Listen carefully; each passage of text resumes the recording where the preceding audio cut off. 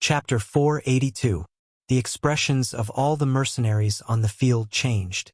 Cavalry, beside Thales, cannon, who had been lying on the ground and listening, was the first to shout. His voice was filled with uncontrollable joy. A large number of cavalry very close. Soon, even without cannon's reminder, Thales sensed something. The gravel beneath his feet began to tremble. The inexplicable vibration was getting closer and closer, coming from behind the sand dune above their heads. Just like the waves, the mercenaries and royal guards lowered their weapons when they realized what was about to happen.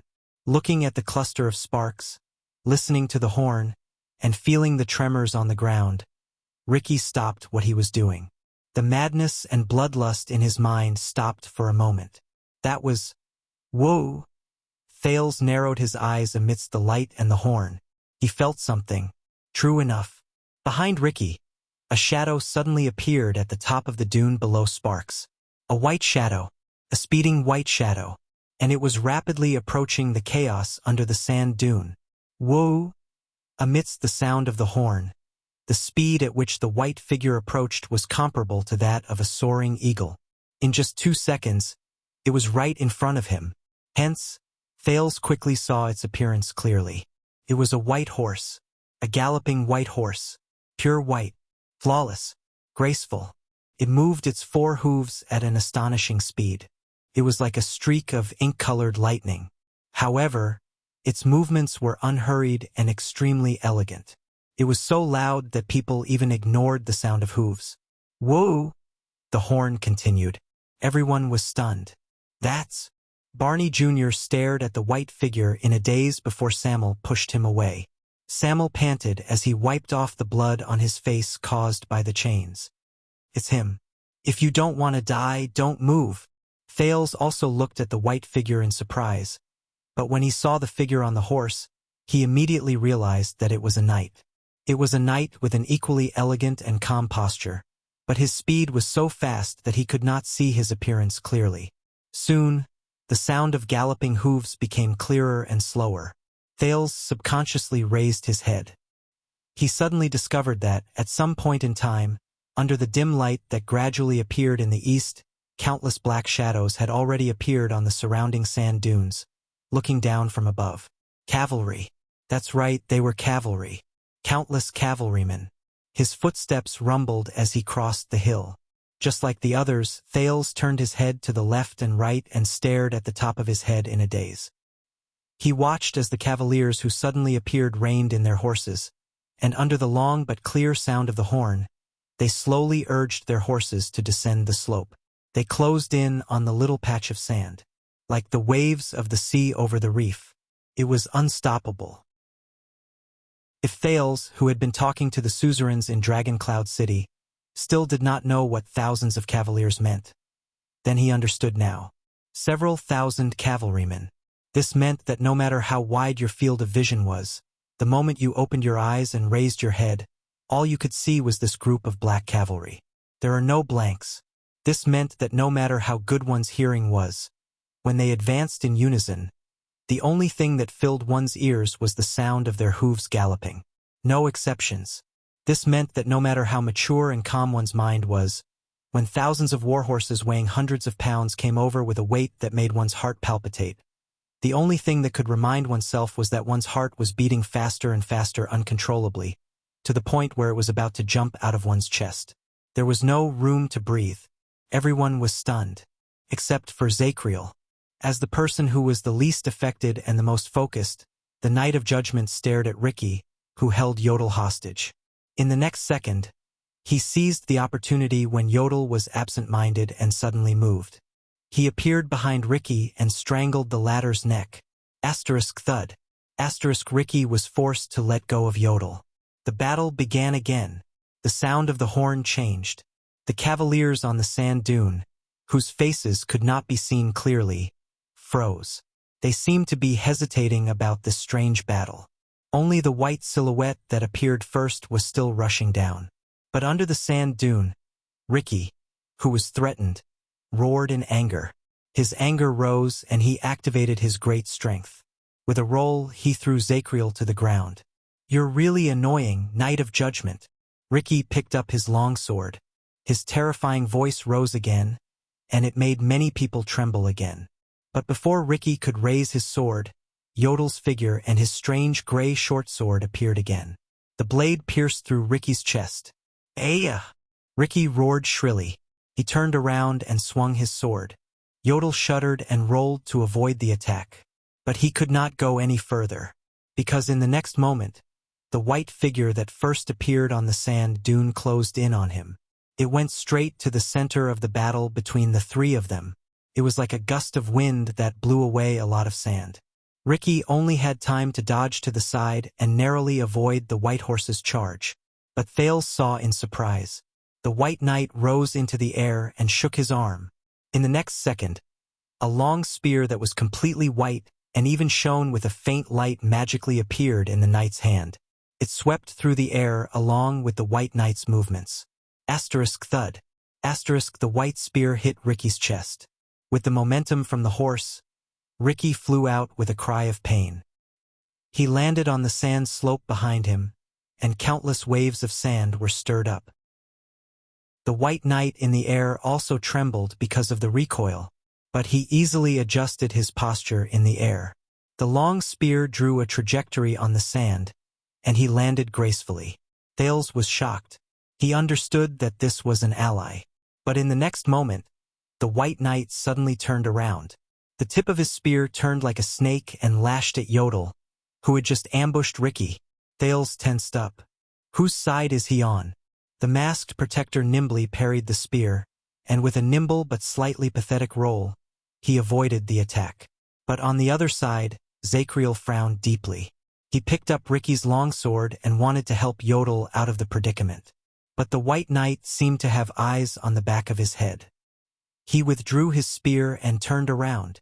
A shocking scene appeared. With a crisp mechanical sound, the white spear, which originally had its rear hand acting as a lock and its front hand acting as an axis, magically changed its length. It retracted its front and thrust backwards, and the second tip of the spear protruded from its owner's rear hand. It was only then that Thales realized that it was a double-headed spear. And it can retract freely? In the blink of an eye, the white knight had already turned around. His front hand became his rear hand, and he thrust his spear at Zacriel. The moment the spear and the sword were about to clash, the Knight of Judgment's expression changed. He knew very well that a sword was at a huge disadvantage against a spear. He instinctively withdrew his sword, took 3 steps back, and barely avoided the white knight's thrust. The white knight was slightly surprised. He seemed to be puzzled by Zacriel's perfect evasion of his confident strike. At that moment, Ricky let out a shrill roar again, and it made everyone's hearts palpitate. In the billowing sand, Ricky rose again and rushed back into the battlefield. He rushed towards Zacriel, who had yet to gain his footing. The Knight of Judgment gritted his teeth slightly, but before he could react, a figure flashed in the air. Yodel appeared in Ricky's path and intercepted his knee. Asterisk whoosh. Asterisk as the horn continued to sound, the battle between the 3 of them resumed. Ricky's momentum was aggressive. He was incredibly angry after being toyed with repeatedly, and he wanted to kill Zacriel. Yodel, who was hidden in the dark, moved back and forth. He dodged in a disheveled manner and tried his best to stop Ricky. While Zacriel defended himself calmly, he tried to find a chance to counterattack and cut off the demon's head again. But before Thales could react, the white knight moved again. He dragged his spear behind him and strode across the sand at an astonishing speed. He charged into the battlefield between the 3 people. At that moment, Thales felt his vision blur. In the chaos, the white knight did not have any qualms. He thrust his spear left and right, and it flew swiftly. He struck the enraged Ricky repeatedly, forcing the latter to slow down. At the same time Zacriel used the momentum to counterattack. The white knight thrust his spear forward and accurately intercepted the Knight of Judgment, causing him to return empty-handed. Occasionally, the white spear would strike at a cold and baffling angle. When ripples appeared in the air, it forced Yodel, who had intended to launch a sneak attack, back into the shadows in a flustered manner. The three of them were like three wolves fighting against each other. But before they could touch each other, they were interrupted by the strange spear in the middle. Everyone, including Thales, stared at the chaotic battle in a daze. That white knight, he's fighting against three alone? The figure moved back and forth in the sand. Thales felt his eyes sting as he watched. The white knight's body was incredibly agile. His feet were not his only fulcrum. He would occasionally move back and forth while the two ends of the spear tapped on the ground as an axis. Every single time he would avoid danger. Thales could not help but be reminded of the flying locust blade. And his two-headed white spear was like the most amazing weapon. It could extend and retract at will, and its length did not matter. It could move left and right, front and back. It could be used in any position and from any angle to deliver the fiercest and most precise attacks. With his agile body and fierce attacks, the white knight swung his spear in the air with a whistling sound, and it brought with it an intimidating momentum. He did not need to defend. He could force the enemy out of the threat zone. Finally, after the chaotic battle lasted for nearly 10 seconds, Zachriel seized the opportunity. He rushed forward, turned his long sword, and changed his target from Ricky to the white knight. The new knight frowned. He moved his body and parried with his spear, but in the next second, he found himself in an awkward position. He was separated from Yodel, and could only watch as Zachriel pounced on Ricky. *rip. The long sword cut into Ricky's shoulder blade. That's it. But Ricky raised his head swiftly, and with a fierce voice that had never been heard before, it made Zachriel frown and retreat. This voice seemed to be very unique. Thales, who was standing a little further away, cried out in pain and knelt on the ground. Then you're finished. With a ferocious expression, Ricky pulled out everlasting truth from his shoulder and rushed towards the unstable knight of judgment. Yodel wanted to go forward, but he too swayed under the shrill voice. But at this moment, when everyone was in a terrible state because of the roar, only the white knight moved. He faced the incoming attack without being affected in the slightest. Like a white feather fluttering in the wind, he gracefully and calmly swept past Yodel. Only the white knight's voice could be heard amid Ricky's terrifying voice. Quiet. It was a cold, clear voice. It was like a clear stream in an endless pool of filth. It cleansed people's hearts. It could not be questioned, refuted, or disobeyed. Ricky, who was still angry just a moment ago, instantly fell silent, as if he could not control himself. In the next second, the white spear lashed down like lightning. It struck Ricky's shoulder. *thud. That dull thud seemed to have come from the bottom of his heart. Ricky's long sword fell, and he knelt on the ground. Very good. The white knight said softly, and then withdrew his spear. Ricky did not stand up again. He shook his head, as if to wake himself up.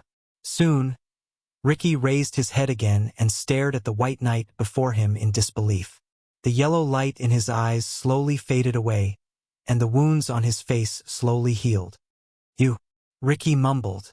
Thales, who was slowly approaching, finally saw the white knight's appearance clearly.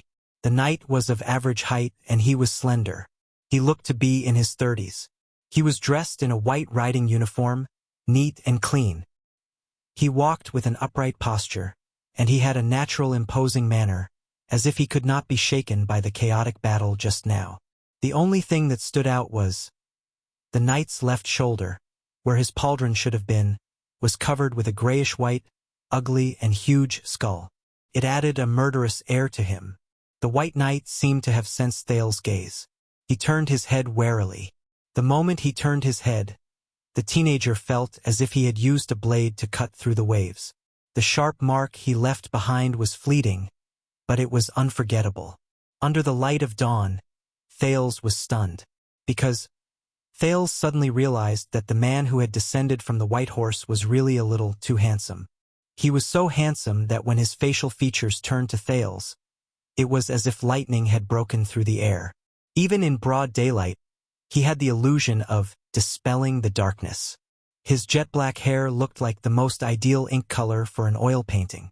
It complemented and highlighted his white traveling uniform. His skin was fair, but in the desert that was filled with yellow sand, he exuded a rare, robust, and heroic air. Below his left ear was an exquisite, sparkling silver earring. It was right above the ugly skull, and his gaze, Thales stared blankly. He only felt that the pair of faint amber eyes hid the most beautiful, but also the most lethal blade. It attracted every connoisseur, and at the same time, stabbed every person who was overly engrossed in it.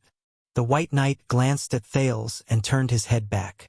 It was only then that Thales realized that he had rudely stared at him for a few seconds without taking his eyes off him. The handsome White Knight no longer paid attention to Ricky. Instead, he turned to the other two. Under his gaze, Yodel sheathed his supreme sword and quickly vanished into thin air. "Smart," the White Knight said coldly. The battle stopped without a sound. The empty space under the sand dune became quiet again. The White Knight withdrew his right hand, and the magical white spear shrank to the length of an elbow, as if it was a magic trick. He put it away behind his back.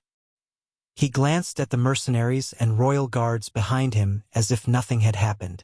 His expression was very indifferent, as if there was nothing there. But it made the people behind him nervous. The White Knight did not say anything. He turned around and gestured at the sky. Asterisk rumble. Asterisk the sound of hooves could be heard again. The cavaliers on the sand dune began to move again. The mercenaries and royal guards raised their heads warily. The cavaliers on the sand dune from all directions were getting closer. There were many of them, and there were already hundreds and thousands of them in sight.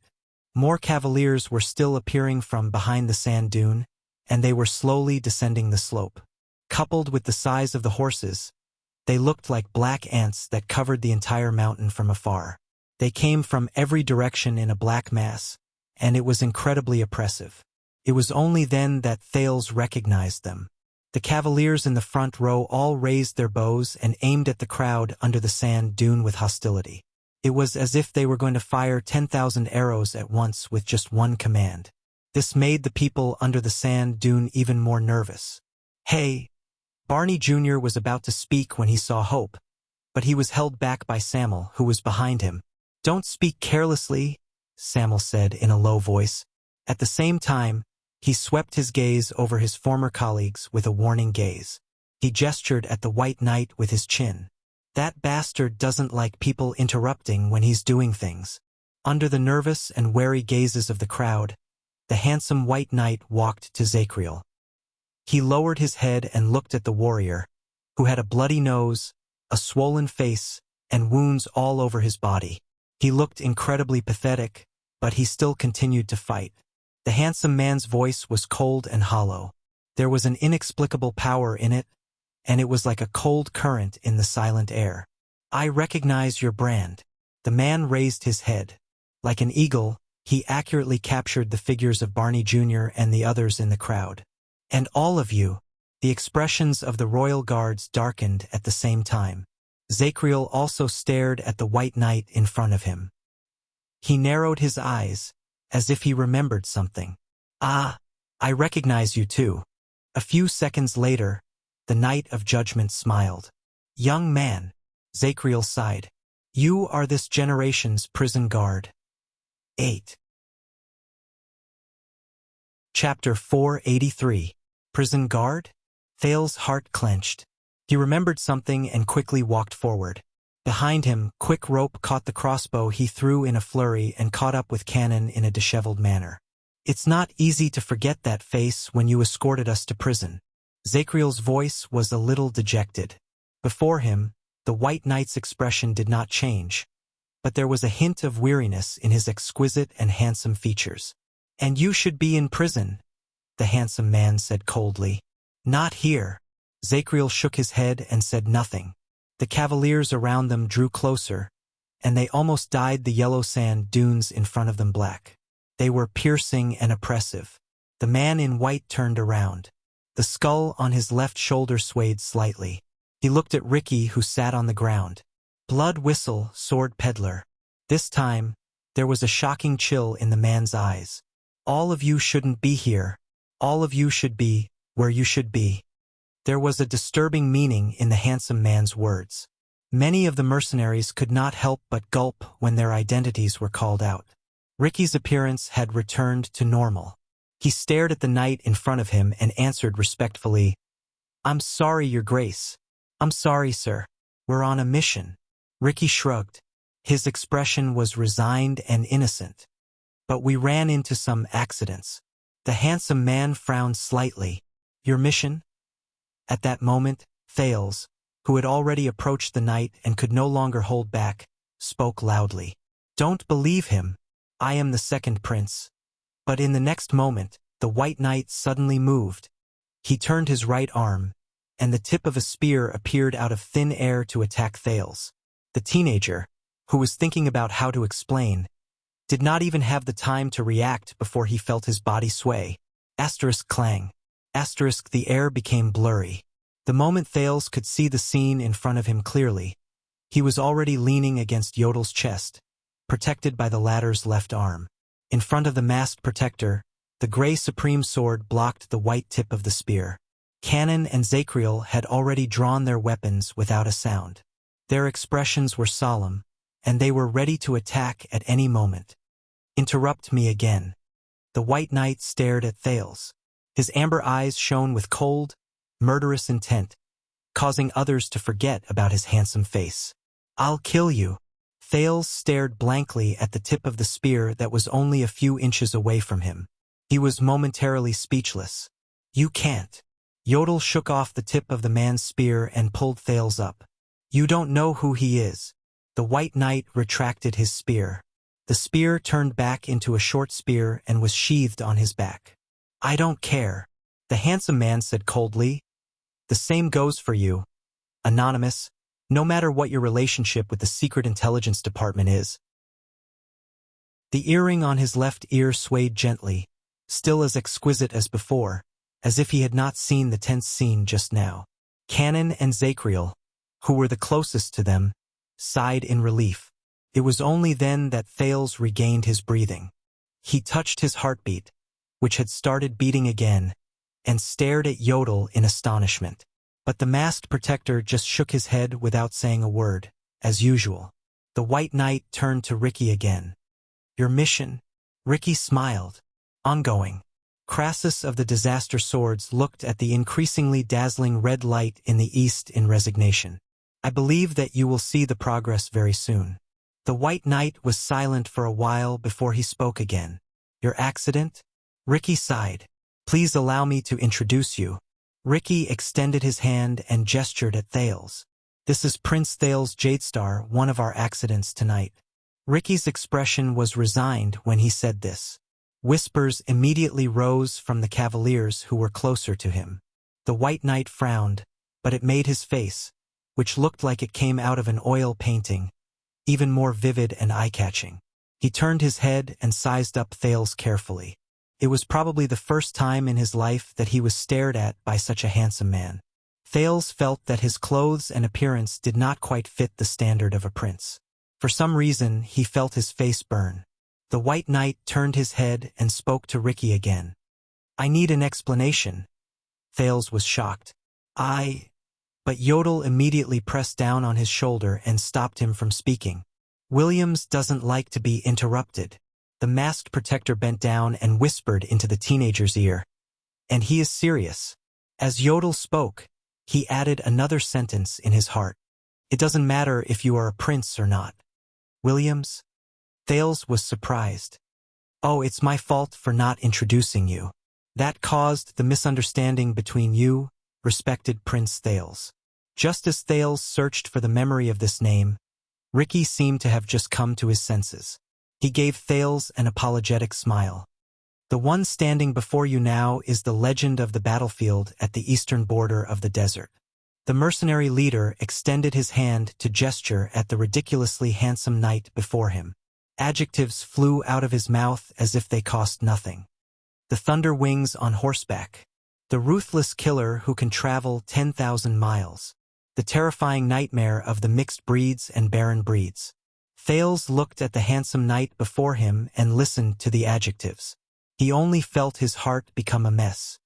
Legend, thunder, killer, nightmare. Compared to the black mass of cavaliers around him, the white knight's figure was particularly eye-catching. And the only master of Bladefang's Dune. Ricky sighed slightly. The gaze he gave the man became more complicated. Baron Roman Williams. Roman Williams. Baron? Thales frowned. Roman, on the other hand, only listened to Ricky's words coldly, not saying a word. Of course, you can also call him... Ricky heaved a sigh of relief. He used the tone he was most wary of to call out that name. The legendary wing. The legendary wing. Thales furrowed his eyebrows tightly. His thoughts raced. Among the 3 commanders of Constellation, the one with the most terrifying reputation, the most contradictory, and the most complicated, he rose to power during the Bloody Year and the Desert War.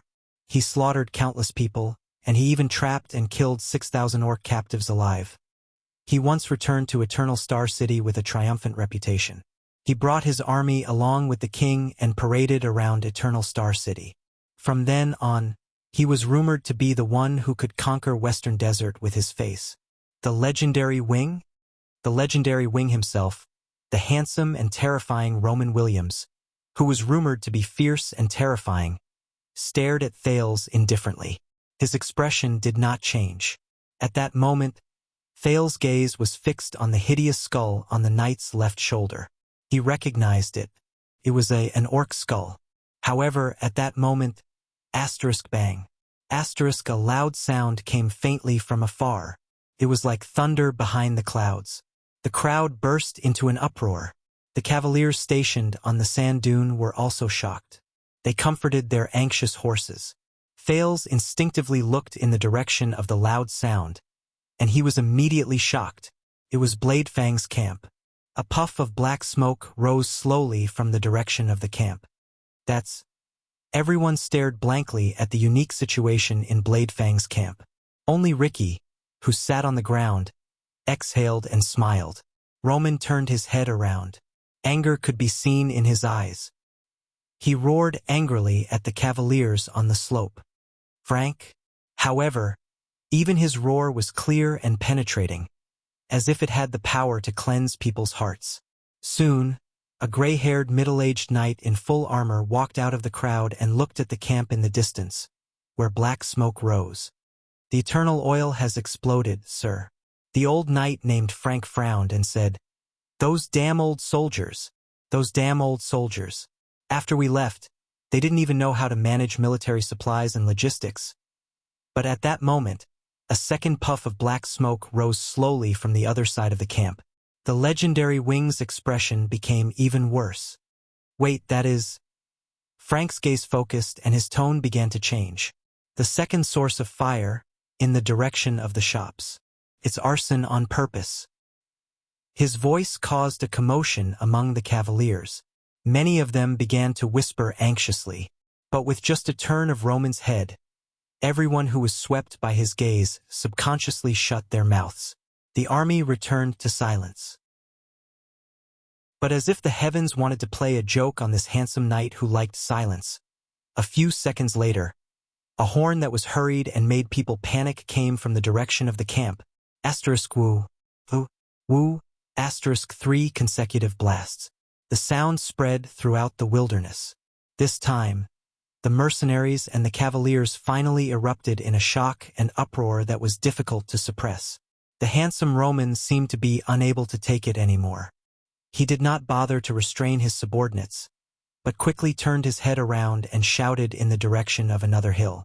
Felicia! A commotion rose among the cavaliers. A red-haired female cavalier shouted and chased away the people who blocked her way. She rode to the foot of the sand dune. It was clear that Felicia was a rare beauty, but she had strangely shaved off the left side of her head, and there was a strange tattoo on her face. It reminded Thales of Ralph, who was beside him. Sir, the messenger has confirmed it. It's an invasion alert, Felicia said in exasperation.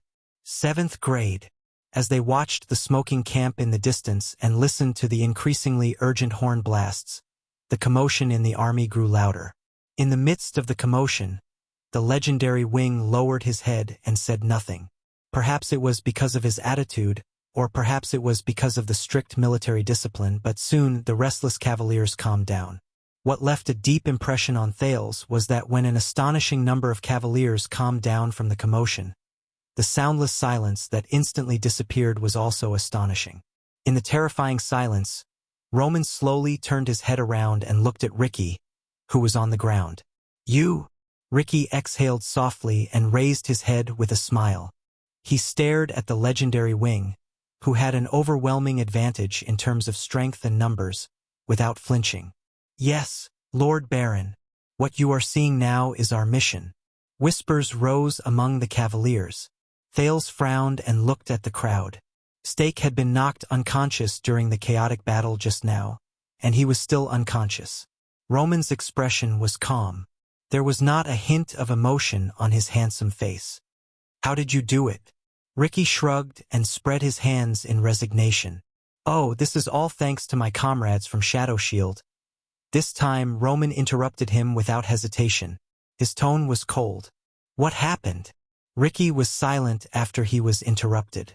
He lowered his gaze and pondered for a while before he raised his gaze. "The prisoners in White Prison." Ricky's tone was natural, and he was not panicked at all. "They have been released, and they are looting and causing chaos in the camp." Ricky smiled and continued to speak. "And the military supplies warehouse, which concerns the survival of the garrison army, is burning fiercely. It is shaking the army's morale." The cavaliers began to stir again.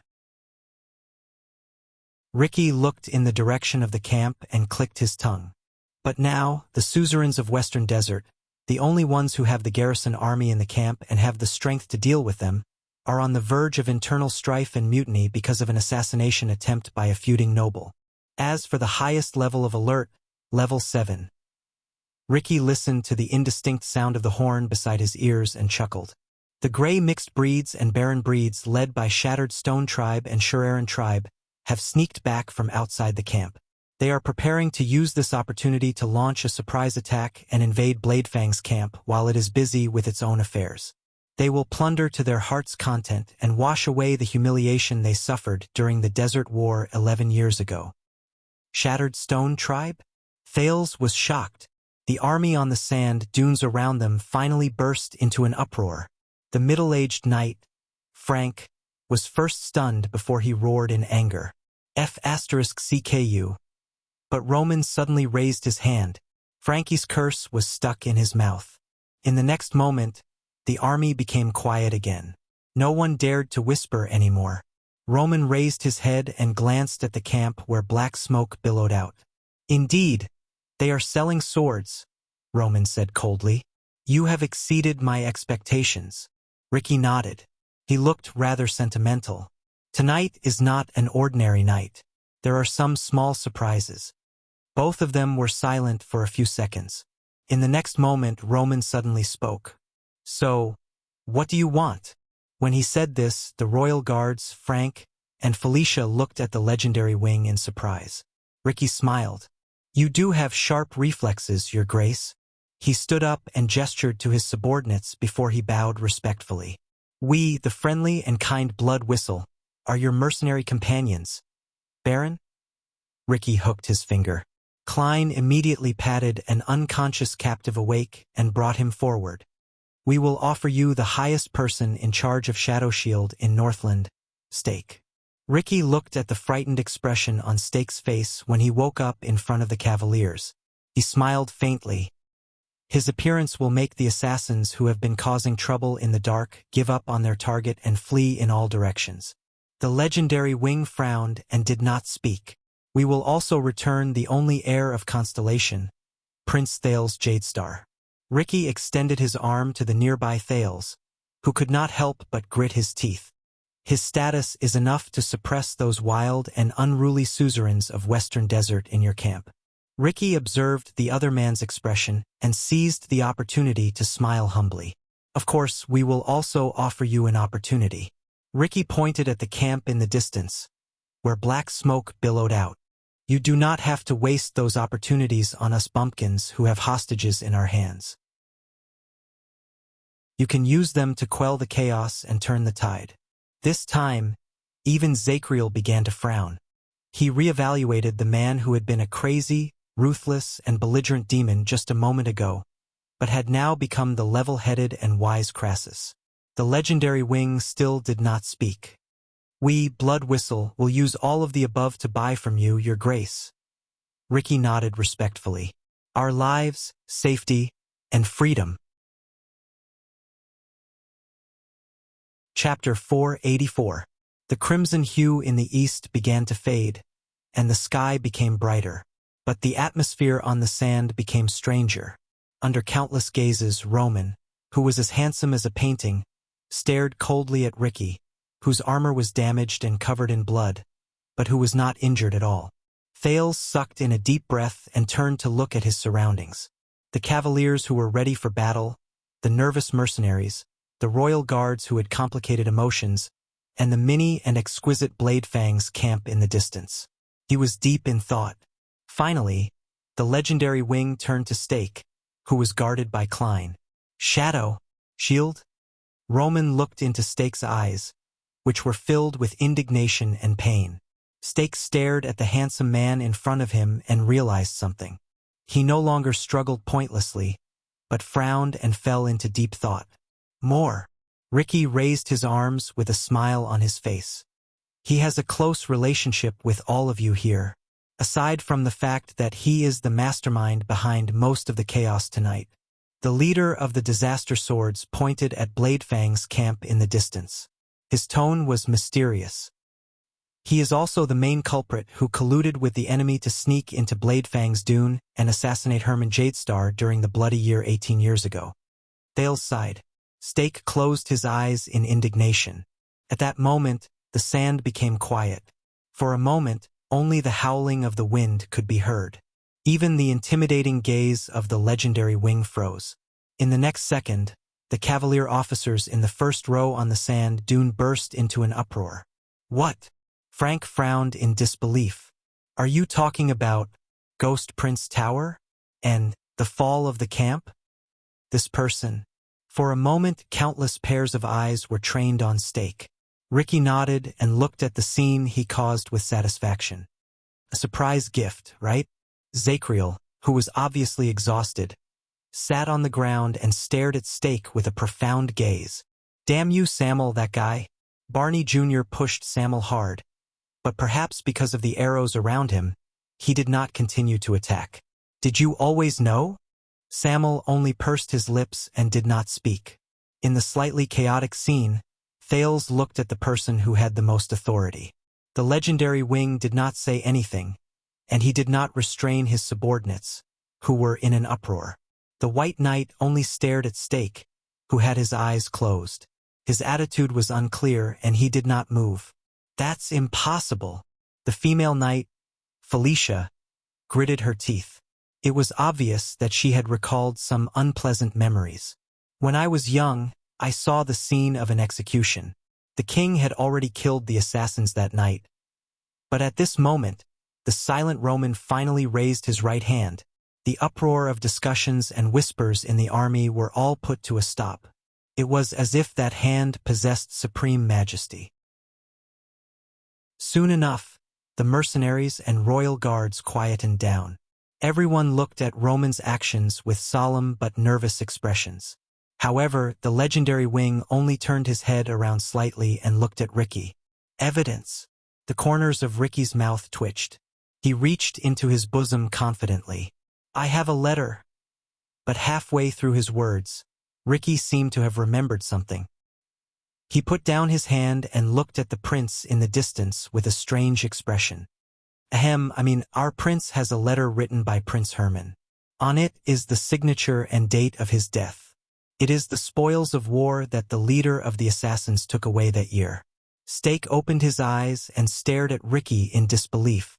Roman's gaze immediately shot towards Thales like lightning, and Thales shuddered.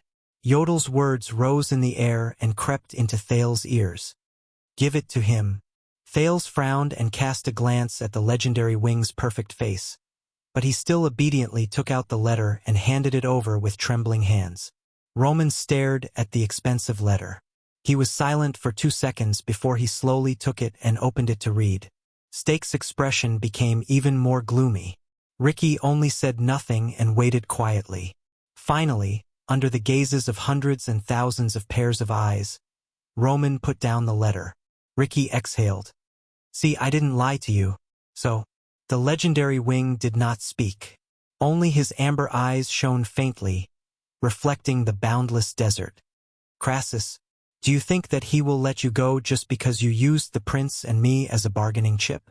At that moment, Stake, whose face was ashen and defeated, let out a broken laugh that was close to despair.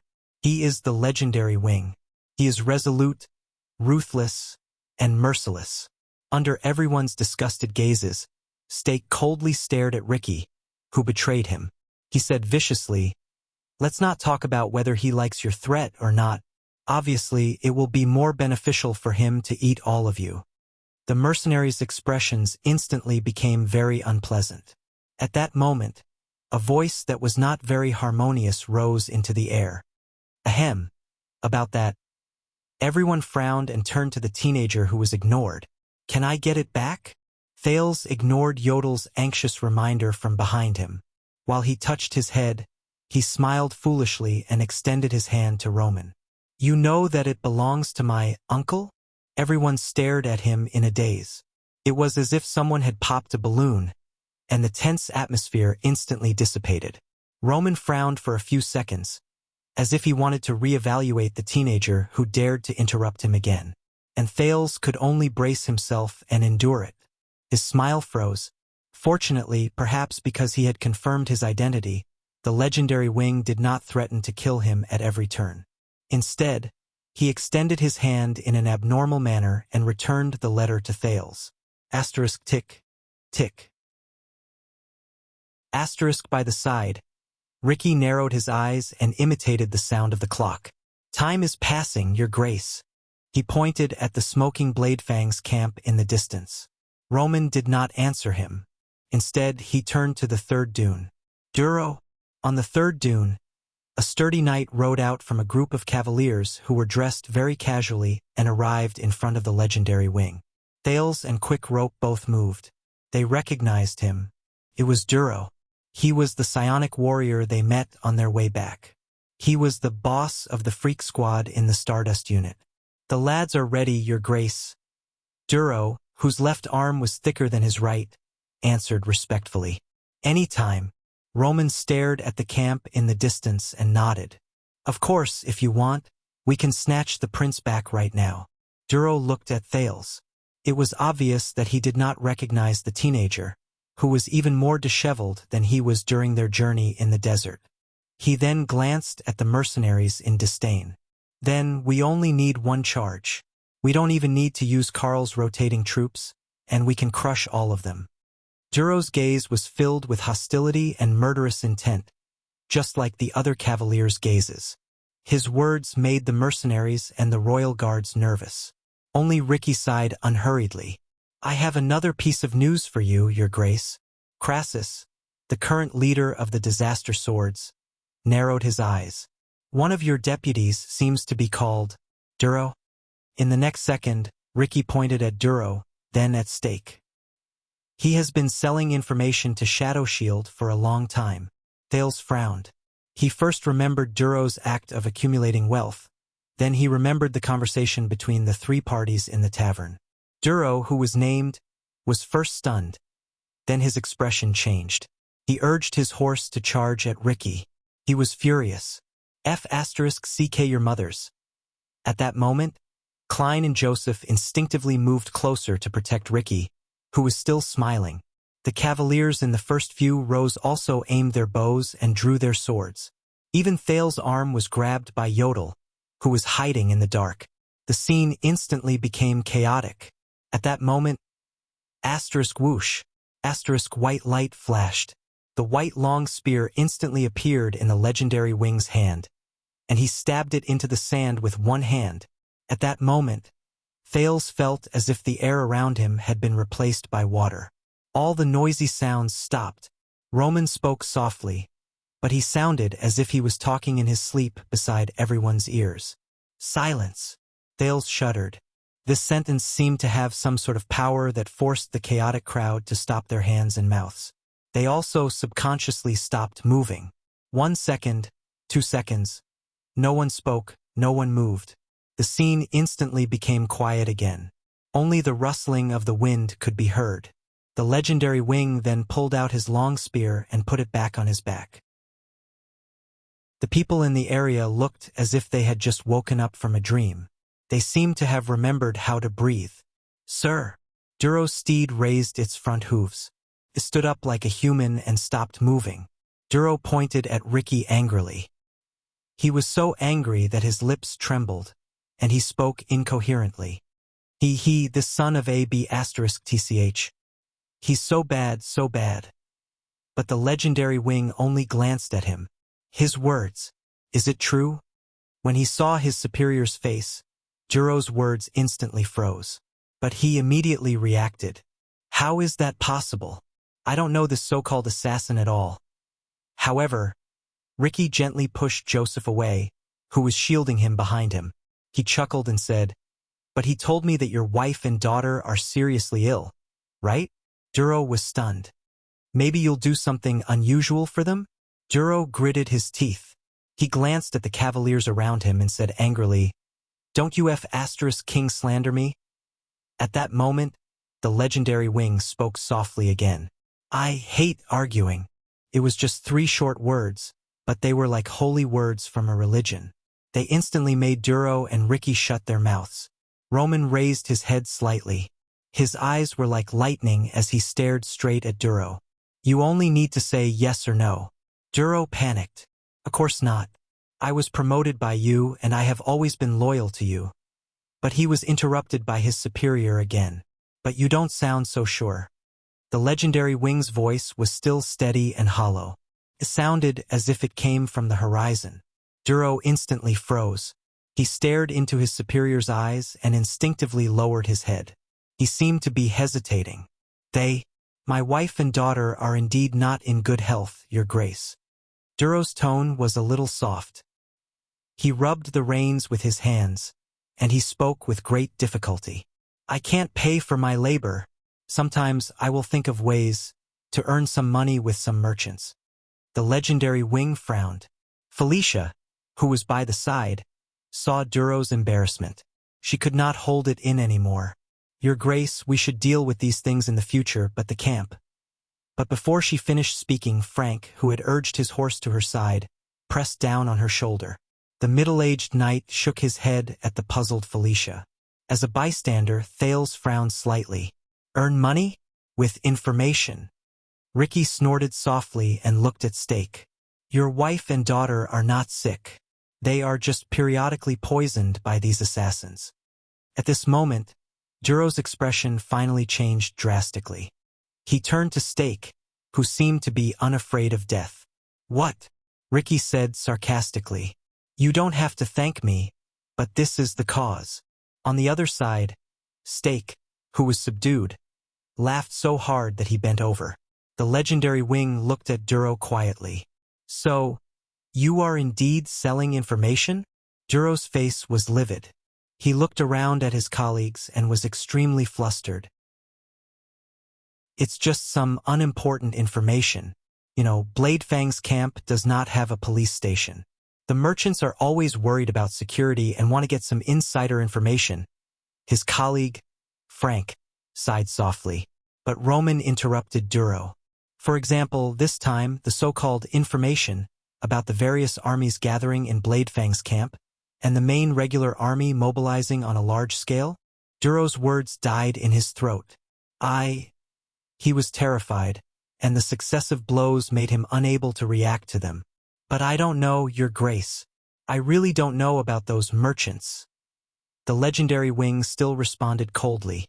By the side, Felicia could no longer continue watching. "Your Grace," she said tentatively, We should first rescue the camp." But Roman interrupted her without hesitation. "The camp is always impregnable." He stared at Duro, who was drenched in sweat. The coldness in his voice even infected the air. But my deputies may not always be the same. These words caused Frank and Felicia, who were beside him, to shudder and fall silent at the same time. Duro shuddered. Your Grace. Roman took a step forward and slowly approached Duro's steed. Your family member is seriously ill. Why didn't you come to me? Duro was clearly taller than Roman when he rode on the horse, but at that moment, he looked like a trembling mouse that saw a cat catching mice. In the next second, Thales only saw a flash of white light before his eyes, and it was followed by Duro's pained screams. Ah! The cavaliers in the first few rows cried out in surprise. When the shocked Thales turned his gaze around, Duro had already landed on the ground. The leader of the freaks did not die. He lay on the sand and panted in shock while he stared at the white spear in front of his chest. The tip of the spear was only a few inches away from his throat. True, because you know, Roman said coldly. I don't care. The legendary wing turned around, and the white spear returned to his back. It was only then that Duro breathed a sigh of relief after surviving a disaster. Just like the other cavaliers. Snake shooter, Roman said loudly. On the third sand dune, a cavalier was pushed by someone, and he hurriedly urged his horse forward. By the looks of it, he was a little flustered. Your Grace. Thales recognized him. He was another psionic under Duro's command, and he had met him once in the desert. The legendary wing looked up. From now on, you are the new leader of the freaks. The cavalier known as Snake Shooter was stunned. He looked at leader Duro, who was on the ground. Huh? But Frank grabbed his arm by the side to stop the panicked Snake Shooter from continuing to speak. As for you, after today you will retire. Roman looked at Duro, who was lying on the ground with a dazed expression. Go to Nikolai and solve the problem of money. You have too much in common, ranging from stupidity to blindness. He snorted coldly and turned around, allowing Duro to be helped up by Snake Shooter and Felicia. But in the next moment, the legendary wing walked toward Stake. This instantly attracted many people's gazes. Under Ricky's signal, Klein gently let go of Stake's arm. So it's you. Roman stared at Stake coldly. 18 years ago, you extended your hand to the camp, and now you extend your hand to my army. The legendary wing's voice was light and hollow, but there was a chill in it. You. Stake froze for a moment, as if he was frightened by the other party's aura. He then sighed. It's just work. Stake lowered his head and coughed violently a few times. He looked very disheveled.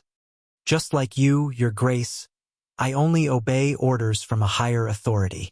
Thales remembered something, and he frowned slightly. I do not obey orders, assassin. The legendary wing answered coldly. I only protect my property. Roman walked forward slowly. As he spoke, his handsome facial features seemed to have turned into a sharp steel blade in an instant, and he stared at everyone who stared at him. And Bladefang's camp is my property. No one can touch it. Roman stared at Stake intently. No one. Stake stared at him in a daze, as if he was a little frightened by the Baron at this moment. You don't need to be like this, Your Grace. I have already admitted defeat, and I will cooperate with you. Stake seemed to have lost his composure a little when he sensed the meaning behind the other party's words, but he still tried his best to save himself. All of this, including all the assassinations during the entire bloody year, was the handiwork of our master. His name is Tung. The Secret Intelligence Department definitely knows him. And I can help you help the Secret Intelligence Department and help Constellation find him. Stake cast an indignant glance at Thales. He has a terrifying secret in his hands, including the mastermind of the bloody year. It concerns the fate of all of Constellation. Frank and Felicia looked at each other. Even Zachriel pursed his lips tightly. But this time, Stake made a miscalculation. But Bladefang's camp belongs to me. The master of Bladefang's camp, the legendary wing, Roman Williams stared at Stake and said softly, It belongs to me. It only belongs to me. Thales watched this scene quietly. Stake was anxious. Of course, and you protected it very well. Listen, I know who participated in this incident. The Northlanders, the secret room, and even other forces of power. I can bring you to them. I still have a lot of resources that can be used by my subordinates. You can treat me as... But in the next moment, the legendary wing moved. A strange white light instantly flashed and turned into a long spear that went straight for Stake's heart. Asterisk rip. Asterisk the sound of flesh being torn rose. Thales tensed up. In the next second, Stake lowered his head in a daze and saw endless blood gushing out of his chest. No. He did not understand. The legendary wing continued speaking. He was cold, unwavering, and emotionless, as if he did not hear Stake's words. That's mine. He stared at Stake from above, as if he was looking at a powerless, struggling worm. Stake seemed to finally understand his fate. He lifted his gaze from the fatal wound on his chest and tried his best to squeeze out a final, broken smile. Then, it turned into a ferocious look. Phantom shadow shall never be destroyed, forever. But the white light flashed again, and it sliced through Stake's neck. Stake's fierce last words came to an abrupt end. Those who want to take it from my hands. Roman held the severed head expressionlessly and let the spear in his right hand drip with blood. You will have to pay the price. Stake's headless body fell limp on the ground. Thales widened his eyes as he watched this scene. Shadow Shield Stake, the person who once manipulated the situation in Dragoncloud City and Bladefang's camp at night, died quietly in a corner of the desert just like that. He did not even have time to finish his last words. But in the next moment, Roman retracted the spear in his hand, turned it into a short spear, and stabbed it into the head's mouth. His next action made quick rope cover his mouth in horror. Thales stared at Roman's actions in a daze. He leisurely and skillfully used the short spear to tear the flesh on the head back and forth. Cut? Everyone's expressions changed. Amid the terrifying sound of friction, flesh and bone flew, and blood flowed. Roman's movements were skillful, and his expression was indifferent. It was as if he was cutting vegetables. The people around him felt a chill in their hearts as they watched. Fortunately, Roman did not like to talk much, or else Thales guessed that he would definitely hum a tune at that moment. Soon, after a few seconds, only 2 bloody holes were left in Stake's eyes, which had died with everlasting regret. His lower jaw had also been separated from his head. The head became even more hideous, and the blood continued to drip down. It made Thales' skin crawl. Roman put away the spear and turned the head in his hand left and right with great interest. That expression, it was as if he was watching a craft. This thought made Thales feel disgusted. Everyone's expressions were unpleasant. Only Frank coughed. Sir. The legendary wing then turned around and tossed half of Stake's head to Frank. The latter endured great disgust and caught it. He turned the bloody eye holes to the other side. Roman's expression was indifferent. He did not show any emotion, but Thales felt that he was in a good mood at that moment. He grabbed a handful of sand and rubbed the blood stains on his hands. Deal with it on the spot first, then burn it after the war. Burn it? Thales frowned. Kairusa shattered stone chief's quality is not bad. In the face of his subordinates' strange gazes, Roman shook his shoulders and tapped the ugly half of an orc's skull on his left shoulder. It's just that it's been more than 10 years, and I'm a little tired of wearing it. I want to change it. The legendary wing pointed at the ferocious head that Frank had tied onto the horse and said softly, be gentle. End of chapter. Chapter 485. Be gentle. Thales felt suffocated when he heard that. Under almost everyone's unpleasant expressions, Ricky coughed. Can I treat this as a deal being made? Since we've done you so much help? This sentence brought Roman, who had just completed his artistic creation, back to reality. The legendary wing slowly turned around and walked towards Ricky. His footsteps were slow, but there was a rhythm to them that made one's heart tremble. Klein and Joseph stared at the Baron, who made them shudder uncontrollably. They wanted to brace themselves and go forward, but Ricky stopped them. The leader of the mercenaries went up to him without fear. "Sir?" Roman and Ricky stared at each other. One of them was indifferent and the other was calm. The people around them became nervous.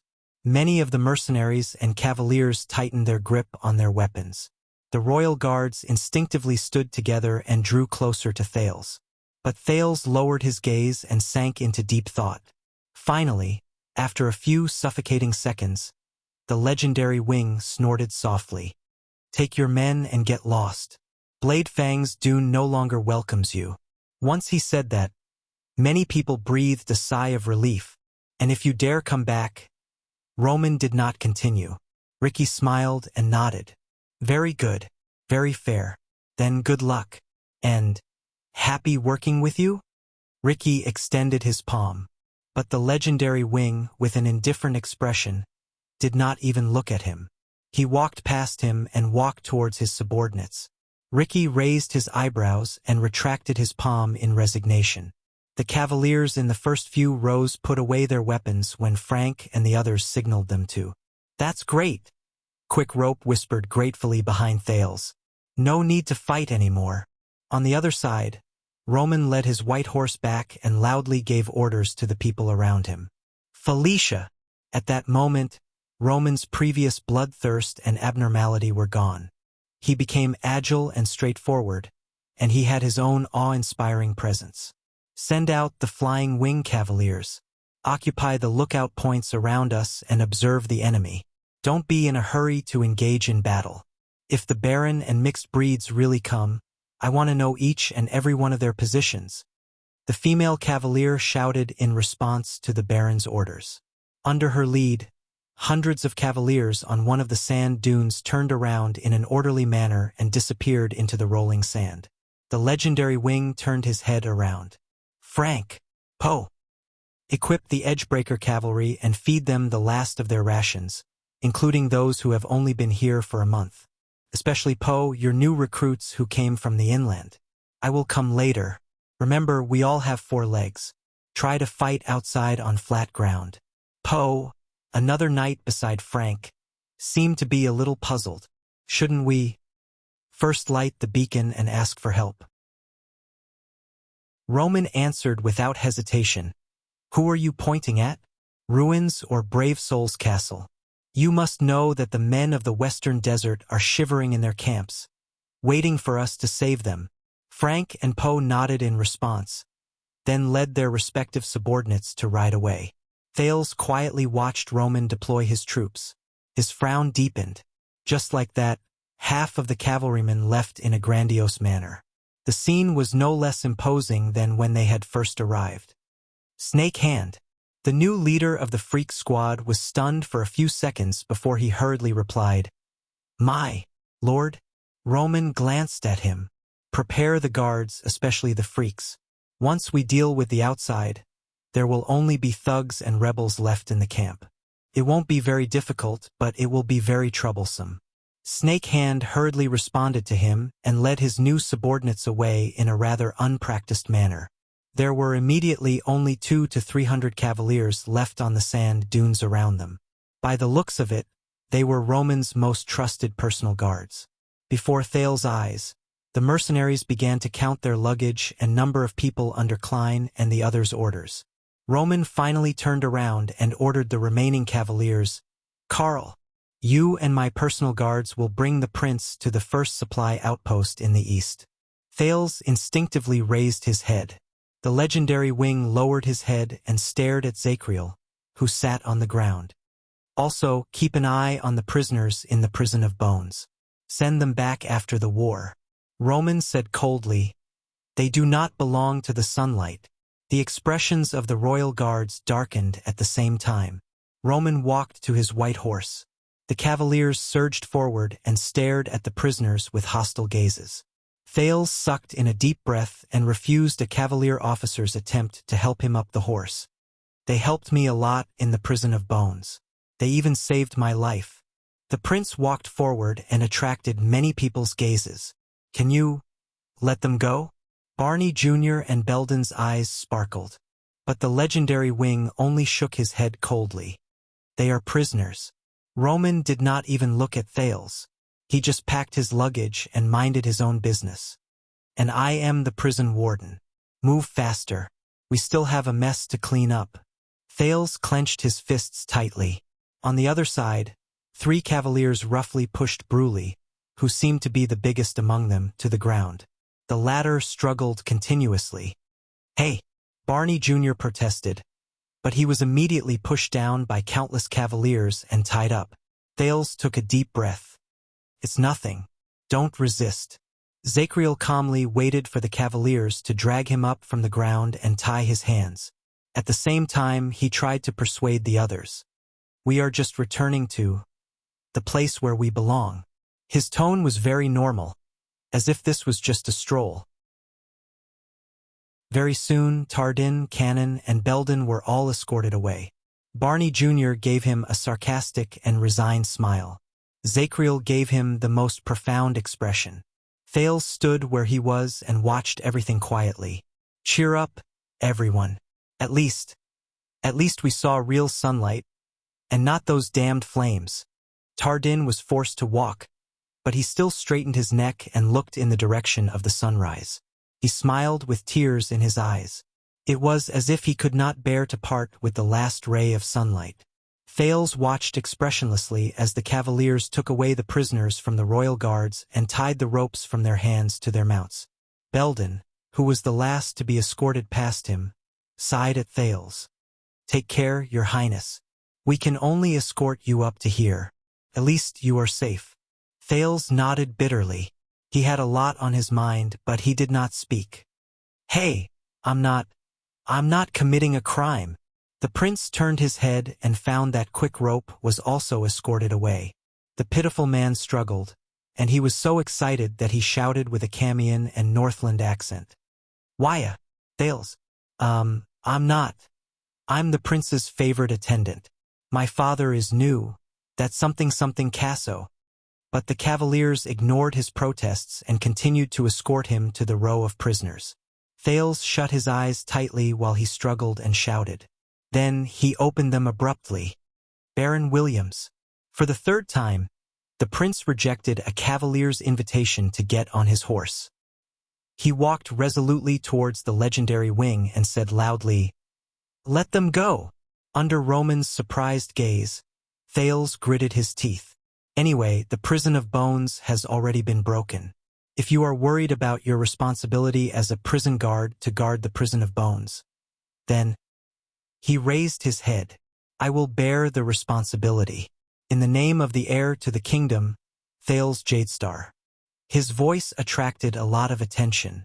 Roman glanced at the cavaliers around him, who were somewhat curious about the prince.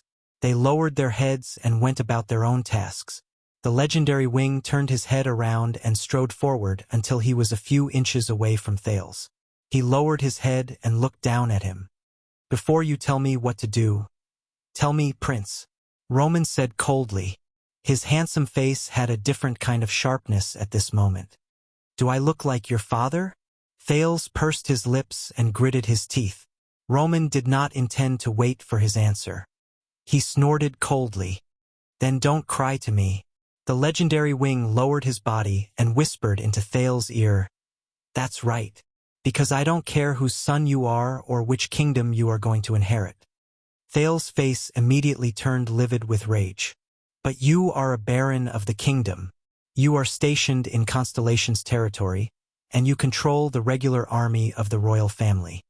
The prince suppressed the anger in his chest with great difficulty. His face was red. The baron snorted. "Very well. Then let me guess, what you're thinking now is when I become king, I'll make you pay? Am I right?" Thales clenched his fists tighter and tighter. "Don't wonder how I know what you think." Roman sneered and whispered, "Because that's what the trash would think." Once he finished speaking, Roman straightened his back and left in front of Thales, who had an unpleasant expression on his face. The prince was left alone in the wind, trembling in anger. Ricky walked over from the side. He looked at Roman's back, then at the sullen Thales. He seemed to have understood something. but he only shook his head. "I guess this is our separation, Your Highness." Thales suppressed his temper and turned to him. Ricky smiled faintly. "Don't forget your sin of Hell's River. We are full of expectations for your future." Thales clenched his fists tightly. Samuel also has a brand on his face. If I remind Williams that Samuel was also rescued by you from the prison of bones, do you think he will be locked up with Williams? Ricky was taken aback by the words that came out of nowhere, but he quickly reacted. "Yes, it's possible." Ricky shrugged and smiled. "But do you really have the heart to do that? After Samuel suffered for so many years for your royal family, he still ended up like this?" Thales took a deep breath and closed his eyes. "I see." Ricky glanced at him in puzzlement. In the end, he raised his eyebrows and strode towards his mercenaries. As he listened to the sounds of the prisoners being locked up in the distance, Thales clenched his fists for the last time before he released them. Thales closed his eyes and whispered to the air, "Yodel, I need you to do me a favor. I need you to do me a favor." A few seconds later, a weak and hesitant voice came from the air. "I can't win against Williams." Thales opened his eyes swiftly. "No, I want you not to show yourself." A questioning voice rose in the air, but Thales only stared at the backs of the royal guards who were tied up one by one. He said softly, "No matter what happens." Once he finished speaking, Thales did not wait for Yodel's response. He strode forward and caught up to Roman and Ricky. "Hey, pretty boy." William's back froze. "And you, dummy." Ricky stopped in his tracks. Under the strange gazes of many people around them, both of them turned around at the same time and frowned at Thales. But this time Roman frowned a little. He felt that the prince seemed to be a little different. "We have to talk, the three of us, in private." Thales strode over and waved his hand to signal the others to do what they were supposed to do. Perfect timing. "I'm very hungry. It's best if we can have something to eat and drink." The teenager's footsteps were exaggerated, and his tone was casual. The way he ordered people around made it seem like this was his home. Roman and Ricky looked at each other. They did not seem to be able to react to the situation. Thales, on the other hand, put his hands on his hips and stared at them arrogantly. A few seconds later, the legendary wing exhaled. He looked at Thales as if he was looking at a lunatic. "We're in a state of war now. We don't have time to satisfy your royal extravagance." Roman shook his head in disdain. "Your Highness." Thales snickered. The teenager put his hands on his hips and pointed at Roman arrogantly. "No, you are not in a hurry to save them, because everything is under control." He turned to the side and pointed at Ricky. "And you are not in a hurry to leave either, because you are not worried." There was another period of silence. The situation was a little awkward. The prince's terrible sense of humor seemed to have ruined it a little too much. A few seconds later, the legendary wing no longer wanted to pay attention to Thales. He snorted, turned around, and left. Ricky shrugged, flashed a mocking smile, and turned around to leave as well. "By the way, not a bad attempt, child." Thales sighed as he watched them leave into the distance. "Do I have to be so straightforward?" However, after Thales' next sentence, the situation changed. "Or do I need to tell everyone after the war that the two of you are actually in cahoots?" At that moment, Roman and Ricky shuddered at the same time, and they immediately stopped moving. A few cavaliers who were closer to them seemed to have heard something. They looked over in puzzlement. Thales smiled. He walked forward. As he slowly approached the duo, he lowered his voice.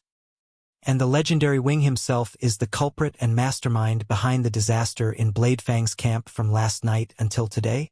1 second. 2 seconds. Finally, on the 3rd second, Roman and Ricky, who were frozen on the spot, turned around at the same time. They looked at the smiling Thales. At that moment, there were no words that could describe their expressions. The teenager walked until he was face to face with them and stopped. The wind blew gently, and the sun rose from the east. The gazes of Roman, Ricky, and Thales interacted with each other in this atmosphere. They looked at each other, and they stared at him together. "Baron, we need to depart." A cavalier officer approached from afar and reminded Roman. But the legendary wing turned around in an unusual manner. He said angrily with a fierce tone that was rarely seen on him, "Do what you need to do." The officer was so frightened that he took a step back and quickly walked away. Many of the cavaliers and mercenaries who were staring at them instinctively lowered their heads. Roman took a deep breath and turned his head around to stare at Ricky. His tone was impatient and displeased. "What did you tell him?" Ricky's face turned green and red as he gritted his teeth.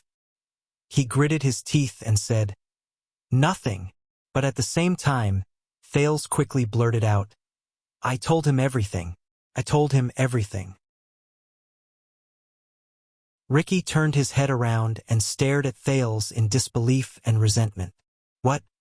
Thales still had a smile on his face.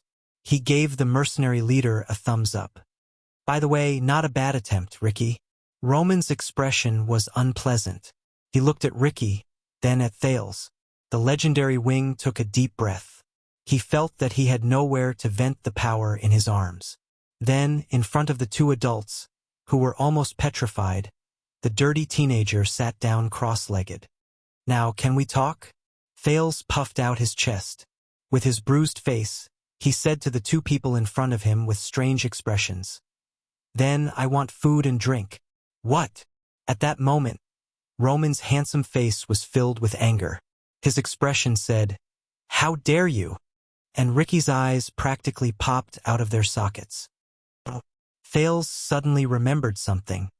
He patted his thigh in a pompous manner, turned around, and pointed at the prisoners who were being escorted. He added, "Same for them." End of this chapter. Chapter 486. The fire in Bladefang's camp had died down, but the black smoke continued to rise.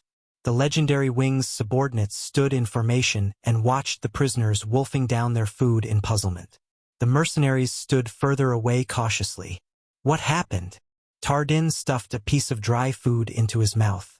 He did not even have time to drink water. Is this a parting meal?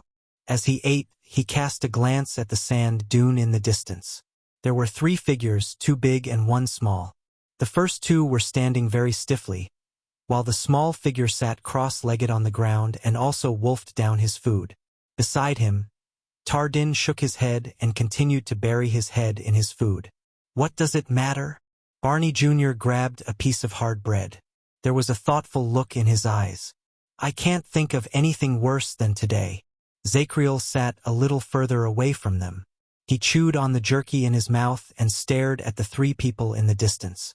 "If I want to enter the prison of bones." Beside him, Quick Rope ate heartily while tears streamed down his face. "At least I won't, Sob. Can I take a bite of your jerky?" "Thank you, Sob. I won't leave grass, it's not tasty. I won't leave any regrets, Sob." His sincere cries made everyone frown. At that moment, Barney Jr. put down the bread in his hand and spoke airily. "Why did you come back?" All the royal guards froze. Only Quick Rope was left to stuff himself with food. Barney Jr. raised his head and looked at the Night of Judgment. "You can't possibly think that we can go back to the past just because we killed a few people together, right?" The Vanguard's eyes burned. "Do you think that everything can be the same as before? Brotherhood? Brotherly love?" Belden patted Barney Jr.'s shoulder with a troubled look on his face. The latter snorted coldly. Zachriel did not speak. He just stared into the distance without moving. The wounds on his face and shoulder were clearly visible. "So what are you going to do?" Barney said sarcastically. "Still want to kill the prince?" The Night of Judgment shuddered slightly. "And you are still not going to tell us anything, even if we already know his secret?" By the side, Belden sighed and tried to persuade him. "Barney." Zachriel was silent. All the guards were silent as well. Quick Rope was the only one who carelessly swallowed his food. When he sneakily extended his hand towards the food of the person beside him, Tardin slapped him away. "Barney." Finally, the Night of Judgment raised his head. His gaze was unfocused. "Don't ask." Barney Jr. was stunned. Then he gritted his teeth. "You bastard. But he was interrupted. Do you know, there was once a disaster in this world. It was invisible and limitless, but it was endless because it lived in everyone's mind. At that moment, everyone, including Quick Rope, was stunned. Even someone as wise as Prince Tormund and as brave as the hero Rikaru are helpless against it. The Knight of Judgment looked into the air. There was an unquestionable coldness in his voice. There are some things. The less people know about them, Constellation will be safer. His voice fell. What was left was a lingering silence. And the endless sandstorm. However, in the distance, the three people under the sand dune did not have such an atmosphere. When Thales painstakingly tore open the fifth piece of jerky, he could even feel the two pairs of eyes above his head exuding a cold aura that was as sharp as a blade. He was forced to swallow it in 2 mouthfuls with water. The prince wiped his mouth with his sleeve without a care for his image. When he touched the swollen part of his mouth that was hit by Quick Rope, he could not help but grit his teeth. The legendary Wing and the leader of the mercenaries stood in front of him and watched him eat. One of them had his hands behind his back, and the other stood with his arms crossed. The two of them looked at each other, and their gazes became more and more impatient. Thales burped. Before he was torn to shreds by their gazes, he finally spoke. The key. Roman and Ricky were stunned by the word. What? Ricky asked, puzzled. Thales' next words caused Ricky's expression to change. The key that can open Black Prison and even the exit. If I remember correctly, you told Stake that you coincidentally found another key outside the camp. The prince noticed the gradual change in their expressions. But when you told me that fate is a bigger prison, and you have the key, perhaps the only key to open it. Thales narrowed his eyes and pointed at the legendary Wing, whose expression became more and more unpleasant. I can't help but think, what if there is really only one key ?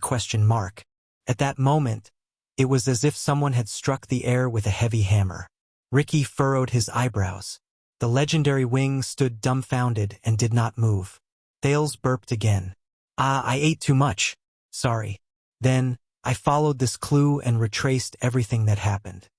The teenager's finger slowly moved and pointed at the long-closed exit of the Prison of Bones.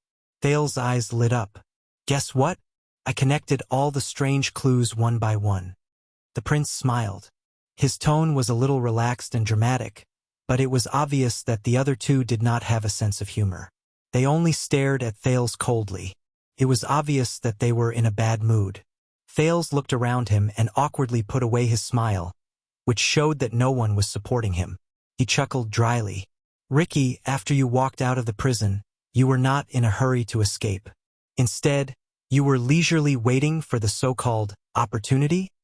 The mercenary leader's expression became worse. And Williams, who should have led the light cavaliers to search for me in the desert, just happened to appear here. The legendary Wing in front of him became even more gloomy, but Thales persisted. He continued to attack the two with his words. After Williams appeared, even if he did not care about my existence, he only vaguely and anxiously asked you about the mission, even if he did not care about my existence. What is accident? The teenager looked at Ricky again with a smug expression. In front of an overwhelming army of cavaliers, you unwittingly used me, who was not even in your hands, as a hostage and arrogantly threatened the famous legendary Wing. Perhaps it was because you were not threatening him but handing over a mission to your employer? Thales took a deep breath and narrowed his eyes. And just now, I specifically mentioned the Prison of Bones to the two of you. Roman and Ricky were stunned again. They recalled what happened just now. Thales sighed. Williams, you were indifferent to the strange fact that he appeared here with the prisoners from Black Prison. You turned a blind eye to why Black Prison was breached. Ricky, you were not worried about Samuel, who also had a brand. It was as if you were confident that even if Samuel's identity was exposed, you would have a way to escape unscathed. And both of you seem to have forgotten about the damn exit of the Prison of Bones that we just walked out of. Look!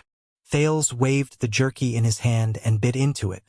There are too many suspicious points, too many strange things, so much so that things have become very clear. At first, Roman and Ricky would exchange glances to exchange their dissatisfaction and anger. They even opened their mouths to speak. But as Thales spoke more and more, and his reasoning became more solid, they no longer looked at each other. They only stared at the ground in a daze. Thales pointed at Ricky with the tip of the jerky he had bitten, then at Roman. The two of you have been in cahoots since the beginning.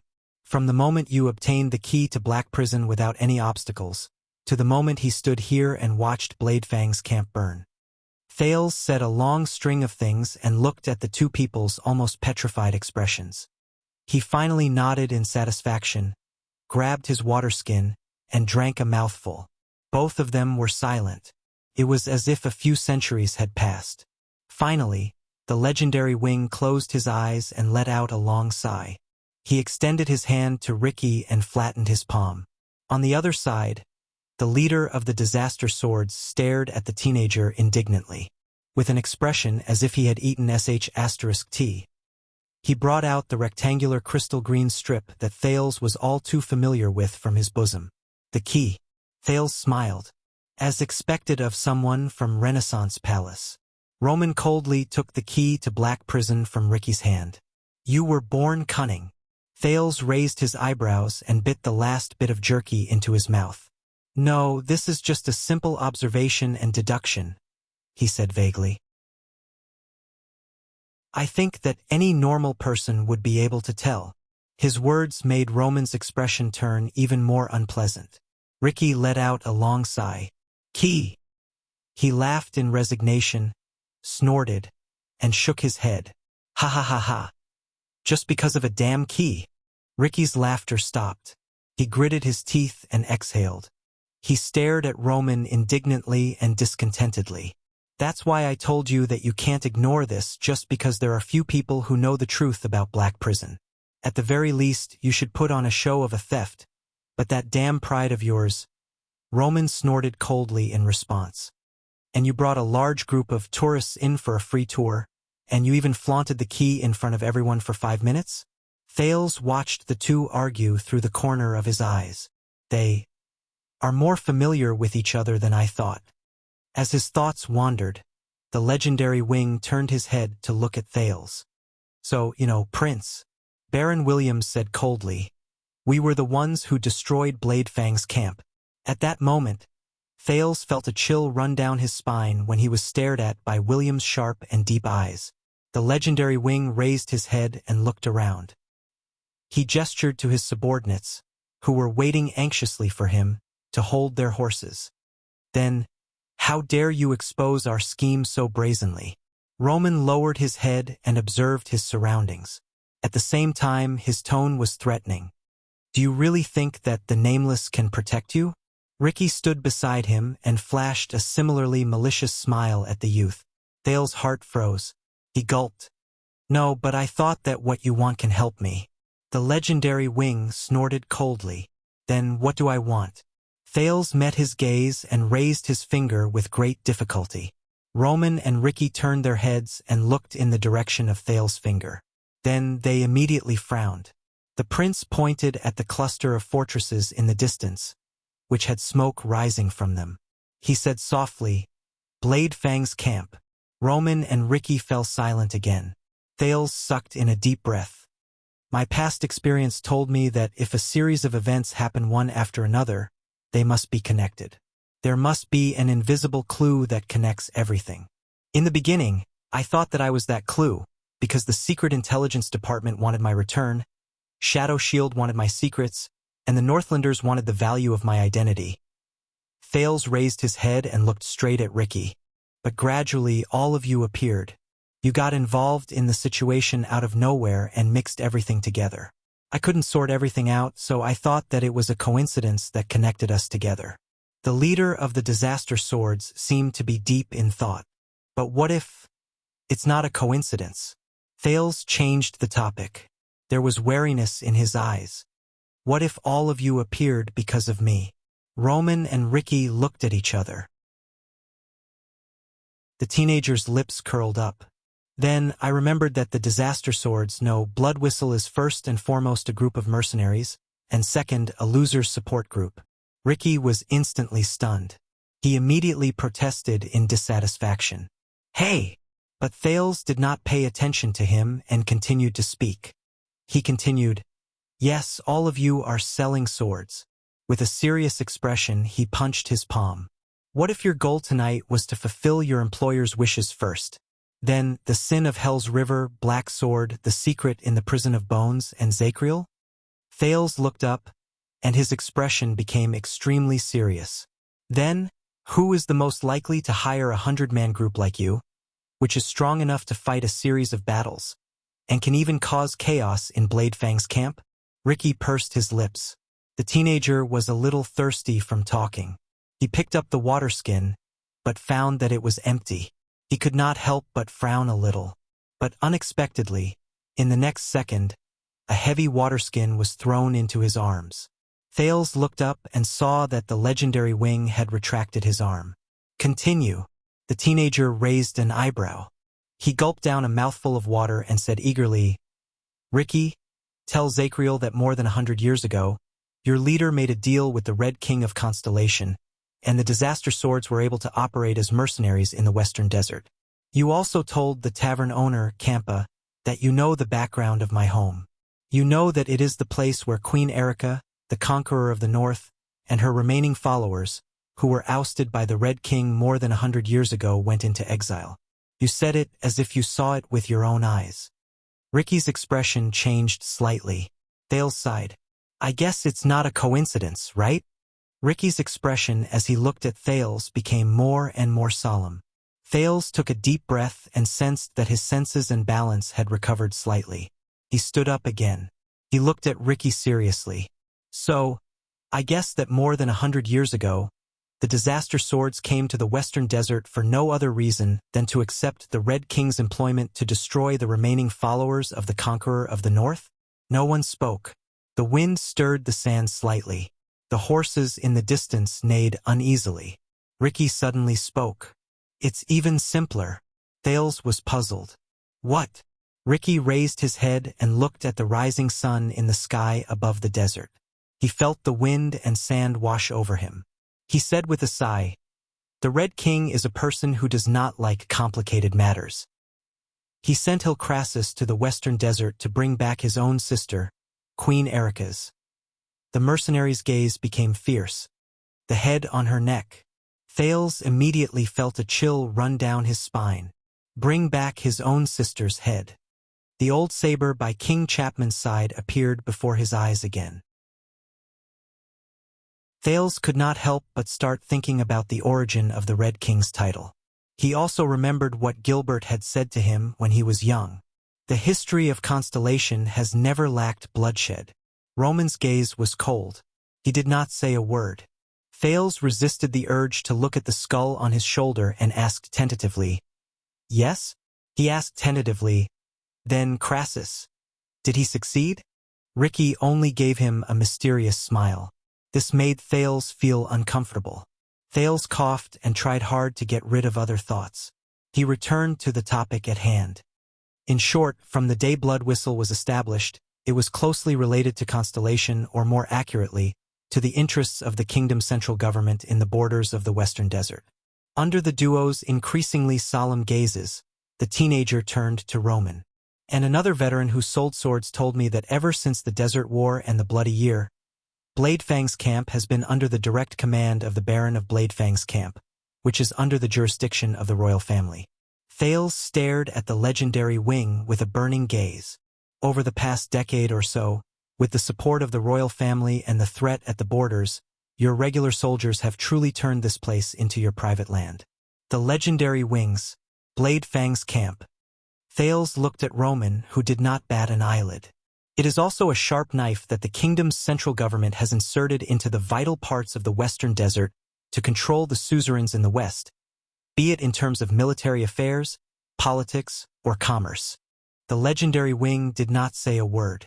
He only stared at Thales with a piercing gaze. His almost sharp facial features looked like the most perfect sculpture of nature. Thales sucked in a breath before he exhaled. "But during this month, I saw many interesting details on my way from the desert to Bladefang's camp." Thales stared into Roman's amber eyes, which were like vortexes. For example, Constellation's Prince Rescue Team that ventured deep into the desert was formed by the regular soldiers of the royal family and the suzerains of Western Desert, who did not fight against each other. For example, the soldiers who stood guard at the entrance of Bladefang's camp and collected tolls were actually soldiers from the Fakenhez family. They had been here for so long that they had already surpassed their term of service. For example, the amount of supplies sent by the armies from all over the Western Desert was so much so that it was ridiculous. It was so much that some black-hearted merchants could smuggle them out of the camp to earn the difference in price.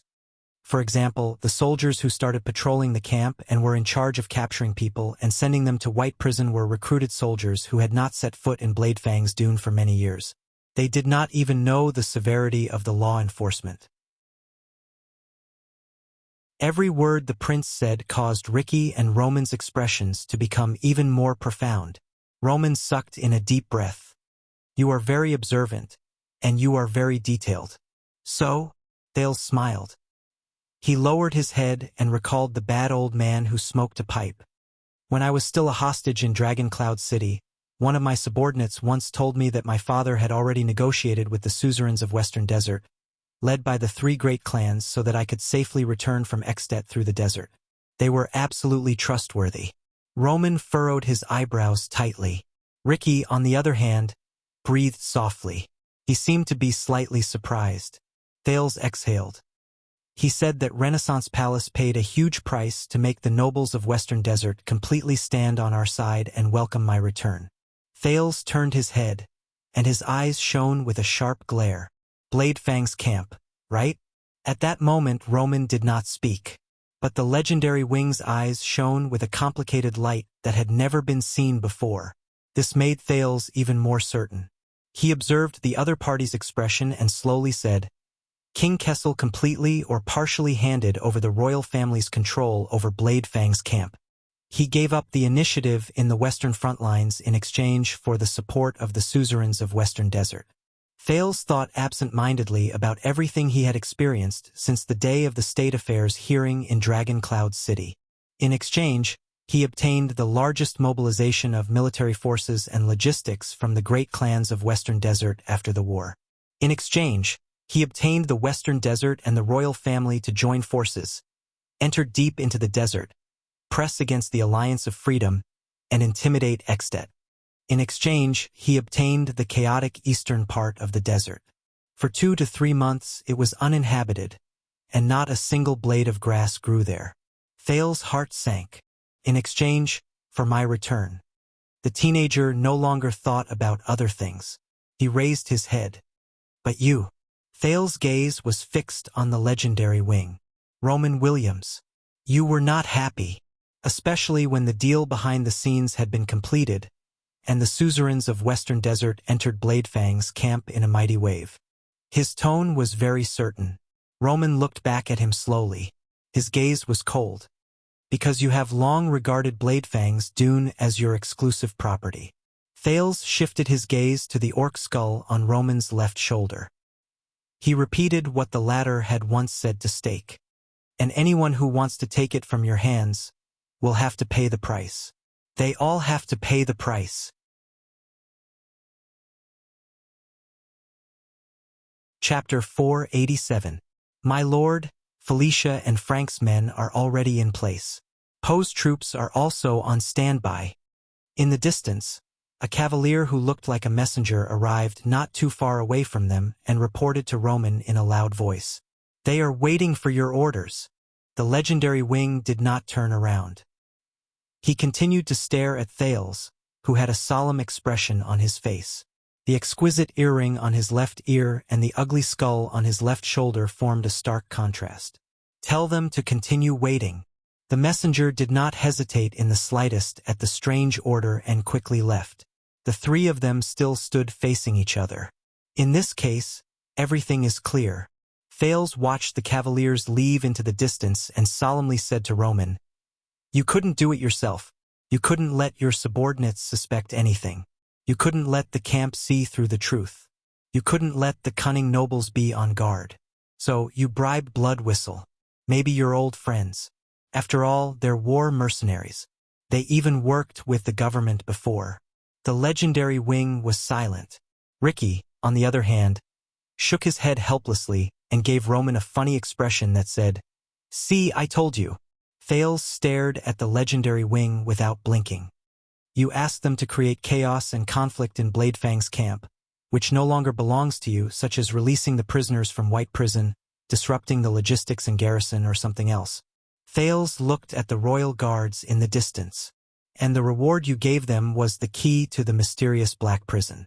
It allowed these mercenaries, who had nowhere else to go after running into a wall in the Tower of Eradication, to obtain the information they wanted the most. After Thales finished speaking, he waited for the other party's response. Roman did not say anything, but his gaze was as sharp as a knife. Payment? On the other hand, Ricky sighed and looked at the prince mockingly. Your Highness, what kind of information is worth risking our lives for? Come here to risk your life for this guy. Roman remained silent. Maybe it's not just a reward, Thales quickly added. Maybe someone gave you a, if you don't do it, I'll kill you look. The mercenary leader's expression froze. Thales stared at the expressionless Roman and gestured with his chin. Just like this. Ricky turned around, looked at Roman's cold face, and laughed. He laughed for a few seconds. I'll kill you if you don't do it? Ha ha ha ha. Yes, I must say. Roman snorted through his nose without even turning his head. Funny? Ricky's laughter stopped abruptly. He leaned back slightly and pushed his palms forward, making a humble expression that said, You guys continue chatting. Thales observed their interaction and could not help but frown. So, does Roman know Ricky's true identity? Did he know that his partner was actually a mutant that would not die a normal death? So, that's your story? Roman said in disdain. Ricky shrugged beside him. Thales' gaze moved back and forth between the two of them. One side represented the government and was a powerful and pure commander. On the other hand, there were black mercenaries who lived on the edge of a knife and lived outside the law. Protection and destruction, occupation and abandonment. One white and one black, one straight and one reverse, one inside and one outside. So that was how it was. Two sides of the same coin. Bladefang's camp drifted between war and blood. It was filled with chaos and evil. It was filled with scum and criminals. It had always operated like this. This was how the legendary wing controlled his territory. What about outside the camp? The teenager suddenly understood something. These stories. Thales sighed and continued his topic. They are all things that a normal person can think of. But what really shocked me is... Thales hesitated and pointed at the smoking Bladefang's camp in the distance. Orcs and barren bone people. When they heard the new term, Roman and Ricky frowned again and looked at each other. Here comes the question. When the entire eastern part of the desert was sealed off, how did the gray mixed breeds? I mean the warriors of the Shattered Stone tribe, including the barren bone people, foresee the future, travel lightly, and gather together to form a large force? They almost perfectly hid from the regular army and the conscripts, as well as the patrols, and invaded the camp that was in civil strife. Thales looked at the smoking Bladefang's camp in the distance again. How did they force the suzerains to panic and have no choice but to sound the level 7 alarm? This question made the two people across him frown. Roman lowered his eyes. His expression was so cold that it could not be any colder. Thales raised his head and met his gaze without flinching. Everyone is saying that the legendary wing is the orc's worst nightmare. He shows no mercy when he slaughters the mixed breeds. Thales muttered to himself as he recalled the terrifying encounter in the desert. But a few days ago, when the Stardust unit under your command and the Chroma family's Raven Whistle Light Cavaliers chased after Shattered Stone Tribe, Kandar al-Nushan and his small troop managed to escape from the Stardust unit's pursuit.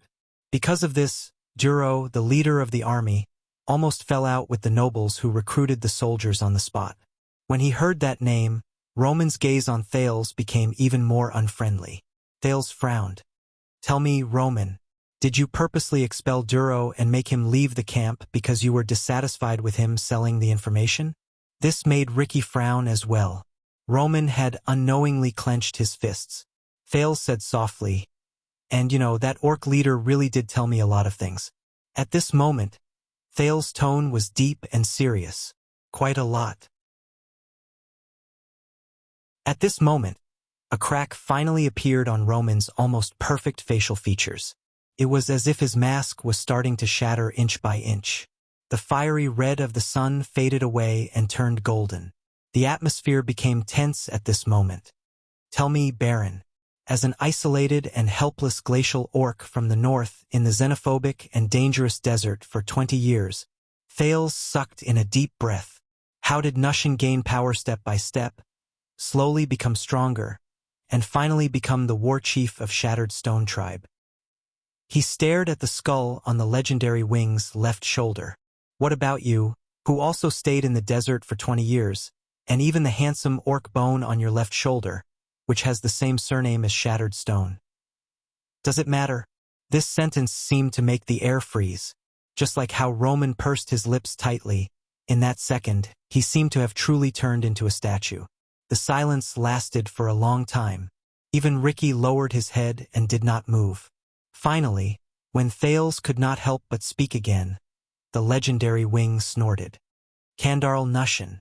There was an unusual anger hidden in his tone. It did not bring warmth, but coldness. That damned, restless glacial bastard. What did he tell you? No one knew that at that moment. Thales' heart skipped a beat. Shit, it's actually true. He tried his best to breathe and recalled his brief encounter with the cunning orc. Tell your father and tell Morat. I found you first, and I know who you are. Wow, Urk. The leader of the Disaster Swords waved his hand in a rather awkward manner. I'll temporarily avoid the next part, military and national affairs. But Thales shook his head. It's fine, Ricky. Even though the teenager was talking to Ricky, his gaze never left Roman. I won't ask about these secrets. On account of our friendship, you can continue listening. Ricky curled his lips and cast a glance at Roman, as if asking for his opinion. But the legendary wing did not say a word. He only stared at Thales, as if he wanted to dig out something that did not exist from his eyes. The teenager sorted out his thoughts again. So, the official statement will be like this. When the legendary wing left, Bladefang's camp fell into chaos, and the orcs and Barren Bone people heard about it and made a comeback. Not only could the local nobles in Western Desert not protect the camp, but they also suffered great losses and made a fool of themselves. Thales' gaze was fixed on Roman, and when the flames of war burn, and all hope is lost. Baron Williams, yes, he is still the most terrifying and reliable legendary wing. He has returned with his invincible army. While people are shivering in fear, and while the lords are moaning and running away helplessly, he has descended from the sky, defeated the enemies, quelled the civil strife, defended the camp, and saved the world. The prince sucked in a deep breath. That's what you want. You want Bladefang's camp to rely on your strength again, and remember that you, Roman Williams, the legendary wing, are their true, only, and eternal master. Thales extended his arm and extended it towards Bladefang's camp in the distance. The wind and sand swept past his palm, and it was slightly cold for a moment. But the sun shone on the back of his hand, bringing warmth. Cold and heat intersected on both sides of his palm at the same time. It was like the temperature of the desert. It was like the legendary wing's gaze at that moment. That's why you are not in a hurry to rescue them. On the contrary, your men have long since withdrawn in the name of searching for me. Thales felt the wind and sand blow at him. He said with a myriad of emotions, on the contrary, you can't wait for Shadow Shield, orcs, and Barren Bone people to cause more chaos. You can't wait for them to cause more trouble for the camp. You can't wait to deal a heavy blow to the military strength of the suzerains of Western Desert, crush their reputation, burn the supplies they prepared for a long period of time, and make their panicked army have no place to stand in Bladefang's camp, which they lost and regained. Roman did not say anything.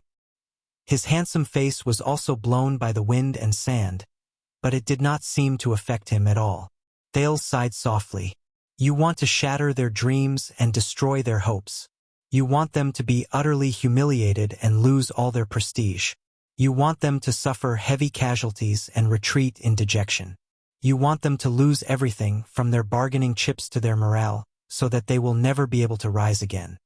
Then you can rightfully reclaim Bladefang's camp, which belongs to you, from the ruins. Roman and Ricky did not say anything. This time, the silence was exceptionally long.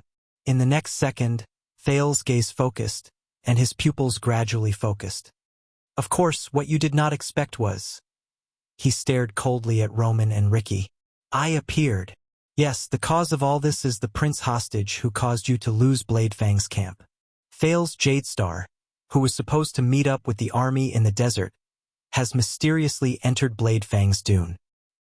He was involved in Ricky's operation with Shadow Shield and the Northlanders. Roman hugged his arms tightly and exhaled slowly. I told you. Ricky extended 2 fingers and hooked them in the air. He said to Roman in resignation and awkwardness, I told you. Accident. Roman did not answer. Thales snorted coldly.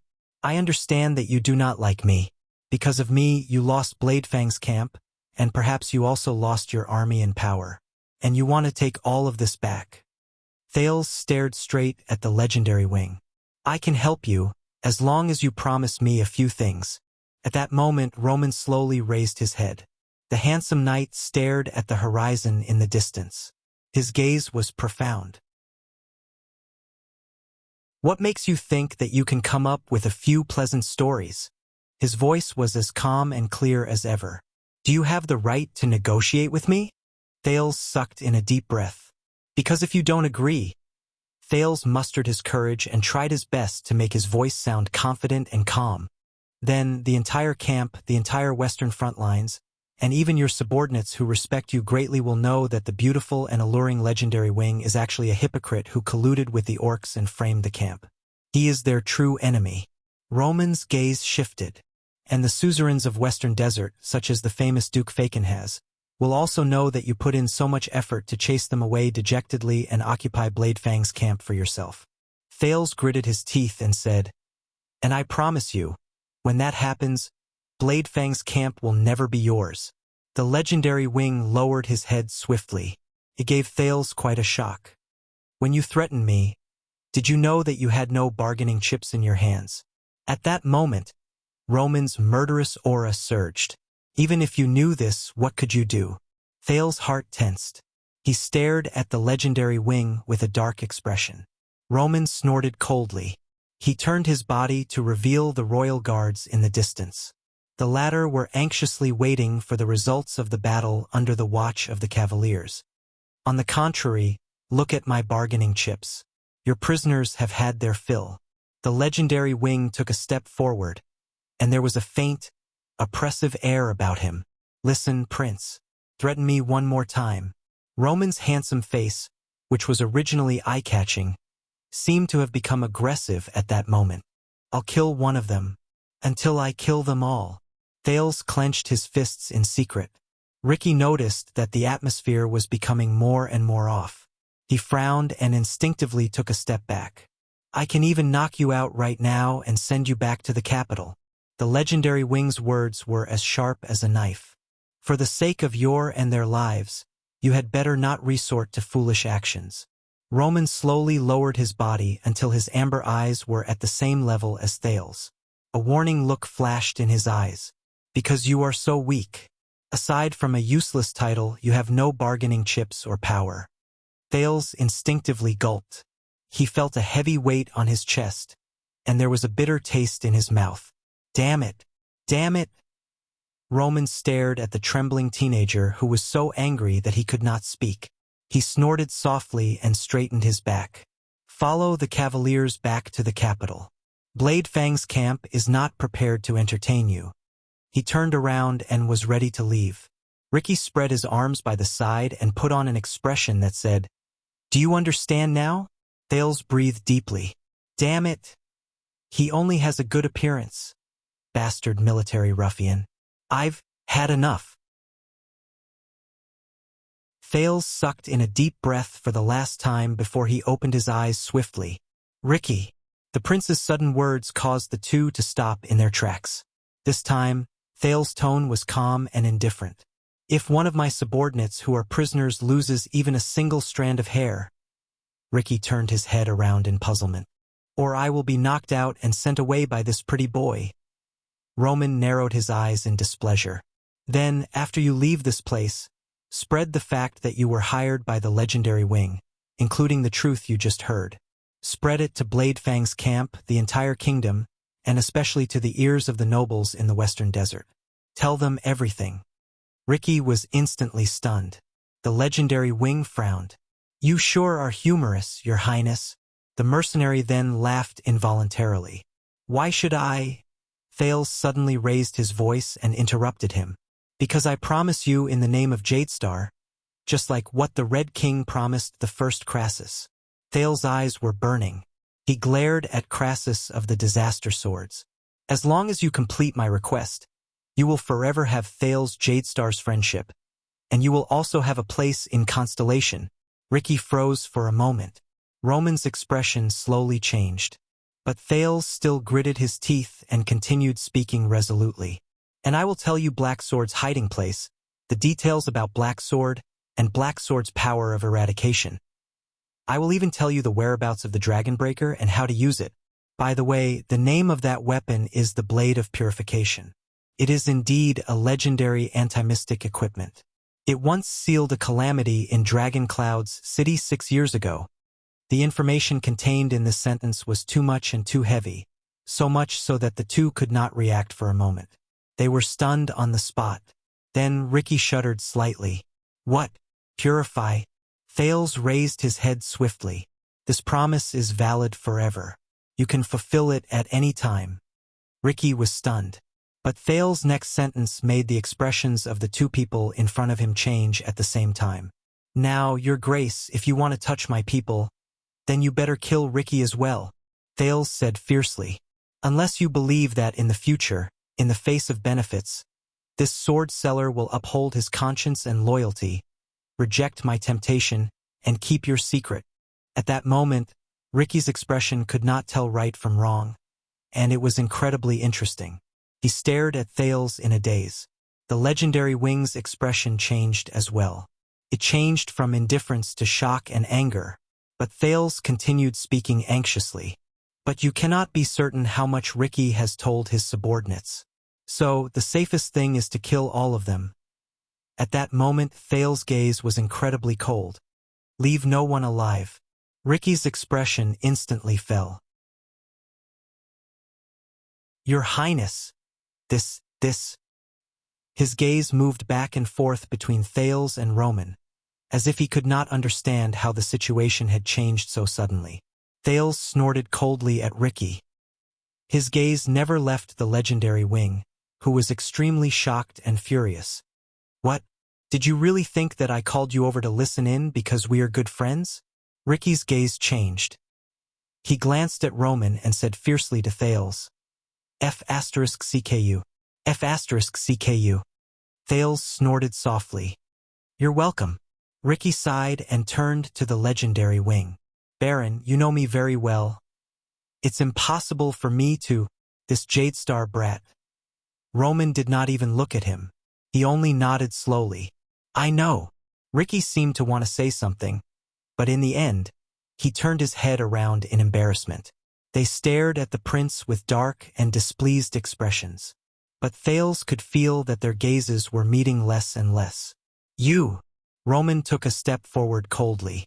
He slowly raised his arm at Thales and extended it to the white spear behind his back. You don't understand him, and you don't understand your own situation either. Roman gently pulled out the shortened spear. As he watched Ricky's actions, Thales began to feel nervous. He sucked in a deep breath and shouted, Where is he? Roman's arm froze for a moment. Before you attack my bodyguard, where is the nameless person you mentioned? Thales suppressed the fear in his heart and turned to Ricky. Don't you find it strange? Obviously, Ricky had recalled some unpleasant memories. He turned his head around warily and looked at his surroundings. Thales cocked an eyebrow in all apparent seriousness. That's bad. Roman frowned. His expression was terrible. Thales sneered and said, "Because once I am knocked unconscious by you, he will immediately run to Duke Fakenhaz's bedside and tell him everything, especially Prince Thales' suggestion. No matter how badly the legendary wing forces them, no matter how disastrous their losses are, no matter how humiliating they are, the nobles and suzerains of Western Desert must never withdraw their troops. They must not leave, and they must not let go." Thales gritted his teeth. They must be rooted in Bladefang's camp like they have taken root. They must not let anyone interfere with the matters of power there, even if the other party is the famous 3 commanders of Constellation. The legendary wing's grip on the spear tightened. The prince pointed in the direction of Bladefang's camp. "Because that is what His Majesty promised them. It is the reward they deserve after they saved the prince. It is their most legitimate property. No matter what kind of crisis they face, they cannot give up on it. I will let them know that Bladefang's camp belongs to them alone." Thales panted and stared at the person in front of him. The legendary wing's breathing quickened, and he glared at the person in front of him. He turned his head and stared at the empty sand around him. But the only thing that answered him was the rustling of the wind. Thales enunciated each word slowly. "Now, either you take action and wait for my nameless or Ricky to tell on me." His words made Ricky, who was beside him, unhappy. "Let them bury all the hard work you've done over the past few months. Let them forever lose your army, your status, your power, your reputation, and Bladefang's camp, which you've fought for more than 10 years. Or put away your weapon and listen to my conditions." The moment he finished speaking, Roman's spear trembled slightly as he gripped it angrily. Ricky stared at the prince in disbelief. "You!" The legendary wing's voice changed. It was no longer pleasant and clear, but terrifyingly sharp.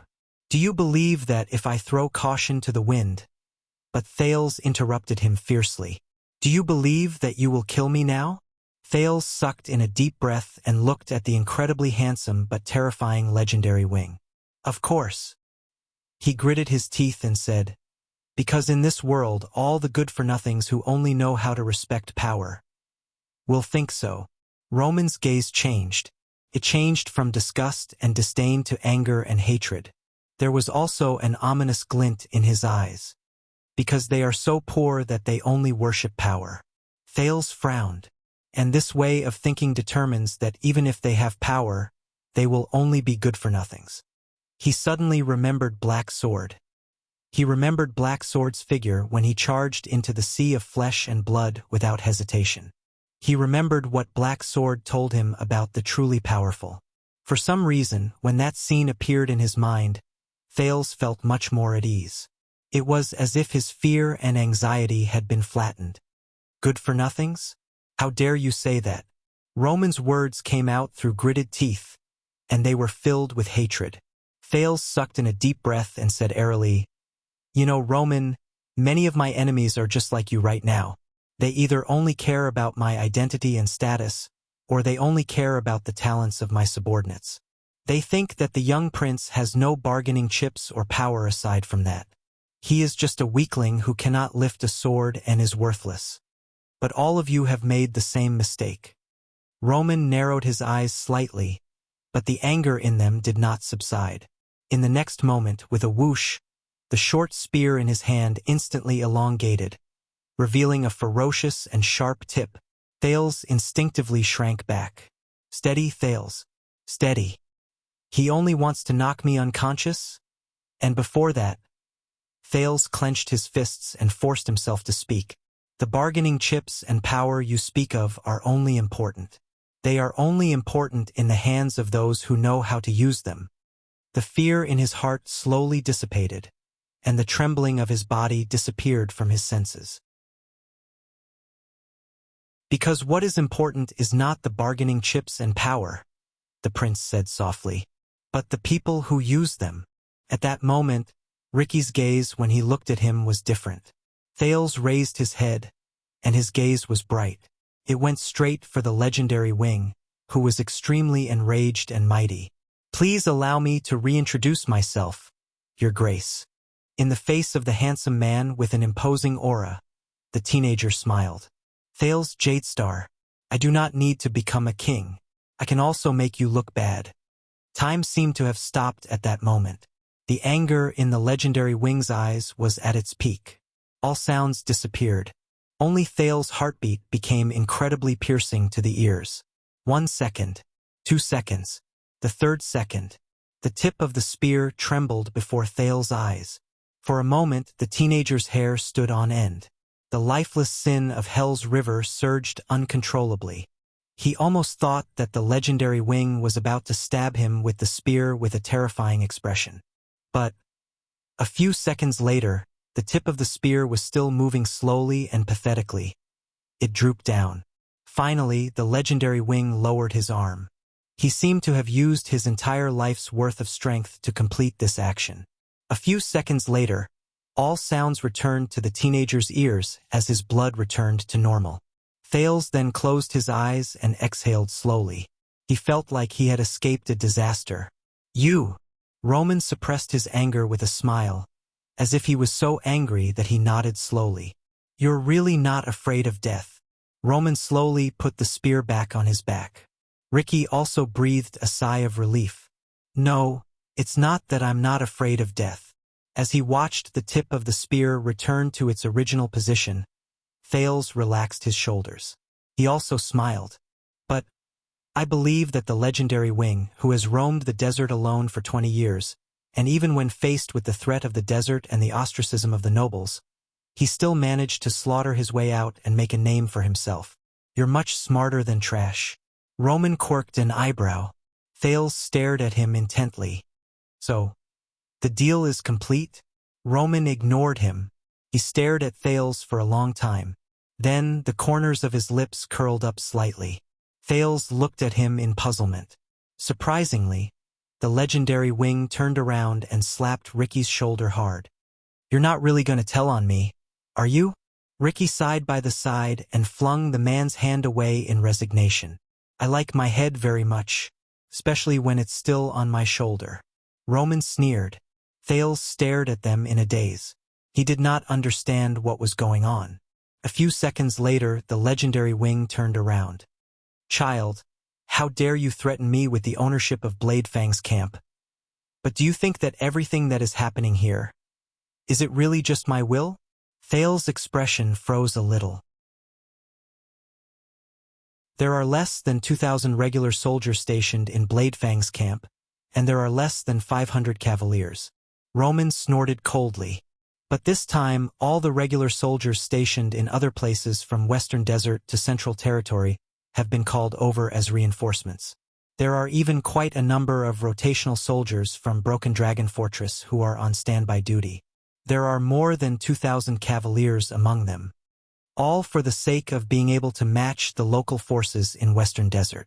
Do you know what this means? The legendary wing sneered. Do you really think that they are just here to bring you home?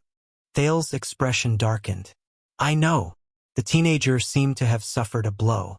He said resentfully. This time, they mobilized their soldiers and used the excuse of welcoming the prince to test Western Desert's strength. Thales raised his head and stared at the burning camp in the distance. He was absent-minded. And once they find their weakness, they will hit them hard, weaken their strength, attack their reputation, extinguish their ambitions, and strengthen their influence and control over the borders and the desert. At the same time, they will show their strength and make the restless suzerains return to their original, obedient forms. Thales first thought of the Arund family in the Northern Territory. Then he thought of dragon's blood, and he could not help but sigh slowly. Killing many birds with one stone, not wasting anything. This is indeed very fitting. His way of doing things. The three of them were silent for a while. So, you understand how big this matter is and how many people are involved. Even the secret intelligence department is involved. Ricky pressed his hand against his waist. He seemed puzzled. Then why are you still so rash? The sun continued to rise. The gloomy and cold desert began to turn into a boundless golden color. You said before, Ricky. Thales was a little dejected. The power of eradication is the warrior himself. And the sin of Hell's River is not just waiting to be imitated. Ricky was first stunned. Then he smiled. The legendary Wing chuckled. By the looks of it, his anger and murderous intent had faded away. This made his face look especially dazzling like the sun. Thales, am I right? Roman walked forward slowly. He pressed down on Thales' shoulder with one hand and stared straight into the teenager's eyes. The conflicts in the desert may come and go, and there will always be fights and stops. His eyes reflected the sand dunes and the endless meandering horizon of the wasteland. Thales was a little absent-minded as he stared at him. The Baron stared at Thales with a profound gaze. But you better remember it. The legendary Wing's expression was extremely complicated in that second. The war in Renaissance Palace. It will never end. Thales was first stunned. Then he fell silent. Renaissance Palace. Ricky curled up the corners of his lips and shook his head at Roman. The legendary Wing snorted softly and let go of Thales' shoulder. Tell me, what exactly do you want?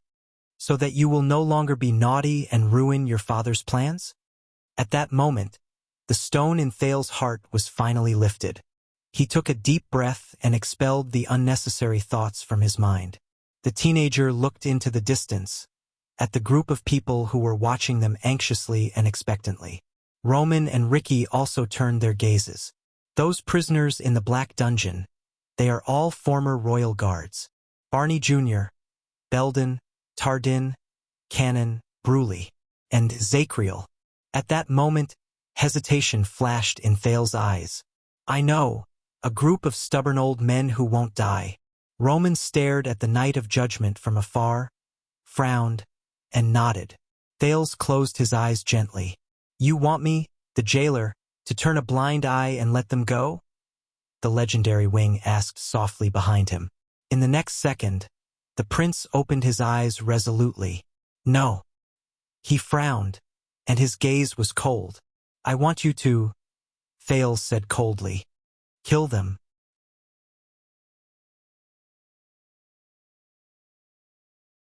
Chapter 488. When Thales stepped on the sand under his feet in exhaustion, most of the royal guards stood up and waited with solemn expressions. They were filled with reverence. Only Zacriel, who sat the furthest away, turned his head towards him at a moderate pace. Thales plowed through the sand step by step in the desert. Every step he took sank into the sand, but every time, he would use all his strength to break free from the grit and take the next step. Just like always. Finally, Thales stopped in front of everyone. He quietly stared at the disheveled and gloomy royal guards. This is the group of people. Quick Rope, who was fighting against the army biscuit, rolled his eyes and quickly scrambled to his feet. He pointed at himself and flashed a flattering smile that said, Hey! It's me! It's me! Belden looked at Barney Jr., then at Zacriel. When he realized that neither of them looked like they wanted to speak, he could only sigh. Your Highness. But Thales interrupted him. It's over. The prince smiled before the astonished crowd. Even though thousands of people witnessed the scene of you escaping from prison, Thales' voice became downcast. But it's over. Over. Belden and Tardin looked at each other, and they could read the surprise in each other's eyes. The prince turned around and looked at the desert at dawn. Groups of cavaliers came and went as they were dispatched to deliver Roman's orders. He then watched Ricky return to his men and placate the mercenaries who were pointing at them. The official statement is that during the civil strife in Bladefang's camp, the legendary Wing personally executed every fugitive and left no one alive. The royal guards looked surprised and bewildered. They looked at each other. The teenager said airily, So all the prisoners who were imprisoned 18 years ago have passed away. Do you understand now? Everyone slowed down their breathing and digested the news. Thales' eyes dimmed. I wanted to do more. I wanted to reopen your old cases, clear your name, and restore your reputation. But he did not continue speaking. The royal guards were silent. They looked at each other from time to time, and their faces were filled with hesitation and confusion. Your Highness? Belden sucked in a deep breath, as if he had gathered a lot of courage. We. But Thales continued to speak to himself. Baron Williams will take care of the rest. Be it the Secret Intelligence Department or the Army, you will not be stopped again. Barney Jr. frowned. As for how to leave this place, conceal my identity, conceal my name. Thales swept his gaze over the tired and injured royal guards in front of him. His voice was hoarse. You are all experts with great skills. I believe you will have a way. Concealing his identity, concealing his name. Belden and the others looked at each other. They could not understand each other. Without waiting for the others to react, Thales looked at the grinning man. Do me another favor. Take Quick Rope, this guy with you. Take him away from this place. Make sure he stays out of the sight of those with ulterior motives. Everyone turned their heads in unison. Quick Rope, who was still smiling foolishly, froze. Don't ask who he is or where he came from. Thales looked at Quick Rope with a tired expression and forced a smile. This is what I owe him. Quick Rope was stunned.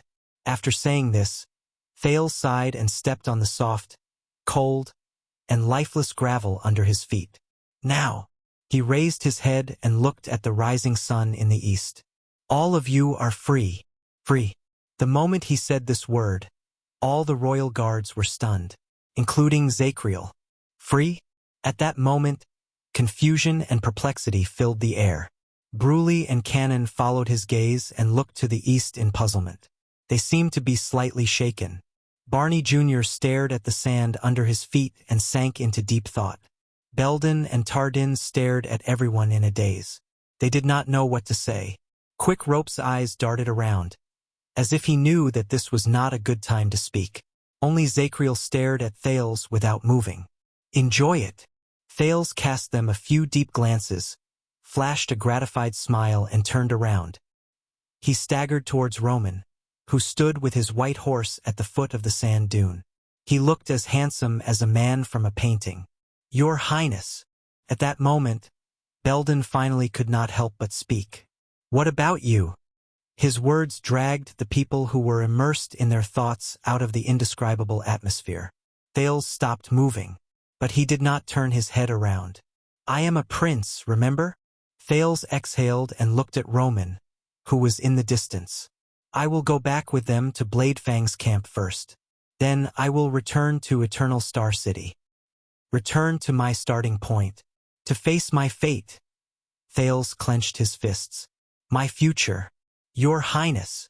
Belden took a deep breath, looked to his left and right, and nodded at his colleagues. Let us follow you. Be it Bladefang's camp or Eternal Star City. Thales frowned slightly. Belden took a step forward and pressed his hand against his chest while facing Thales' back. He said sincerely, This sword will only be swung for the Emperor. It will only be broken for the Emperor. Tardin and Cannon also pressed their hands against their chests and followed him solemnly. There is no other use for it. Thales shuddered slightly. He turned his head around slowly and looked at the group of wounded and exhausted veterans who still tried their best to puff out their chests and straighten their backs. Perhaps, just like 18 years ago, Thales could not help but feel a little sentimental.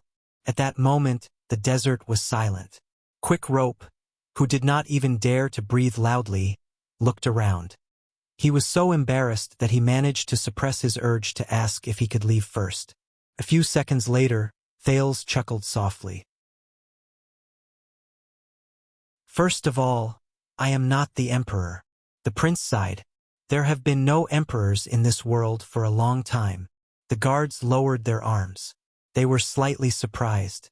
Secondly, I cannot convince my father, and he will only throw all of you into prison again. Thales swept his gaze over each of them, then looked at the brand on their faces. Or worse, the guards did not seem to be able to react for a moment. They looked at each other at a loss.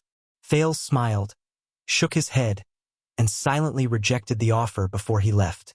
He left behind a group of confused and puzzled guards. Another gust of wind blew, dispersing some of the heat that had risen slightly. But we are already dead. Tardin's bleak voice rose into the air and stopped Thales in his tracks. Tardin stared at the sand under his feet in a daze. He slowly raised his head. "Your Highness, we have nowhere else to go." His words caused the rest of the guards to become emotionally unstable. Zacriel, who stood the furthest away, even turned his head away. "Let us serve you. This is the only value I can think of," Tardin said in anguish. Thales exhaled. "The only value?" He remembered the guard's oath, and he suddenly had mixed feelings. Royal guards, huh? As he felt the indescribable sorrow, the teenager nodded and smiled. "If this had happened in the past, when I was young, perhaps I would have said, 'All right, come serve me.' But now—" The prince was dazed for a moment. He then raised his head and looked at everyone sincerely. He received their gazes of confusion, indignation, emptiness, or disappointment. "It has been 18 years. You have already paid a great price for Constellation, for Renaissance Palace, for the Jadestar royal family, and more importantly, for yourselves and your own choices." Many people shuddered. Thales slowly walked back to Tardin and looked at his puzzled gaze. "What all of you need is rebirth." Thales wanted to put his hand on Tardin's shoulder, but regretfully realized that because of their height, this action was a little awkward. "You need to be truly free, unfettered, and without any restrictions." The teenager shrugged in resignation. He could only clench his fist and tap Tardin's shoulder lightly. "Live." The wind blew, and Thales' words were blown into the distance. All the guards stared at the prince in front of them in a daze. Silence and confusion enveloped the place for a moment. "And believe me, all of you will always have a place to go." Thales revealed a gentle smile and looked at the east, where the sun had just risen. "A better place." Tardin stared at the prince in a daze. Belden opened his mouth to speak, but in the end he did not say anything. But Barney Jr.'s sonorous voice rose and attracted his attention. "Based on Constellation's history, being a prince is definitely not easy." Thales frowned and turned his head.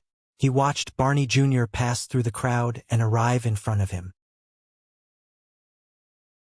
"You will need a hidden force outside your field of vision.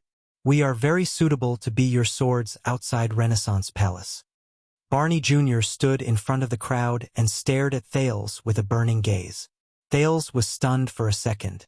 As a prince, gazing at the wild, hiding power. At that moment, Thales remembered many things. For example, the map of Renaissance Palace that King Nuvan gave him. For example, the Raven of Death's crazed gaze when he was on the verge of death. And the Black Prophet's gloomy tone from a long time ago. This made Thales a little absent-minded. What a coincidence! Thales raised his head and smiled at the crowd. "Stake. That guy from Shadow Shield just now also said something similar to me." Everyone was taken aback by his words. "Shadow Shield? You want to become my secret, sharp blade." But Thales immediately burst out laughing. "Power!" Under everyone's puzzled gazes, Thales raised his head with a sigh and looked at the endless desert. "Yes, I pulled all of you out from the dark dungeon, from the bottomless abyss, and from the eternal nightmare." He shook his head, spread his hands, and sneered. "So, I have gained your loyalty, and you can become my power?" The prince's words, which seemed to be muttering to himself, confused everyone. "And then we get along well with each other, build up our achievements, conquer the world, and leave our names in history?" Thales stared at the sunrise in the distance. There was a teasing look in his eyes that others could not understand. "Good story. Enough to write a book." The guards looked at each other, surprised and bewildered. Belden asked tentatively, "Your Highness." But Thales quickly snapped out of his daze and spoke with a complicated expression. "A long time ago I knew a man. He always smiled and watched the children fall into the endless abyss. He watched them struggle helplessly. Then, with a smile, he appeared as a savior and extended a helping hand to them. In this way, he could occupy a flawless high ground, and with impeccable ethics, he would be rewarded for his kindness. He would feel no guilt, shoulder no burden, and rightfully become the master of those who were saved. He would gain subordinates who were loyal and grateful to him. Thales sighed softly. His words made Belden and Tardin look at each other. They had puzzled expressions on their faces. The prince looked around at the people in front of him. He stared at their scattered and tired figures and said desolately, "If I change my perspective and writing style, and hide the evil behind the false beauty, a person like him would be enough to become the main character of a legendary story. His image would be perfect, and he would naturally achieve great things in the ending of the final chapter and bring harmony to the world." Thales said airily, "Except, I was once one of those children." The group fell silent. Thales was quiet for 2 seconds before he raised his head. "You know, Zachriel's words are somewhat reasonable. I am thinking, did I do everything to help all of you, or to help myself?" The veteran guards were stunned again. Only the Knight of Judgment looked straight at him. His gaze was obscure. Thales looked straight into everyone's eyes with a profound gaze and called out their names. Barney, Belden, Tardin, Cannon, Bruley, Zachriel. The people who were called could not help but instinctively straighten their backs. "Listen up," Thales said solemnly and seriously. "I am not the one who saved you, but yourselves. Your freedom is something that you have earned with your own hands. You don't owe me anything." His words stunned many of them. "You were tortured, and you escaped with great difficulty." Thales looked in the direction of the camp. His tone was firm. "Not to pledge loyalty to me, not to change a pair of shackles, not to change a master. Not to stay where you are. Not to return to the abyss of power." The prince looked at everyone with an unquestionable gaze. Even Quick Rope subconsciously stood at attention. "If you become my subordinates after you escape from the prison of bones, and become the second prince's bargaining chips, then everything I did today, and everything you endured in the past, will be meaningless." Thales tightened his throat and sighed. "I will just use the selfishness of another Jade Star to tie you back to the game of the past, push you back into the vortex 18 years ago, and let the nightmare repeat itself. All of you do not deserve such a fate." At that moment, everyone was speechless for a moment. Zachriel's gaze on him changed. "Do you know what you are doing?" Barney Jr.'s voice rose slowly. The vanguard frowned, as if he was determined to refute Thales' words. "Let's not talk about anything else. At least we all know your secret." He bit down on the last word very hard. It also made everyone's expressions change. Even Thales' expression darkened. "My secret." Quick Rope subconsciously grabbed the crossbow of time in his hand. Barney Jr. ignored Belden and Tardin's gazes and gritted his teeth. He gritted his teeth and said, "For your safety and interests, if you don't use this chance to bind us to your side and strengthen yourself, that would be very unwise." Barney Jr. said coldly, "If there is even the slightest leak, the fate that awaits you will be very bad." Thales was silent. Belden patted Barney's shoulder, but the latter just ignored him. But a few seconds later, Thales raised his head and smiled in a relieved manner. "Not long ago I met a prince, another one." Everyone was puzzled. Only Quick Rope's expression changed drastically. "The way we choose to live determines our end. It has nothing to do with power or status.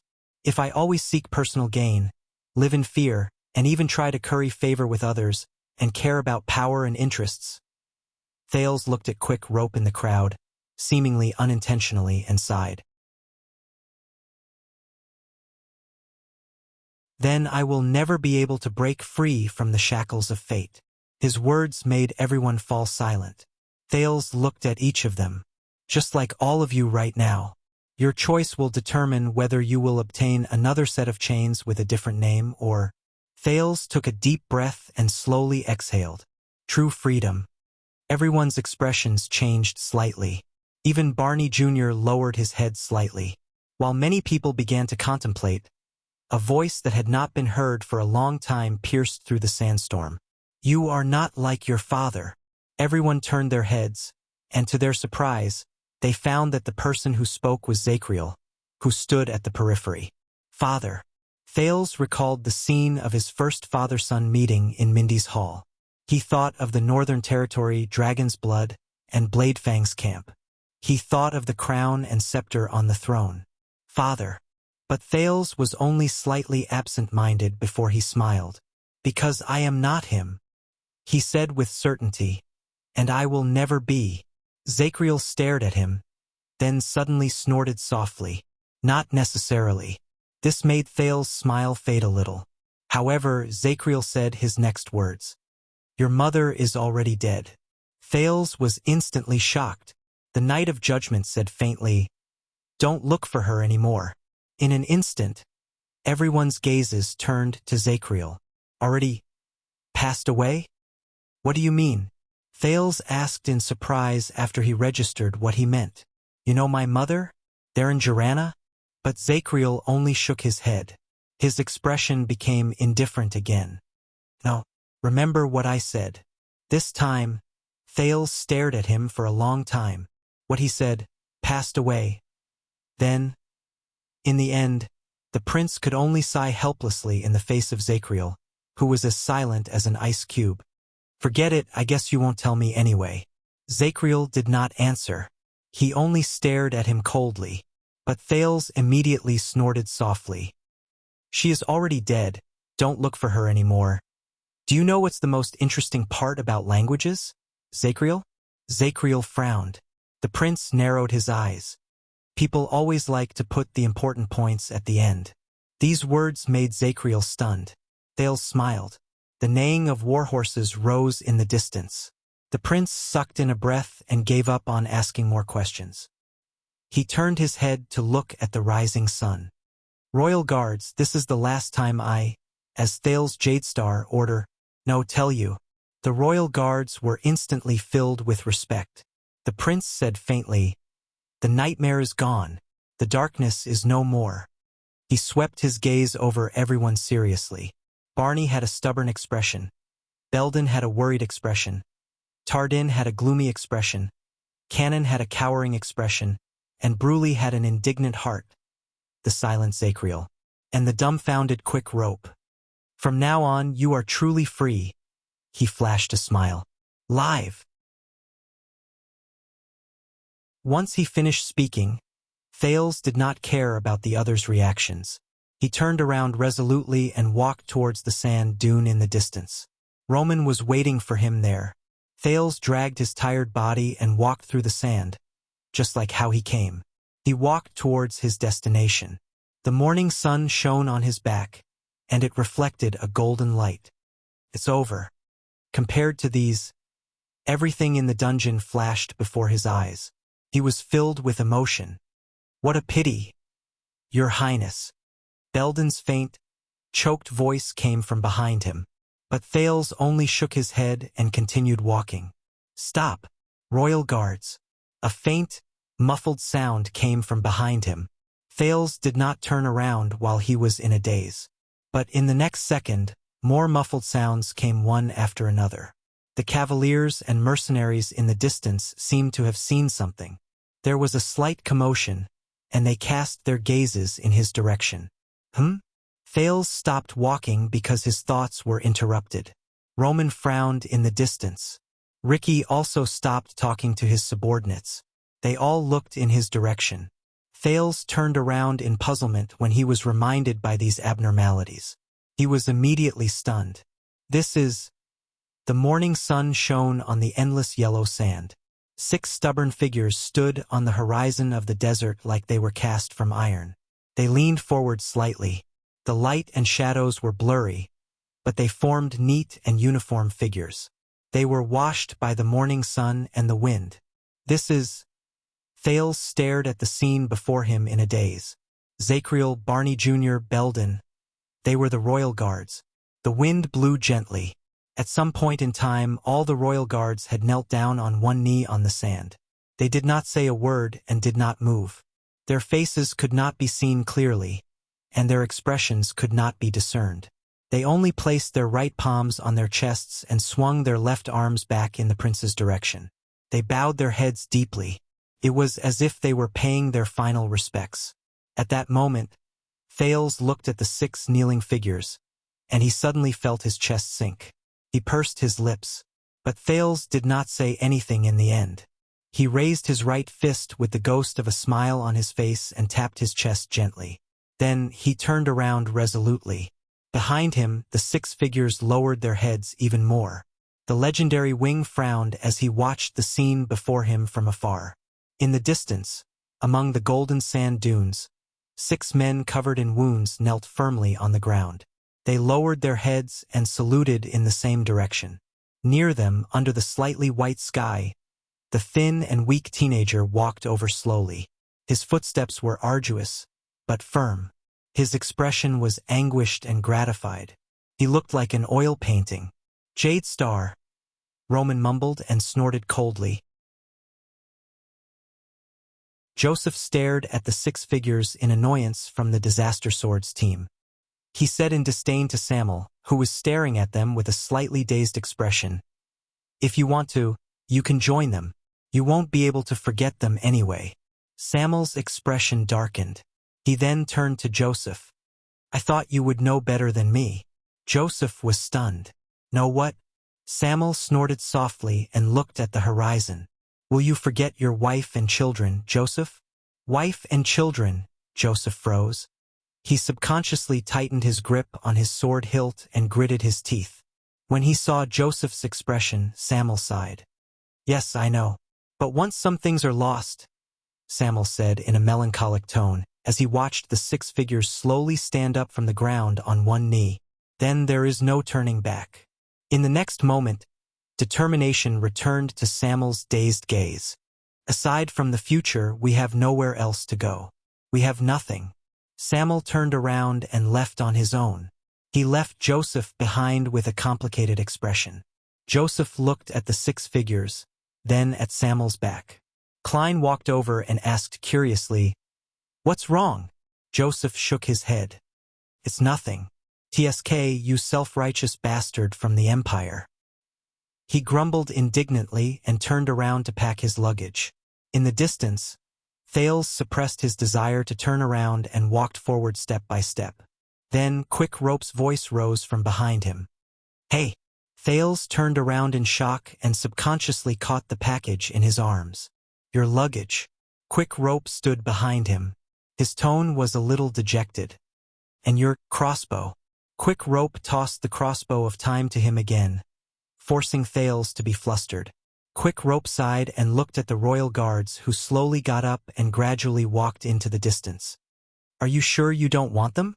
They'll be great help, and it's rare for them to have such a deep bond with you. They'll be loyal to you, and they'll be willing to die for you." Thales struggled to hang up the package. He exhaled and smiled. "Maybe." Quick Rope frowned. Your status is not good to begin with. If you have them as your subordinates, at least when you run into an accident in the future." He did not continue. Thales curled up the corners of his lips. "Yes, that's right. So, Disaster Swords," Thales suddenly said. "Did you know? They specialize in searching for those who fall into the endless abyss and make use of the despair and emptiness in their hearts.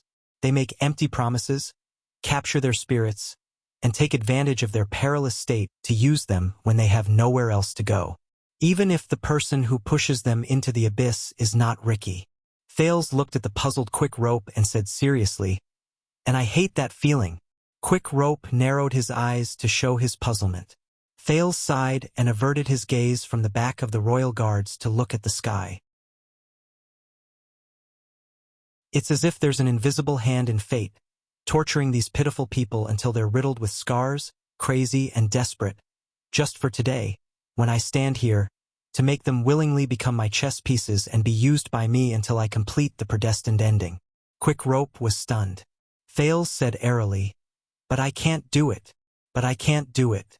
I can't be that hypocritical, shameless, and selfish.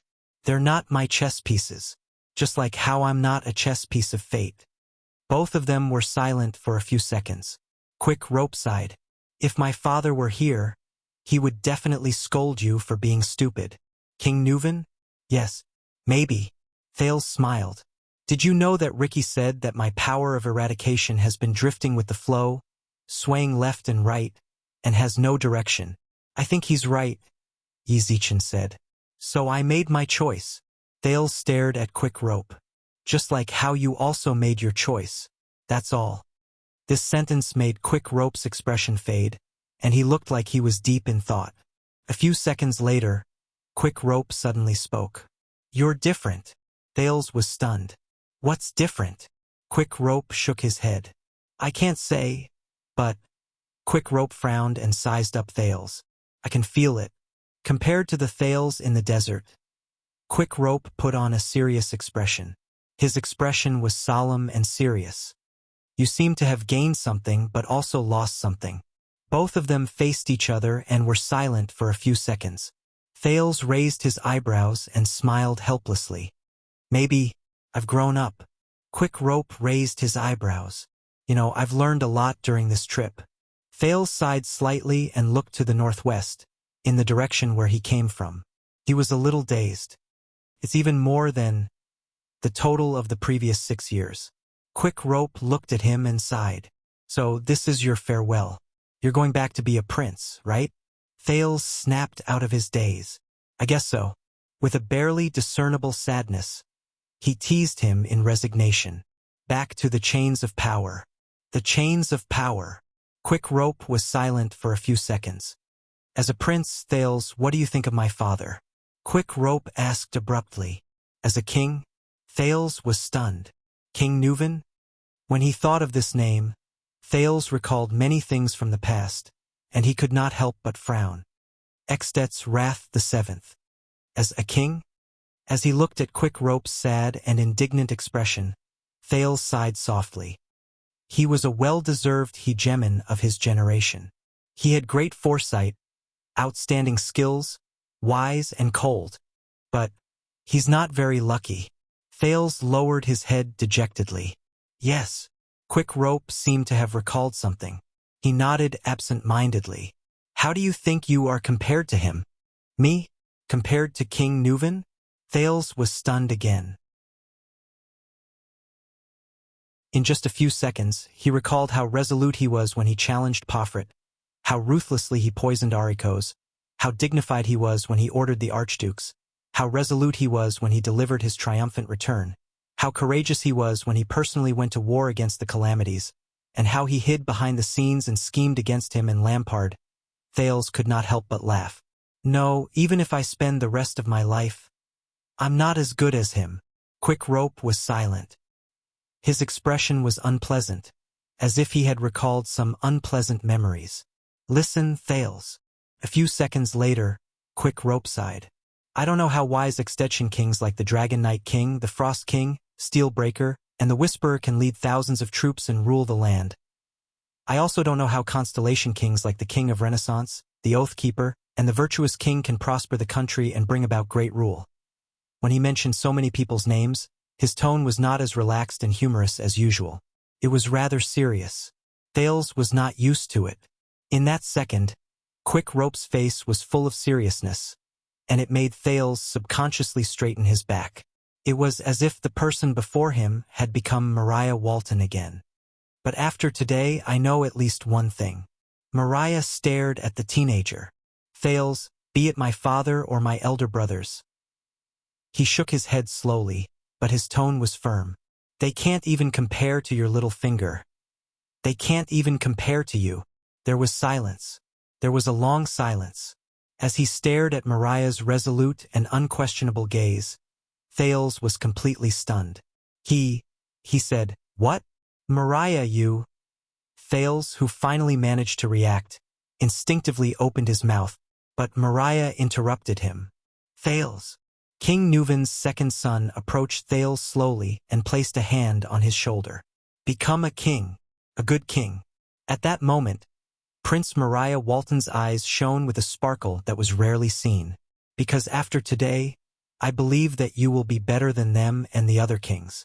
You can prove that even when you are shackled by the shackles of power, you can also live in a different way. Bookmark for easier reading.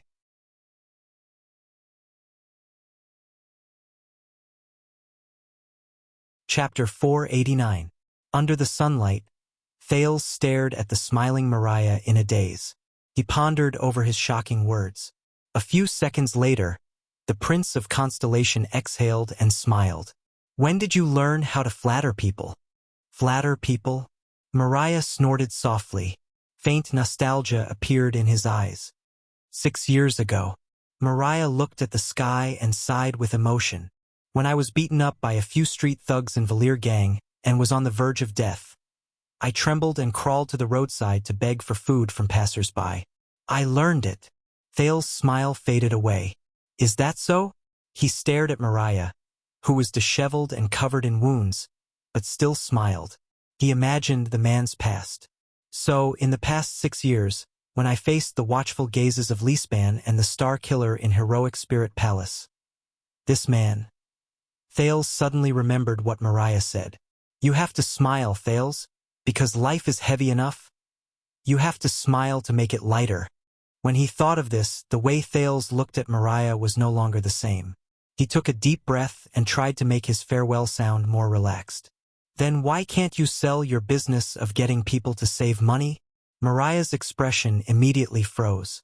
Thales looked at him with the ghost of a smile. Mariah lowered his head and scratched his hair, which was covered in dust and sand, and seemed to have lost some of its color. A few seconds later, his cheeks relaxed. All right, as a sincere farewell before I leave. Mariah raised his head again and showed a rare look of relief. 29. Thales did not understand. What? Mariah chuckled. And there was something else in his gaze when he looked at Thales. Over the past 2 months, I helped Tampa get 29 clients who saved money for insurance. What? Thales was stunned for a second. 29? The prince immediately registered what he meant and said in shock. But I remember Kant. He's your... Mariah chuckled and finished his sentence. The pitiful, painstakingly begging for your first business deal? Thales nodded skeptically. When he saw the puzzled Thales, Mariah shrugged. Yes, but... The man nicknamed Quick Rope showed a hint of shrewdness. That's what they all thought when they came to me in private. Thales was stunned. Was that what they all thought? But last night, you were crying to me in the tavern when you were drunk, he recalled subconsciously. Mariah sighed and cast the teenager a glance filled with pity and resignation. Yes, because you were supposed to be the 30th business deal.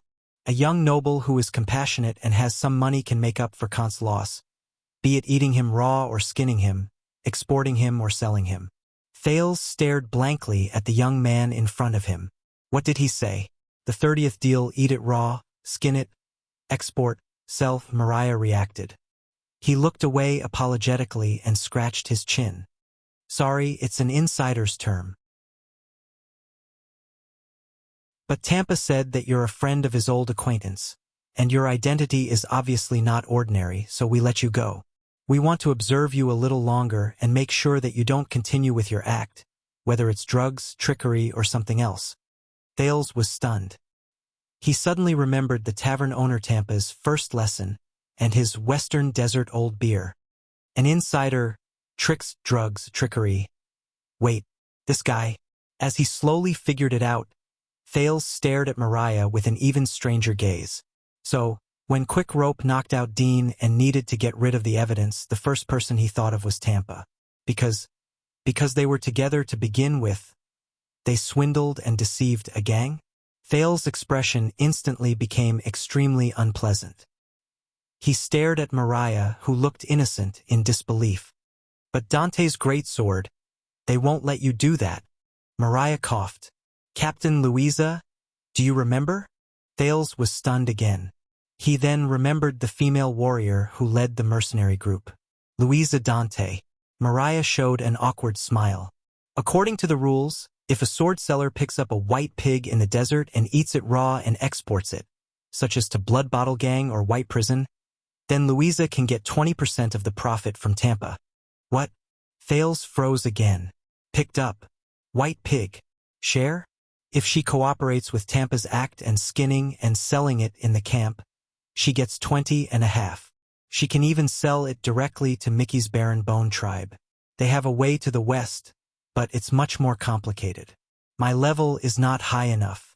Mariah touched his ear and rubbed his hands up and down as if he had nowhere to put them. He seemed a little embarrassed. Under very rare circumstances, we will only take you in as one of us. Thale's cheeks were frozen in place. He could only maintain the twitching smile mechanically. Mariah helplessly pointed at Bladefang's camp in the distance. But Big Dean has always insisted that he will not cash you immediately. He will wait until you enter the camp before making any plans. Of course, now we know why. Cash. Thales stared at Mariah in a daze. 1 second. 2 seconds. The young man in front of him bared his teeth and still had that simple-minded, silly smile on his face. But from this moment on, Thales could no longer see simplicity and clumsiness in his eyes. Instead, it was cunning and treacherous. I told you, whether it's the Great Desert or Bladefang's camp. Mariah glanced at Thales' expression and tried his best to put on a helpless expression. He smiled awkwardly. They're all very dangerous. Thales realized that he could no longer speak. He could only stand there in a daze. His thoughts were a mess. So, Louisa Dante, the female mercenary leader who had a hearty smile and did not flinch even when facing the orcs. She looked bright and responsible. And this seemingly innocent and funny newcomer, Quick Rope, who I always thought was in charge of telling jokes, and Dante's great sword, who saved him. Routine. It's all King routine. At that moment, Thales only felt lost. From the Baron leading the group, to the mercenaries at the bottom. So, Bladefang's camp is really... The people are simple and honest. Thales' lips twitched as he thought with a complicated expression. But the gloom did not linger around the prince for long. A few seconds later, Thales took a deep breath and got rid of the gloom in his heart. He laughed involuntarily in front of the surprised Mariah. Ha ha ha! In the face of the surprised and bewildered Mariah, Thales, who was laughing non-stop, suddenly realized that after he experienced everything, when he turned his head around to dig out the details of these trivial incidents, what occupied his heart was no longer the indignation and anger he once felt. Instead, it was relief which he had not felt for a long time. And open-mindedness. Ha ha ha ha. It was as if the twists and turns and uneasiness of the past 6 years had disappeared with these few laughs. It was no longer heavy. So, this is me. Ha ha ha. Thales' laughter gradually turned into laughter. It shocked Mariah so much that his expression gradually changed. He almost thought that Thales had gone mad. Finally, after a few seconds, Thales stopped laughing and looked at Mariah again, who had a strange expression on his face. So, your experience in Communion was still helpful to you, right? Mariah's expression darkened. Yes. The other prince nodded. His gaze was obscure. It was very helpful. At least I'm getting closer to renting my first ship. Mariah looked up and chased away the gloominess in his eyes. It was replaced with optimism and elation that Thales was familiar with. And I am very certain that neither my father nor my elder brother can do this. At least not when they don't have titles. He narrowed his eyes, pointed at Thales, and flashed a cunning smile. It's the same for you. Thales looked at him and laughed again. But this time Mariah also laughed with him. After an unknown amount of time, Thales put away his smile and said with a profound tone, "Did you know Mariah Walton?" The sudden appearance of his full name, as well as his real name, caused the man who was laughing to freeze for a moment. He stopped and listened to Thales' next words. "You are probably the most special and possibly the most amazing prince in Extet's history." Mariah lowered his head and remained silent. Thales stared at him carefully. Wrong. A few seconds later, Mariah raised his head again and revealed his white teeth, which were unique to Northlanders. "My name is Quick Rope. I'm a sailor and a sword peddler." Quick Rope. Thales fell silent. He stared at the smug and happy Quick Rope, and an indescribable emptiness suddenly rose in his heart. Mariah Walton, he's Quick Rope. Then, what about me? Thales Jadestar. Who is he? A few gusts of sand swept past the empty space. Thales stared at Quick Rope for a long time before he finally nodded and swung his right arm. In the next second, Quick Rope subconsciously caught the thing Thales threw at him. Quick Rope looked at the weapon in his arms and raised his head in surprise. "What is this?" Thales smiled and pointed at the crossbow of time that he threw into Quick Rope's arms. "Your 30th business deal." 30th? Quick Rope was stunned for a few seconds before he asked in disbelief, Are you sure? You know this?" Thales hummed in acknowledgement and nodded. "This thing has always been a Northlander's, and I don't want to worry about when I will be killed by it." When they mentioned this secret, both of them fell silent for a while. Quick Rope sighed, but he moved quickly and carried the crossbow without hesitation. "As a calamity, you're really generous." "Generous?" Thales snickered. "Yeah. Anyway, I'm not the generous one." Quick Rope snorted softly, as if he knew what Thales was thinking. "Don't be smug." The Prince of Constellation looked at Quick Rope as if he wanted to size up this unqualified colleague he met in the desert from head to toe. He sighed and said, "If I die, according to the rules, you will have to pay a lot of compensation."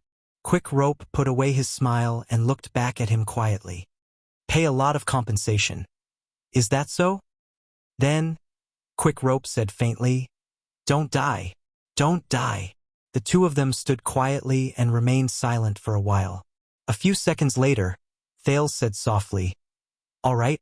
For some reason, Thales suddenly felt that, "This is my final farewell." The Prince of Constellation exhaled. "And you, don't forget, the secret room wants you and Lampard wants your life." Thales looked at Quick Rope seriously. "Don't get caught."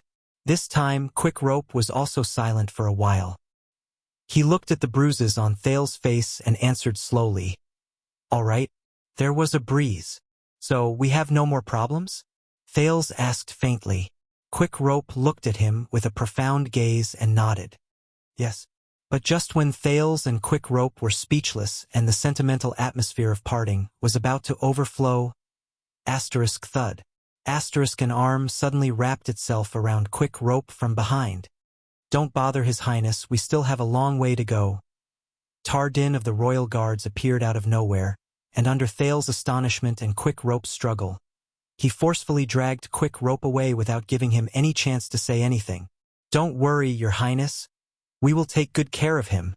Tardin gritted his teeth as he dragged Quick Rope. He seemed to have a deep grudge against Quick Rope. Thales watched in surprise as Quick Rope struggled for help while he waved goodbye to him. Thales." The confused Prince of Constellation could only nod subconsciously. "Oh, that's good." But Tardin's tone suddenly changed, and he was filled with worry. "And, Your Highness." With a hint of hesitation, Tardin wanted to say something, but stopped. Thales raised his eyebrows in doubt. However, Tardin looked at Quick Rope suspiciously, then at Thales nervously. In the end, he hardened his heart and said earnestly, "You're getting old. You should find I have a girlfriend." "Huh?" Thales was stunned. Tardin squeezed his eyes in a troubled manner. "You know, women." The confused Thales blinked. But before he could answer, Tardin forcefully grabbed Quick Rope and placed him on his shoulder. He then carried Quick Rope and jogged towards the Royal Guards. "My good nephew Wuxia, right? We haven't seen each other for so long. Come. Let me see. You are my uncle? Am I right?" No, uncle, don't." Tardin's enraged roars and Quick Rope's wails rose and fell as they watched Thales in a daze from afar. The prince laughed involuntarily when he understood something. He suddenly noticed that the royal guards who had left were divided into two sides. On one side, Barney Jr., Belden, and the others watched in annoyance as Tardin and Quick Rope dashed towards them. On the other side, Zakriel's figure drifted alone on the sand. He gradually walked further away under the morning light, and he did not turn his head back. They were like two lines that started from the same point, and they gradually moved further and further away in different directions. They no longer met. This made Thales fall into deep thought. In the other direction, the mercenaries from Blood Whistle also retreated. Before Ricky left, he gave Thales a profound look, and Thales could not help but be stunned. That guy, asterisk whoosh, asterisk at this moment. A sharp sound that was different from before came from the sky. Alert! The cavaliers in the distance immediately moved. They got on their horses and got into a mobile formation. Thales could not help but feel nervous. The legendary Wing frowned. Then, a messenger knight ran over from afar and shouted, "Withdraw the alert! Friendly forces!" The nervous cavaliers then withdrew their alert and returned to normal. But soon, in the direction of the sharp sound, two fast horses were approaching from afar, quickly galloping over. Thales looked at the two fast horses in puzzlement. The two men on the horses were dressed lightly, and they did not look like soldiers. But in the next second, the voice that immediately traveled into his ears caused his expression to change drastically. "This is the kingdom's secret intelligence department." The man on the horse galloped over with a scroll held high. He stared at the people who scattered under the sand dune in the distance. His voice was filled with anger and indignation. "In the name of King Kessel and Lord Morat Hansen, all suspects and targets present here, no one is allowed to leave."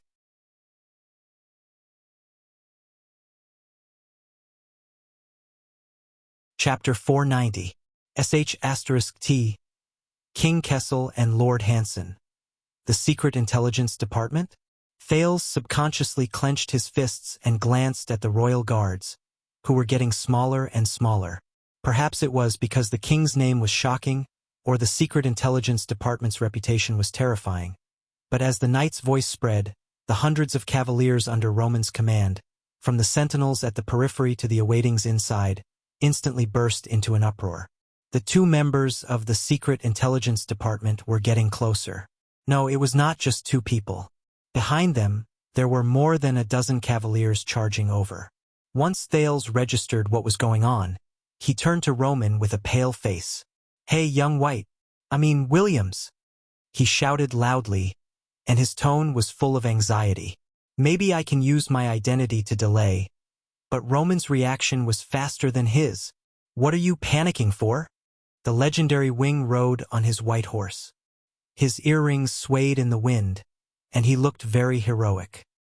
He urged his hooves forward while he roared at his subordinates around him to suppress their uneasiness. "Do what you have to do." Roman approached slowly and cast Thales a glance. Thales was shocked. At that moment, the legendary Wing exuded an ominous emotion. His expression was dark, as if lightning was about to strike. "You too," he said coldly from his white horse. The teenager nodded instinctively.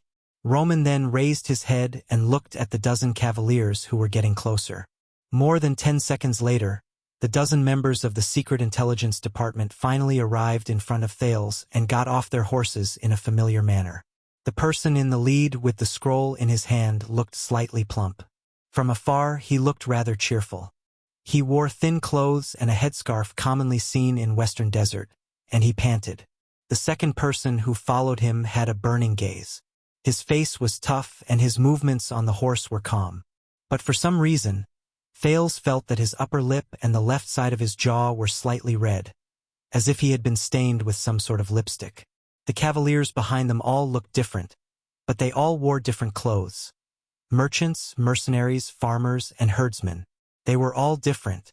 "This is the Secret Intelligence Department?" Thales was on guard. The slightly plump man took the lead. He stepped on the sand laboriously, trying to lift the scroll in his hand higher. "This is Lord Hansen's warrant of appointment. It also has His Majesty's confirmation signature." His Western Desert accent was very strong. The calm and robust man behind him carefully sized up the teenager behind the legendary Wing. Thales stared at the warrant that was said to be from the Black Prophet with a headache.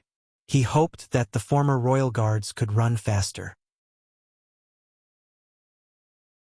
After all, be it them or Quick Rope, they were not existences who were suitable to appear in the eyes of the Secret Intelligence Department. As for this place, hopefully the gigolo and him could drag it out a little longer. Roman snorted lightly. He nimbly and elegantly got off the saddle and casually took the scroll from the fat man's hand. So, who the F***ck are you? Compared to his handsome appearance, Roman's tone was cold and his words were crude. He had no intention of exchanging pleasantries. The robust man and the slightly plump man were stunned at the same time. The people from the Secret Intelligence Department behind them also had different expressions. Williams? The chubby man seemed to be suppressing his impatience. After he said his name, he remembered something and added his title. Baron, my lord. Roman squinted at him. I am one of the people from the Secret Intelligence Department stationed in the Western Desert. You can call me Gomez. The slightly plump Gomez adjusted his breathing, gritted his teeth, and gestured to the robust man behind him. We met a few times when we were arranging this operation. Perhaps you don't remember, and this is my superior. However, Roman's next move stunned everyone, including Thales. The legendary wing calmly pulled open the warrant from the Secret Intelligence Department. He did not even look at it. Instead, he tore it in half. Gomez, his superior, and the dozen people from the Secret Intelligence Department frowned. Thales arched an eyebrow and lowered his head slightly. He had a bad feeling about this. I know who you are. The legendary wing's gaze was as cold as ice. In front of all the people from the Secret Intelligence Department, he nonchalantly continued to tear the scroll into even smaller shreds. He said coldly, "What I mean is, who the F***ck do you think you are?" The expressions of the two leaders of the Secret Intelligence Department froze. The legendary wing tore it 4 or 5 times in a row until the warrant from the Secret Intelligence Department was shredded into countless pieces. He sneered and threw it away. You came all the way here to order me around? The shredded warrant scattered all over the place and returned to the ground along with the gravel. What the F***ck Thales stared at the shredded paper on the ground. His emotions were complicated. Are they so arrogant? The legendary wing looked at the people from the Secret Intelligence Department in disdain. There was a dangerous look in his eyes.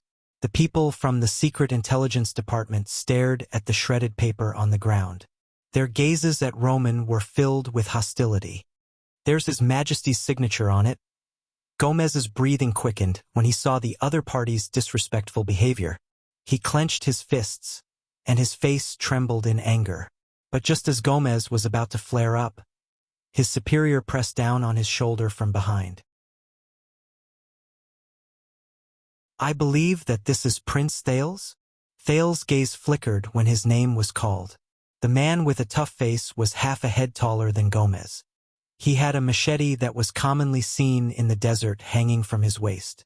He pulled Gomez back a step, stepped forward, and bowed. The people from the Secret Intelligence Department behind him, including Gomez, also bowed in unison. Your Highness, it's a pleasure to meet you. I am Norb, the highest-ranking person in charge of the kingdom's Secret Intelligence Department in Western Desert. Norb's voice was a little rough. Although it had a Western Desert accent, Thales could understand it very well. He could also tell from his words and habits that he seemed to be from Central Territory. Thales sucked in a deep breath. Damn it. The Secret Intelligence Department. It's the Secret Intelligence Department again. And I'm the highest-ranking person in charge of Western Desert. Hello? Thales puffed out his chest and raised his head. He awkwardly tugged at some of the wounds on his body.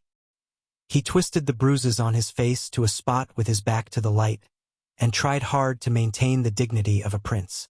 Norb, who looked much calmer than Gomez, raised his head and said respectfully, Your Highness, welcome back. Your Highness, welcome back. It seems that my colleagues in the north have been very successful in their rescue operation. His gaze was sharp. But for the sake of the kingdom, I still have a few small questions. Small questions? **T. What will he ask? The group of escaped prisoners from the prison of bones behind the sand dune? But just as Thales was having a headache about how to deal with the people from the Secret Intelligence Department in front of him, so that they would ignore the figures that were slowly leaving in the distance, Roman held him down. Boy, go to the back. The legendary wing rudely cut off Norb's words. Let the Lord speak. This made the expressions of the two members of the Secret Intelligence Department change again. In the past, Thales might have been displeased with Roman's tone, but this time, he was truly grateful that Roman's interruption saved him. Thales put on a sickly expression that he had just escaped from after a great deal of trouble, and he took a few steps back like a donkey going down a slope. He made Roman face Norb of the Secret Intelligence Department. Norb's expression was a little unpleasant, but he still bowed politely. Sir Williams, thank you for taking the trouble to bring the prince back. You have once again done a meritorious deed for the kingdom. Unfortunately, his politeness had probably hit a wall. If you have something to say, just say it. The legendary wing snorted softly. If you have anything to say, just say it. Norb's expression froze. Behind him, Gomez was so angry that he furrowed his eyebrows. But at that moment, Gomez's expression changed drastically, perhaps because he saw the backs of the royal guards or the disaster swords leaving. He pointed at a group of people who were retreating on foot in the distance. He ordered the people behind him, "No, Norb, those people are leaving. Go and stop them first." The members of the Secret Intelligence Department were obviously well trained. Without waiting for Gomez to finish speaking, they pulled the reins and mounted their horses, ready to stop the people who were leaving into the distance. Thales was shocked. Damn it! It doesn't matter if it's the royal guards or the disaster swords who are discovered, I have to stop them first. But just as he was about to step forward and use his identity to stall for time, the legendary wing suddenly waved his hand. Asterisk thud. Thud. Asterisk in the next second. The sound of countless horse hooves hitting the sand rose. Norb and Gomez's expressions changed, and they instinctively turned their heads. They saw Roman's hundreds of cavaliers galloping swiftly towards them like a tidal wave. Within a dozen seconds, the fierce-looking cavaliers formed a loose but not negligible circular formation that galloped back and forth. They surrounded the people from the Secret Intelligence Department from dozens of feet away. Their swords were unsheathed, and their bows were nocked. They were filled with murderous intent. Asterisk thud. Thud. Asterisk horse hooves thundered, and smoke rose. The people from the Secret Intelligence Department were shocked and bewildered. They instinctively tightened their grip on their weapons. Baron. Norb looked at Roman in disbelief. The latter snorted coldly. Here, the only person who has the right to command. The legendary wing lowered his hand and stared coldly at the people in front of him. Only me. Do you understand? Gomez was stunned. He then gritted his teeth. No, you are. But Norb held Gomez down again. He bent down and lowered his head.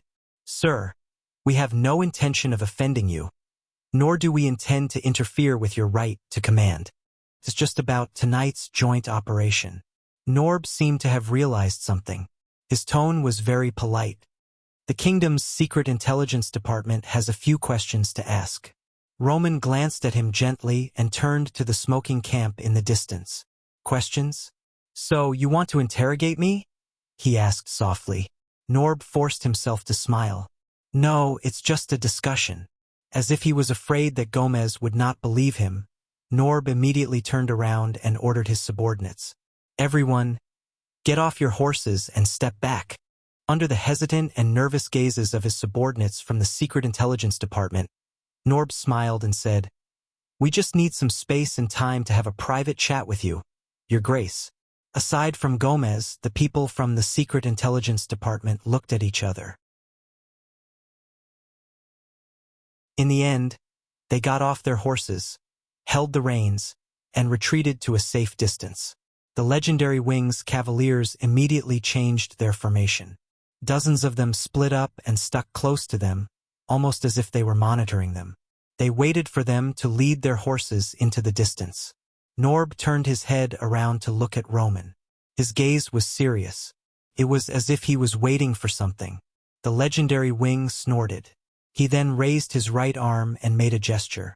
Asterisk thud. Thud. Asterisk the sound of horse hooves changed again. The cavaliers who surrounded the group then sheathed their swords under their commander's orders, drew their bows and slowly retreated. The clearing regained its calm, and the tense atmosphere relaxed. F***CK, those people? The helpless Gomez stared at the mercenaries and royal guards who were moving further and further away. He slapped his thigh hard. Thales also breathed a sigh of relief subconsciously. When he saw that the conflict had subsided, the calm Norb nodded. Your Grace, according to the original plan, we will solidify the loyalty and obedience of the Western Desert nobles during the unfortunate incident in Bladefang's camp. We will also use the false impression that the camp is empty and there is an opportunity for us to take advantage of it. We will lure and incite the bandits who are entrenched here, capture them all in one fell swoop, and clear the western front lines. Norb stared at Roman calmly. His eyes burned. Of course, you are the key person and commander of the operation. The Secret Intelligence Department will assist you from the side. As he listened to their conversation, Thales subconsciously tugged at his parcel. I knew it. But Roman only narrowed his eyes and answered nonchalantly with a nasal voice. Aha! His expression was calm, and his posture was stern. Obviously, the legendary wing's arrogance displeased the slightly plump Gomez. But Norb was not affected at all. He continued, but after lying in ambush for half a night, aside from a few unimportant pawns, we only caught a Northland noble who insisted that he had met King Kessel and obtained diplomatic immunity at the entrance of the Prison of Bones. He sounded indignant. Thales frowned. That's Lascelles. He represents King Chapman. There is also a certain tavern owner and mercenary intermediary who have a deep relationship with us. Of course, Your Grace, we believe that after we beat up that Tampa, the mercenaries in the camp with a long history and complicated connections will know their place. Your rule will also be more stable and smooth. As Norb spoke, he observed the legendary wing's expression. He was very careful with his words, as if he was afraid of disturbing something. The tavern owner. Thales was worried again. Tampa has a close relationship with Quick Rope. If he reveals anything. But Roman still responded with a faint nasal voice. Aha! He looked very much like those portraits on canvases that were full of postures but did not move. Norb frowned slightly, but he quickly returned to normal. This time, he said seriously and cautiously, but we did not catch Steak. Steak! Thales clenched his fists. He is an important target for us to track down in the near future. He may have control over a considerable part of Shadow Shield, including their deployment at the borders of Constellation and Exdet, and the secrets regarding the other higher-ups in Shadow Shield. Norb's expression was very serious, and there was indignation in his eyes. And we did not manage to catch that group of mysterious mercenaries who betrayed the Tower of Eradication and were hired by you, Your Grace. As Norb spoke, he looked suspiciously at the mercenaries in the distance, who were armed with swords and sabers, and were about to leave his sight. According to the plan, since the disaster swords have a large number of people and astonishing combat power, we must capture them immediately after we close the net. And their value is not lower than shadow shields. Norb stared at Roman, as if he wanted him to react. But the legendary wing only continued to stare at the smoking camp and did not reply. Gamus could not stand it anymore. He opened his mouth and continued his superior's words. Listen, our two main targets did not appear, and you did not even carry out the plan that we agreed on, so it can only be... But he did not finish speaking. I'm guessing. Once again, Norb interrupted Gamus. At the same time, he warned his subordinate with a stern gaze. Your Grace, you must have encountered an unexpected emergency that you could not inform us of in time, so you had no choice but to change the deployment of the operation? The legendary wing still did not move. But Norb's eyes were bright. He cast a glance at Thales. For some reason, such as to save the prince, you opened the secret exit that is only used during emergencies? And because of that, the target unexpectedly escaped from our net? He seemed to be pressing for an answer. Net. Thales remembered. Be it Ricky or Samuel, after the disaster swords entered the underground prison, regardless of whether they were facing Shadow Shield or Thales, their attitude was always, do not return to the surface. Thales understood something. This time, the legendary wing finally reacted. So, after you closed the net, you left the camp and chased us here.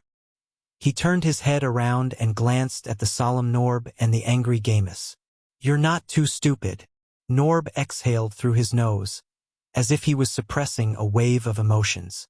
All right, let's forget about the disaster swords. But Shadow Shield Stake, I believe that he is in your hands, right? Roman suddenly snorted, like the sunlight that broke through an iceberg.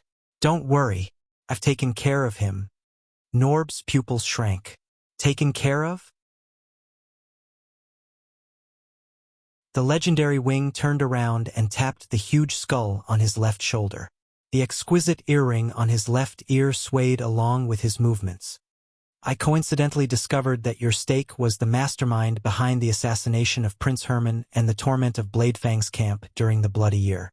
So, I gave him the punishment he deserved. Thales and Norb moved at the same time. Punishment. Norb frowned and exchanged glances with Gamus. The legendary wing turned his body sideways and gestured at an empty space in the distance. If you want his corpse, or at least most of it, go ahead. Norb and Gamus looked in the direction he pointed and saw a headless male corpse half buried in the yellow sand. As for the other parts, I'm sorry, I want to keep them. Even though Thales had seen plenty of dead people, Stake's corpse, which was processed by Roman, was too imaginative. The area above the shoulder was a mess. It was covered in an unknown red and white liquid, and soft tissues that had been cut off, such as eyeballs. It did not look like a human, and it made Thales want to vomit. The moment they saw their target's corpse, Norb and Gamus' faces instantly turned pale. Norb even swayed. No. That's really... Gamus was in disbelief. He's dead? Norb gritted his teeth. His emotions were not any weaker than Gamus. The legendary wing snorted coldly and turned around. When you go back, tell your father and Kessel that you have taken revenge. You don't have to thank me. Thales rubbed his nose and looked away. The two people from the Secret Intelligence Department breathed rapidly. They automatically ignored the fact that the other party had called the king by his name. They only stared at Stake's corpse in a daze. Took a few seconds. They looked as if they could not accept death. Even Thales could not help but feel sorry for them. The wind blew, and the morning sun shone on the ground. But the two people from the Secret Intelligence Department turned around with ghastly pale faces, as if their mother had died. I see.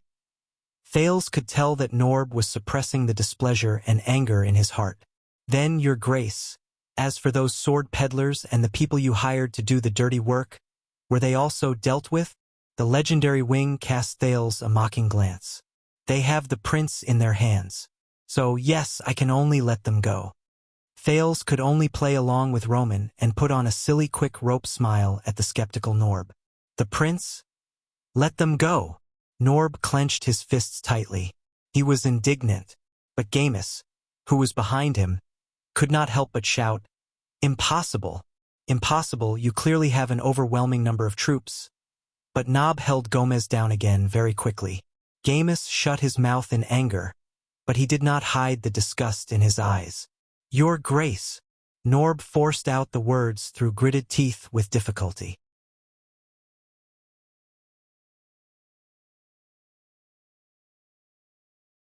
He turned around and left the two members of the kingdom's Secret Intelligence Department behind him, who were trembling in anger. But in the next moment, just when Thales thought that everything was going to end, Roman Williams, are you sure you want to do this? When he heard his full name, Roman froze for a moment. With his back straight, he slowly turned his head around. But unexpectedly, this time, the person who spoke was not the slightly plump Gamus, who had an indignant expression on his face. Instead, it was his superior, the calm, courteous Norb. Are you sure you want to let them go just like that? Norb glared at him and his face was dark. Even Gamus, who was behind him, was shocked. The legendary wing furrowed his eyebrows, as if he saw something strange. Are you deaf? Or are you stupid? Norb closed his eyes and took 3 deep breaths. No, I'm just... Gamus, who was behind him, seemed to have realized something. He pressed down on Norb's shoulder. "Norb, you?" In the next second, Norb opened his eyes swiftly.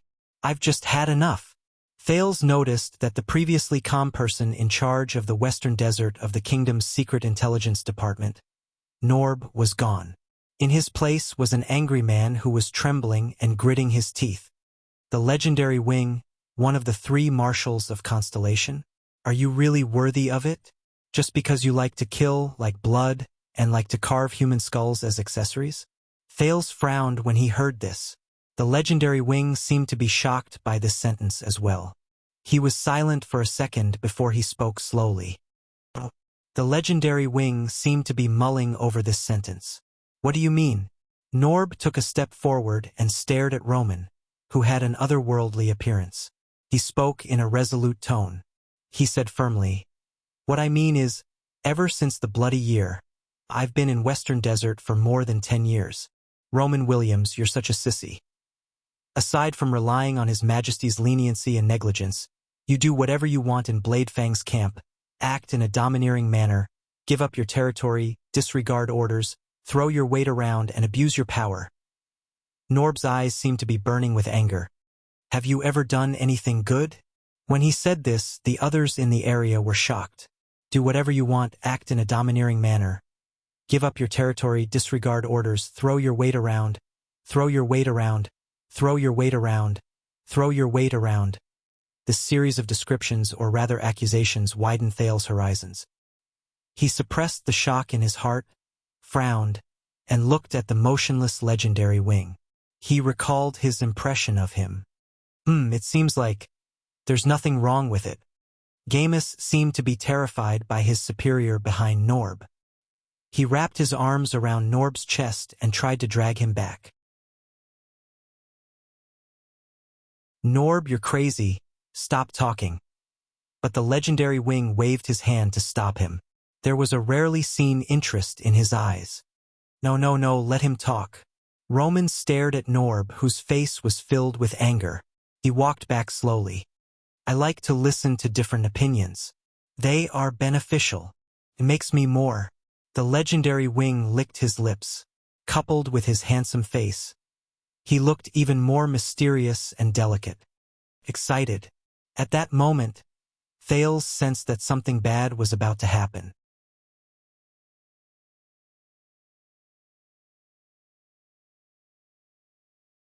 Chapter 491. Excited. Norb slowly pushed away Gomez, who tried to stop him. "Don't misunderstand. If it isn't necessary, we don't want to deal with a cold, selfish, and cold-blooded sissy like you." The legendary wing's lips curled up slightly. Norb, however, snorted coldly. "Anyway, you made Bladefang's camp a mess, and everyone felt insecure. You offended all the officials and nobles from the central government as well as the Western Desert. You made our work a mess, and we couldn't have peace. You messed up the balance between the tribes in the desert. And this isn't the first day." The legendary wing listened quietly and did not move. Thales' gaze kept moving back and forth between Norb and the legendary wing. He felt that the conflict between them had been going on for a long time. Norb paused for a moment before he slowly pointed at the smoking Bladefang's camp, and then at Stake's corpse. "But this time, it's different." Norb's voice became deep. "Do you know how valuable Stake is? Do you know how many things are related to him? Do you know how important this task is to Lord Hansen? Do you know what it means to us? Do you know that this is a major case that even His Majesty personally asked the kingdom's secret intelligence department to do their best?" Norb turned his head abruptly and stared straight at the legendary wing. "Do you know how much we sacrificed to get this chance in this Western Desert that no one remembers?" The legendary wing narrowed his eyes slightly. 18 years. When he said this, Norb seemed to have remembered something. He was silent for a moment, and his breathing quickened. "It's different from your title, which was stained with blood, Williams. My people and I were punished by the Lord because of a mistake during the bloody year. We were demoted, and exiled to the Western Desert. From then on, we stayed in this remote and desolate land and dealt with countless scumbags and criminals." His gaze was complicated, and he looked absent-minded. It's been a full 18 years. Thales's gaze shifted. Roman's posture was still elegant and unmoved. Behind him, Gomez let out a long sigh. Norb. But Norb ignored him. He only stared at the indifferent legendary wing. It's been 18 years. You've been muddle-headed, dizzy, with no future and no hope. You can only watch your subordinates, who are in the prime of their lives, grow old in frustration day after day. Do you understand what kind of torture it is? As Thales listened to his words, he was struck by a thought. He was muddle-headed and dizzy. There was no future, no hope. Dean Duro, the Royal Guards, the Disaster Swords, and even the Orc War Chief, but now, it was Norb from the Secret Intelligence Department. It seemed that this piece of land had given everyone a reason to take risks out of desperation, unwilling to remain silent. Bladefang's camp, Western Desert, Great Desert. What kind of place was this? Norb pointed at the smoking camp in the distance, then looked at Thales. Finally, after 18 years, the prince is going to return to the country. The West Wilderness is going to be reshuffled again. His Majesty is going to take this opportunity to get things done. He took a deep breath as if he was trying his best to suppress himself. We, the forgotten ones, are being remembered again. I once again have the conditions and reason to ask the Lord for a chance to turn things around.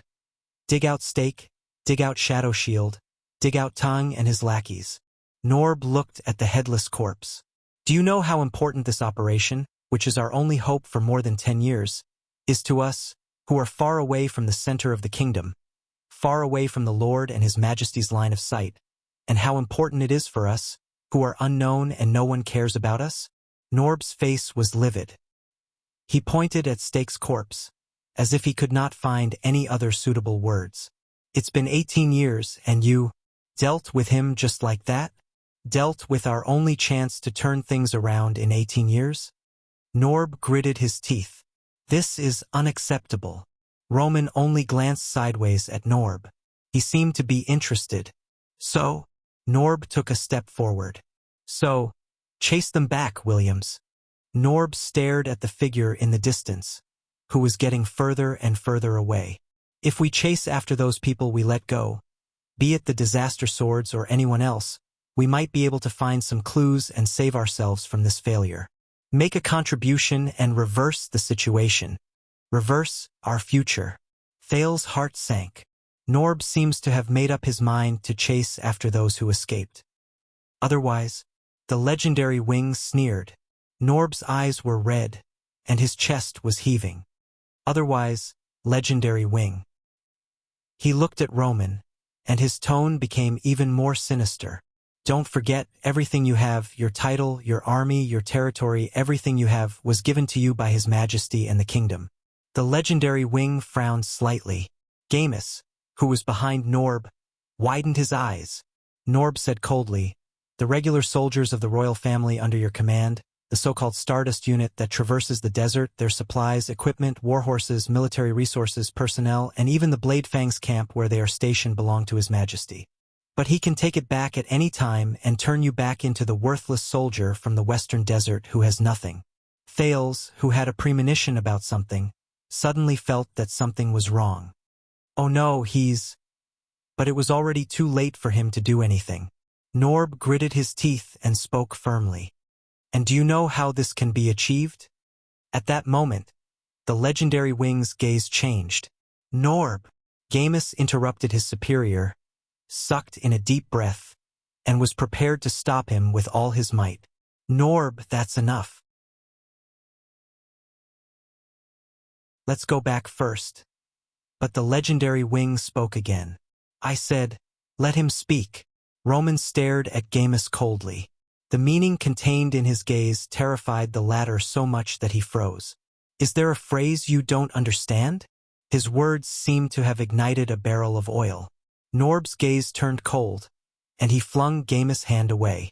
Disobeying the king's orders, sabotaging important tasks, colluding with foreign enemies, harboring evil, indulging wanted criminals, nurturing bandits to gain self-respect, colluding with others, conspiring to murder your colleagues, privately opening the prison of bones, conspiring to harm the kingdom's bloodline, endangering the interests of Constellation. Norb spoke tirelessly, and Thales cursed in his heart. This is what you did today. His abnormal actions alerted the Cavaliers and the people from the kingdom's secret intelligence department. They cast him surprised and bewildered gazes. But the legendary wing did not interrupt him. The Cavaliers under him also continued to stand in a stalemate. Norb sneered. As for the rotten things you and the scum under you have done over the past 18 years, extortion, bribery, torture, abuse, plunder, killing indiscriminately, claiming land for your own benefit, filling your own pockets, and even resorting to underhanded means on the battlefield to murder your fellow nobles. Norb glared at the legendary wing. With every word he said, Gamus' expression changed. We have long since grown tired of cleaning up after you. What? These crimes? The more Thales listened, the more shocked he became. Norb said coldly, 18 years. Every piece of evidence and every crime we have collected over the past 18 years is enough to make Renaissance Palace furious at the Baron of Bladefang's nobles. Make the nobles in Western Desert who have hated you for a long time go mad with joy. Make the entire kingdom despise you, and make the illustrious you lose your reputation. And all of the above, including all of the filthy things you have done over the past few years, will be reported to the Imperial Conference, to His Majesty and to Lord Hanson word by word. A hint of madness appeared in Norb's eyes. Then, under pressure from many parties, he had no choice but to decide to strip you of everything, from the title of nobility to the army, from the territory to the reputation. The legendary wing's expression became very unpleasant. Thales also had a similarly unpleasant expression. This is bad. What Norb did was no different from what I did just now. If I can do it, then Norb, then this pretty boy? Thales stared at Roman with a pale face. He watched as the man's handsome face changed. Now, Your Grace. Norb sucked in a deep breath. His voice sank, as if he had instantly released his anger back into his chest. We can either make up for everything together. Norb glared at the legendary wing, as if he wanted to dig out a piece of flesh from his handsome face. Or we can die together. You lose your title and I lose my future. We can rot in Bladefang's camp, in this bottomless abyss that devours people to the bone. He said softly, Time is limited. The choice is yours. The moment he finished speaking, the place became quiet again. But the people present were far from being at peace. Damn it. This was the only thought in Thales' mind, which was in a mess. A few seconds passed, but Thales felt like a long time had passed. Sir Norb, Baron Williams, in truth I am very tired now. These messy things. He pretended to be impatient and thought about how to deal with the situation. But before he finished speaking, the legendary wing interrupted him again. This is strange. Roman spoke softly, and there was a hidden meaning in his words. Why do all the people today think that? Do you have the right to threaten me? Thales' expression changed. The legendary wing walked forward slowly. You are from the secret intelligence department. You have met Morat, right? Norb narrowed his eyes. Thales was also slightly puzzled. Morat? The Black Prophet's figure appeared in his mind. What does it have to do with me? The legendary wing chuckled. Do you know why that black-robed prison chief always uses a cane? Norb frowned. Because he once said something similar to me. Something similar? The legendary wing's voice was very weak and calm. It was not even louder than the wind. But before Thales and Norb could react, the legendary wing's hand flashed with white light. In the next second, with a dull thud, Norb fell to the ground. Irk! What followed was his pained grunt. Gamus, who had reacted, instinctively wanted to draw his sword, but Roman, who had a spear in his hand at some point of time, flung a white shadow and Gamus was sent flying. Thales was shocked. And the legendary wing's voice suddenly became loud. Back then, I was like this. His eyes were as cold as ice as he walked towards Norb, who was moaning on the ground. In the next moment, before everyone's eyes, the legendary wing lifted his leg without hesitation. Roman ended his speech coldly. I broke his leg. A crisp sound rang out. Ah! Norb hugged his right leg and screamed. When the people around them saw this, the people from the Secret Intelligence Department instinctively wanted to rush over. Sir. But Roman's subordinates reacted quickly as well. They unsheathed their weapons, tightened their bowstrings, and forced the people from the Secret Intelligence Department to retreat. The stunned Thales watched this shocking scene. He could not understand it at all. Why did he? Norb's screams turned into moans. He crawled on the ground, trying to stay as far away from Roman as possible. His pained moans continued to travel. The legendary wing snorted coldly. As if he had not had his fill, he swung the white spear in his hand and walked towards Norb. Roman, no! Thales quickly spoke after he came to his senses. There are too many people watching. The legendary wing's footsteps froze. He turned around abruptly. He stared straight at Thales. The cold warning in his voice caused the prince's remaining words to be stuck in his mouth. The legendary wing snorted coldly. He turned around and walked towards Norb, who was on the ground. The white spear in his hand slowly shrank into a handgun. Now, from the Secret Intelligence Department, the legendary wing extended his long arm and grabbed Norb's collar. I want all of you to report everything I said and did today, including your broken leg, to that old bastard Marat, that son of a B***th, without missing a single word. Report everything to that son of a B***th king, whose surname is Jadestar, and who wears a crown on the supreme throne. Thales was shocked when he heard this. Old bastard, son of a B***th. Did he just say? Roman's tone was so cold that it could freeze the sand around him. That's right. Not only did I kill your target, I also let your suspect go. I've also jeopardized your interests and ruined your plans. The legendary wing turned around abruptly and pointed his handgun at Thales. It made the prince jump in fright. I even injured the people you sent to monitor me and threatened to kill the heir of the kingdom. The legendary wing's gaze was terrifying. And I don't care what all of you think. I don't care what all of you think. Thales was stunned. Norb gritted his teeth. He seemed to have understood the situation. The legendary wing tightened his grip on Norb and enunciated his words clearly. Because this is my F***king, blade, fong, camp. The legendary wing let go of Norb, turned around, and whipped Gamus, who had climbed up, back to the ground. And as always, I find them an eyesore. Roman roared, as if he was burning with rage. The people from the Secret Intelligence Department around them burst into a commotion again. Then, a cavalier lashed out with his whip and whipped one of them back to the team. The legendary wing stood up slowly and looked at Norb and Gamus, who were hissing and coughing up blood while enduring the pain. Next time, they send an idiot like you to threaten me with the king, the Secret Intelligence Department, and my Blade Fang's camp, like an ignorant brat, threatening me with Blade Fang's camp. Thales felt a chill run down his spine. Next time, if they want to use my territory to play some political game to balance power. The legendary wing's gaze turned cold. Just wait for me to go to Renaissance Palace to look for them. When he said this, Roman suddenly turned around and cast a glance at Thales. The teenager felt his heart palpitate again, and he could not help but take a step back. And if they are unhappy, if they have the guts. The legendary wing's face was filled with murderous intent. They will come to take away my title, take back my army, and take away my territory.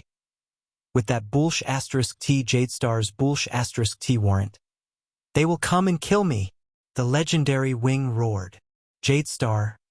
Thales subconsciously gulped. Damn it. He stared at the legendary wing, who was brimming with murderous intent.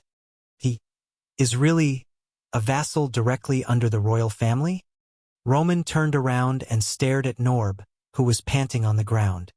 Kessel and Morat, if they don't have the guts, if they don't dare. At that moment, Roman was filled with pressure. Every word he said seemed to have been cut through the air with a blade. Let them hold it in, tuck their tails between their legs, and keep their balls between their legs, continue to hide behind the throne and the veil, obediently become cowards who are sons of cheese. Thales was incredibly shocked. He stared at the murderous Roman, and he could not believe his eyes. His attitude towards the Iron Hand King. Just now, how did he successfully convince Roman? Norb panted. He endured the pain and pressed down on Gomez, who wanted to get up again. He glared, as if he could not believe it either.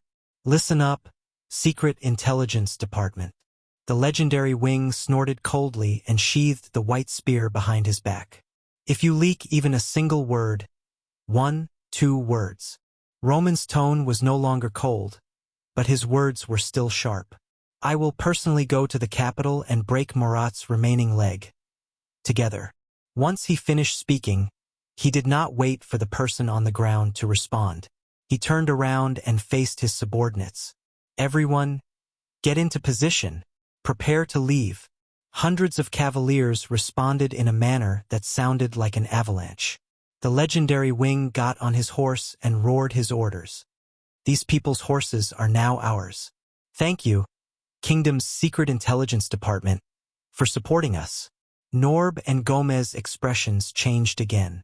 Under the panicked expressions of the people from the Secret Intelligence Department, the cavaliers charged forward without hesitation and roughly snatched away their steeds. Along the way, they took down a few people who wanted to resist. Thales widened his eyes and watched with complicated emotions as Roman circled the area on his horse and gave orders to his subordinates. My apologies.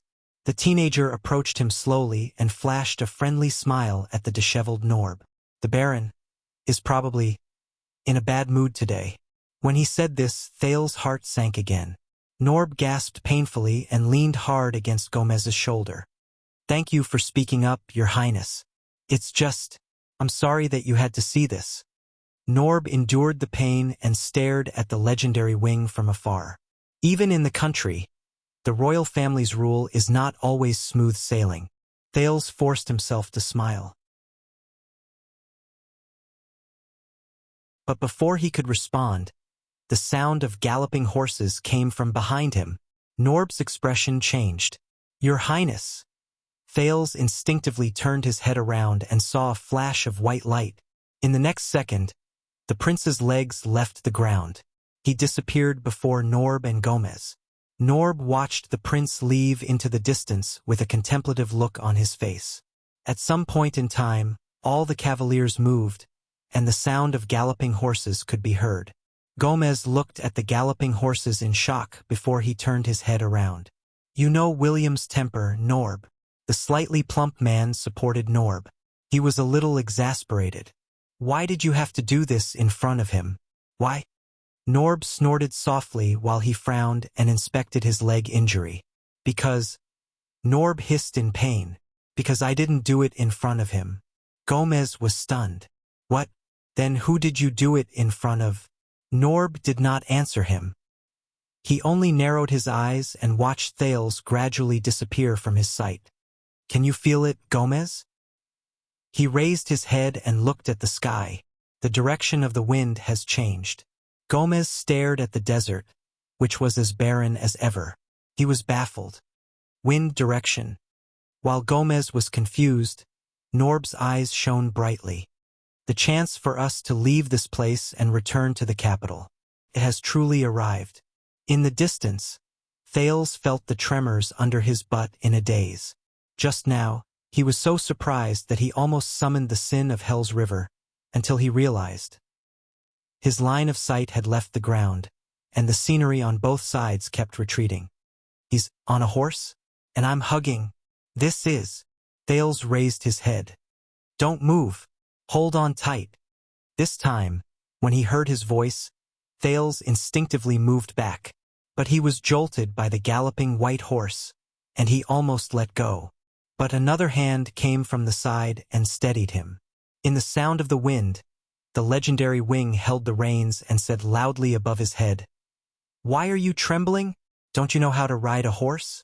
Thales froze. He suddenly realized that he was sitting sideways on the white horse in a very uncomfortable position. He was sitting on the legendary Wing's bosom, and he was still hugging his waist. Okay, awkward. Thales remembered the legendary Wing's performance just now. He tried his best to stabilize himself and forced a smile. No, I'm just, I can ride a horse myself. Roman did not wait for him to answer. I'll try to be steadier. In the next moment, Roman pulled the reins back a little. He patted the white horse's neck with his other hand and let out a few whistles that Thales did not understand. The white horse magically slowed down and became steadier. Thales could only laugh dryly and lower his head, pretending to be very interested in the legendary Wing's clothes. Oh my God! He's with a man who just threatened to attack Renaissance Palace. Ride on the same horse. So, Thales saw countless cavaliers galloping in front of them and on both sides of them. They surrounded the two of them in the middle, and they stirred up clouds of dust as they galloped. This made him feel even more awkward. He could only think of other things. It was very strange. Although the legendary Wing looked murderous, his body was a little thin under his robe and light armor. And the smell in his bosom was nice. The team suddenly changed direction. Thales felt the endless jolts and soreness that he could not stop. As he faced the dust that came charging at him, Thales had to cover his mouth and nose with his hands. At this moment, a hand stretched out in front of him. "Face cloth," Roman said loudly as the horses galloped. "Dust-proof." Thales was stunned for a moment before he took the face cloth from Roman's hands. He realized that Roman had also covered his face. However, his amber eyes were still full of vigor. Thales sighed and tied the face cloth around his face. Behind the face cloth, Thales took a deep breath. He felt much better. "You're not afraid of threats. You're not afraid of the Secret Intelligence Department, and you're not afraid of the king." The legendary Wing behind him moved slightly. The white horse jolted. Thales could not care less about the awkwardness. He held Roman's waist tightly to maintain his balance. But he still asked, "Then just now, why did you agree to my conditions?" Roman did not answer. Just when Thales thought that the conversation had failed. "Maybe it's because—" Roman snorted coldly on the horse. He lowered his head and looked straight at Thales. There was a complicated look in his amber eyes. Roman extended his hand and straightened the face cloth on Thales' face a little. "You're better looking?" Thales was stunned. A second later, Thales, who felt very awkward, tilted his head in an unnatural manner and tried to hide his face in Roman's bosom. Thank goodness. The face cloth hid his face very well. The steed under his butt jolted again, and Thales was so frightened that he hugged Roman even tighter. "Where are we going?" This time Roman did not answer him. Instead, the legendary Wing straightened his back, drew the white spear behind him, and let it slowly grow longer. "Send the signal to Felicia and Frank." Roman's voice suddenly rose as he roared angrily. "That's right," he roared furiously. "Everyone, get ready to speed up." Before Thales could react, the horses around him responded like a tidal wave. Whoosh! The legendary Wing's roar rose to the sky. "We're going back to the camp." His voice seemed to have a power that could make people's hearts tremble. It passed through the rumbling horse hooves and reached everyone's ears. Even Thales could not help but feel his blood surge. Whoosh! The cavaliers responded in unison again. They were eager and eager. Soon, the cavaliers began to increase their speed. The increasingly fierce sandstorm forced Thales to close his eyes and lean against Roman's bosom. Damn it! The dull sounds of the horses' hooves hitting the sand became louder and clearer. But the legendary Wing's voice was still clear and shocking. "Our camp!" As their speed increased, the cavaliers drew their weapons and responded in a frenzy. Whoosh! Horse hooves, sandstorm, furious roars, jolts, and countless other sounds were mixed together, and it made Thales' heart race. Is he crazy? He's bringing me along with him to war? The legendary Wing spun the white spear in his hand and thrust it forward. No matter who we run into on the way, whether they are humans, mixed breeds, barren breeds, or King Bloodythorn lizards. As long as they see the Stardust war flag and refuse to surrender and kneel. The legendary wing's voice grew colder by Thales's ears. There was an unprecedented sharpness and anger in his voice. In the next second, the legendary wing swung the white spear. He shouted a sentence in the orc language that had once made Thales tremble in fear. Ser Riki! The white horse leaped, and Thales nearly let go of him. He closed his eyes and held Roman's waist with all his might. He heard the soldiers' zealous and excited roars. Ser! Ser! Sar Lika! Thales listened to the roars that rose and fell against each other, and his heartbeat and blood flow gradually calmed down. A wave of fatigue that he had never felt before attacked him. So tired. Ser! Ser! Amid the endless jolts and roars that sounded like a tsunami, Thales felt his eyelids grow heavier, and his body grow lighter. Everything beside his ears seemed to have been separated by a layer of water, and it no longer stimulated his nerves. In the next second, Thales closed his eyes, and his arms relaxed. He felt as if he had fallen into water. But a powerful arm holding the reins came from the front ring. Before the teenager fell off the saddle, it held him tightly. Ser! In the midst of the roars, the dazed Thales seemed to have realized something. But before he could register what was happening, the teenager fell into the legendary wing's arms. He fell unconscious.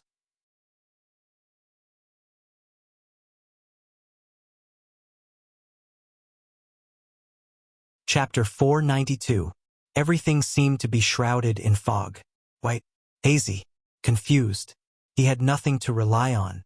There was only that gentle voice in his ears, as if it was very close to him. Chirin, I beg you, don't be afraid. How could this be? His heart was filled with inexplicable resentment and grief, but he had nowhere to vent it. It was as if he was losing something. I'm just... That voice was so helpless. It was so miserable. It was as if it was leaving him. I'm just living in a different world from you. When the voice faded away, he suddenly felt very empty, and his heart ached. He extended his hand in the direction of the voice. He wanted to touch her, hug her tightly, comfort her, make her stay. Just when he thought that he was about to get close to her and make her stay, a ray of red light suddenly pierced through the fog. The white fog dissipated, and the haze disappeared. At that moment, it was as if blood had fallen from the sky and dyed the walls red. Everything around him became sticky, bright, crimson, and gloomy. Everything had changed. For some reason, he became nervous. It's been a long time. In the crimson blood, an unfamiliar and cold voice that was tinged with a heavy and excited tone rang in the air. It's been a long time. A suffocating feeling of heaviness came without warning, and it pressed down on him so much that he could not breathe. No. It's been a long time. It's been a long time. It's been a long time. The echo was heavy, and it echoed endlessly. It was as if a heavy war drum was beating against his heart. No, mine. That voice was excited, but he was terrified. No, mine. The blood around him became redder, darker, and deeper. It was getting closer and closer. Mine, mine, mine. Unavoidably, the boundless color of blood climbed up his body and climbed up his senses. He could not break free and he could not escape. No, it violently attacked his thoughts and occupied his will, filled him with everything. No. Mine, mine, mine, mine, mine, mine. Finally, when the boundless color of blood completely filled him from the inside out, the unfamiliar voice that came from afar was incomparably clear, as if it was right beside his ears, ringing out from within his body. Mine. It seemed to have shed away all the chaos and barriers. Like a volcano eruption and a tsunami, it roared out from its mouth. Blood brothers. Ah! He screamed in terror and struggled to his feet. Panic, helplessness, panic. He gasped, trying to hold on to something. At this moment, a heavy black shadow suddenly appeared above his head. It was like a ghost, black and heavy as it pressed down. It seemed to want to cover and swallow him up. The next moment, a familiar feeling appeared in his right hand. He was so nervous that he didn't even think before he pushed out his right hand towards the shadow. Pa! With a soft sound, his right hand was firmly grasped, unable to advance or retreat. Thales. A familiar hoarse voice emerged from the shadow, calling his name. Thales shuddered. Yo Yodel? The teenager panted and tried his best to separate the blood in his dream from the black shadow in front of him. He could barely make out a pair of lenses that reflected cold light. In the dim light, the strength of the shadow's grip on his arm lessened slightly. Yes, it's me. I am here, the shadow said hoarsely. It comforted Thales, who was still in a state of shock. I'm here. A gloved hand let go of Thales' wrist and patted the teenager's arm in a stiff and rusty manner to encourage him to relax. And in his dream, the blood that dyed him and the entire world was not here.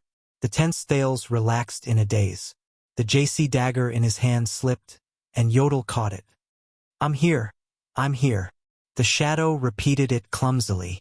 A few seconds later, it found the next word. It's okay. Thales exhaled and fell backwards, but the masked protector quickly supported his back and placed him gently on the pillow. He stared at the JC dagger in Yodel's hand, feeling rather flustered and guilty. The dagger? I'm very sorry. Thales' eyelids were half open. He felt weak all over, and his breathing was uneven. That was just a nightmare. But Yodel interrupted him. I know. It's okay now. The masked protector helped Thales pull up the pillow and let him lean on it. He did not forget to tuck the teenager in. Thales, who lay back on the bed, realized that he was drenched in cold sweat. It soaked his undershirt, which had been changed at some point in time. Thales pressed on the bandage under his undershirt. His nose was filled with the smell of medicine. He sucked in a deep breath amidst the pain. Only then did he realize that they were in an unfamiliar room. It was dark, gloomy, and narrow. The room was not big. It was only a dozen steps from the head of his bed to the door. There was a small study table beside the bed. The wooden window beside the study table was tightly shut, and a few rays of light from the day peeked through the cracks of the window. There was an everlasting lamp placed on the wooden table in the distance, and it barely illuminated the room. But Thales, who was lying on the bed, narrowed his eyes. He noticed that although the bed and the study table were relatively clean, the walls of the room were dark and thick. There were even a few spider webs in the corners of the ceiling. Where is this place? Thales asked with difficulty. He felt that his throat was dry and hoarse. Blade Fang's camp. The masked protector walked to the side of the wooden table. When he returned, there was a glass of water in his hand. You slept for a day and a night, so we came back. A day and a night. Was it that long? Thales gratefully took the glass of water and watered his throat, which felt as if it was burning. Yodel watched him drink water while he grabbed a bundle of rope beside the bed and pulled it gently. Asterisk ring. Ring. Ring. Asterisk the faint sound of a bell came from outside the door. The doctor said that you need to eat, Yodel explained simply under Thales' puzzled gaze. Before Thales could react, the faint sound of an argument and footsteps came from outside the door. Ring, ring, it's a bell. I swear I heard a bell ring. Felicia said that it's a man's way of waking up. Waking up a servant. No, I don't think it's haunted. All right, coward. I'll go myself. The owner of the words and footsteps was obviously in a hurry. Thales could even hear a lot of unexpected and panicked clashing sounds on the way. Asterisk bang. Asterisk in the next moment. As the door was slammed open, Yodel's figure disappeared into thin air.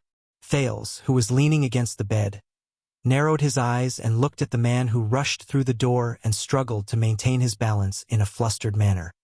This is a soldier, and his attire is a little familiar. You are... Thales put down the empty glass and asked in puzzlement. The soldier managed to maintain his balance after much difficulty. When he saw Thales, his expression changed abruptly. He was first shocked, then delighted. What the F***CK? You've lost your temper. You've finally lost your temper.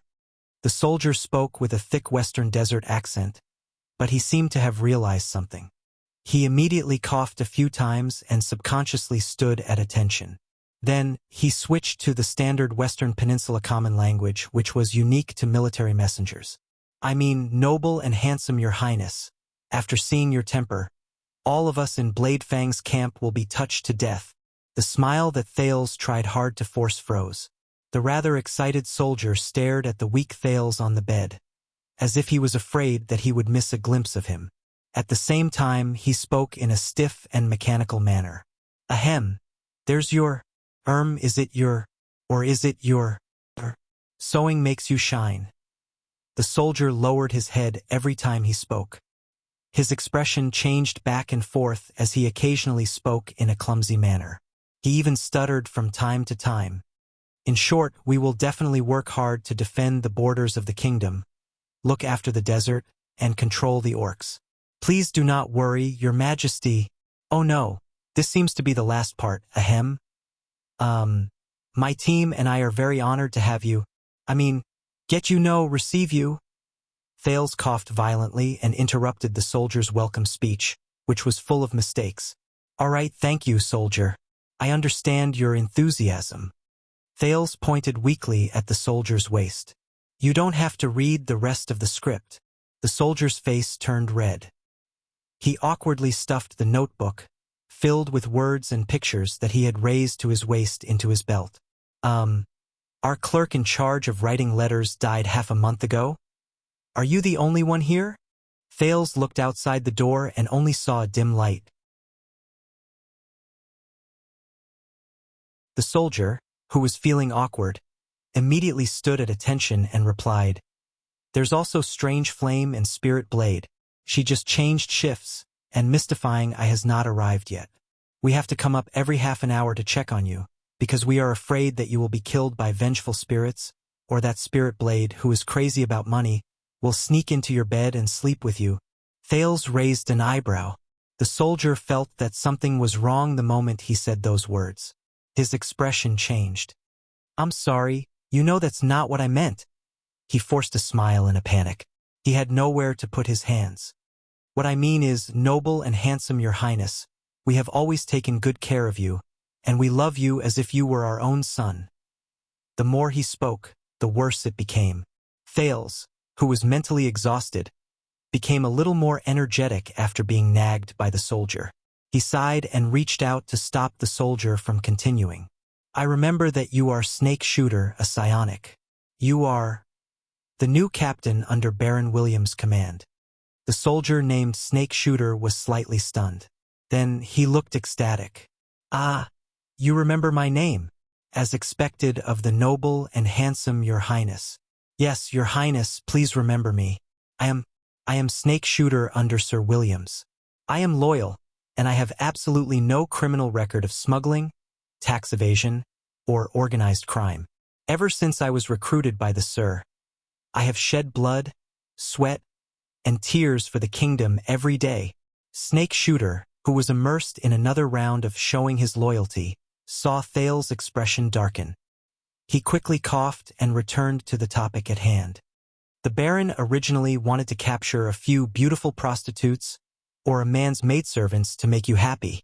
Ahem, to serve you and warm your bed.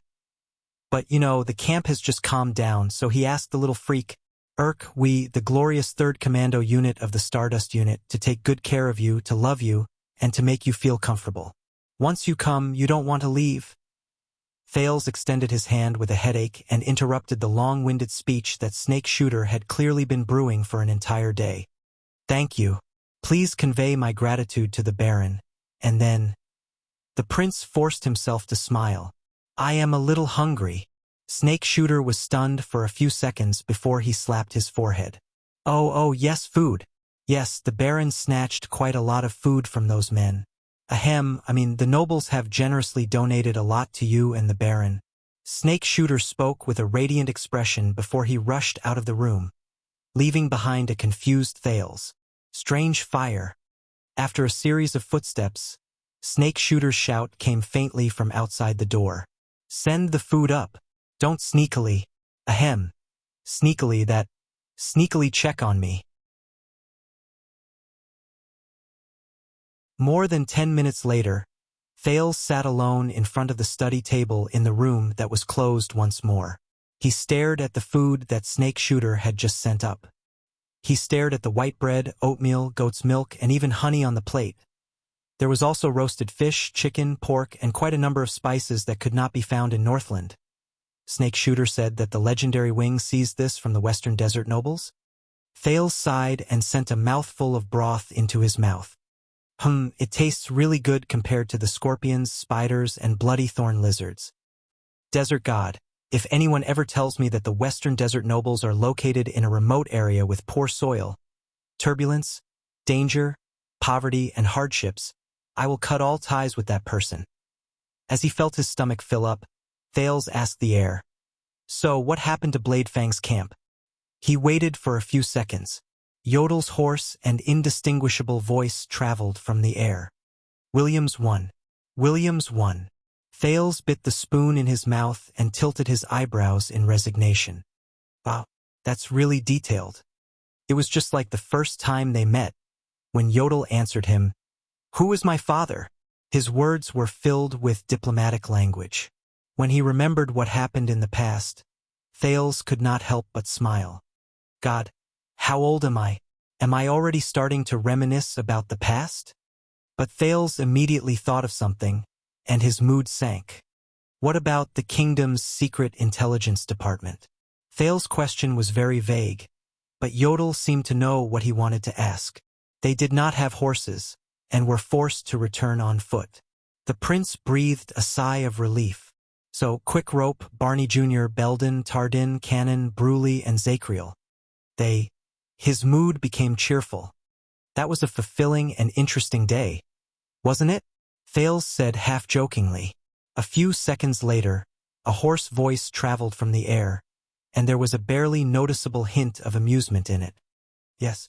Thales, whose appetite had increased, happily finished the food on his plate. By the way, Yodel, your injury. It's healed. Don't worry.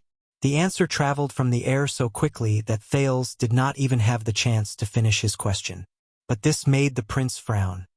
Is healed? Thales put down the half-eaten bread. My injury is healed. He remembered that a long time ago, Yodel had once blocked 3 vicious and fatal crossbow bolts for him and was heavily injured. That was how they parted. Thales no longer knew what happened after that. The prince's mission urged him to head north. He was gone for 6 years. The memories of the past and an inexplicable melancholy surged into his mind. 6 years. Thales' smile disappeared. He was silent for a while. Yodel, have you been, well, all these years? The answer in the air was still brief. I'm fine.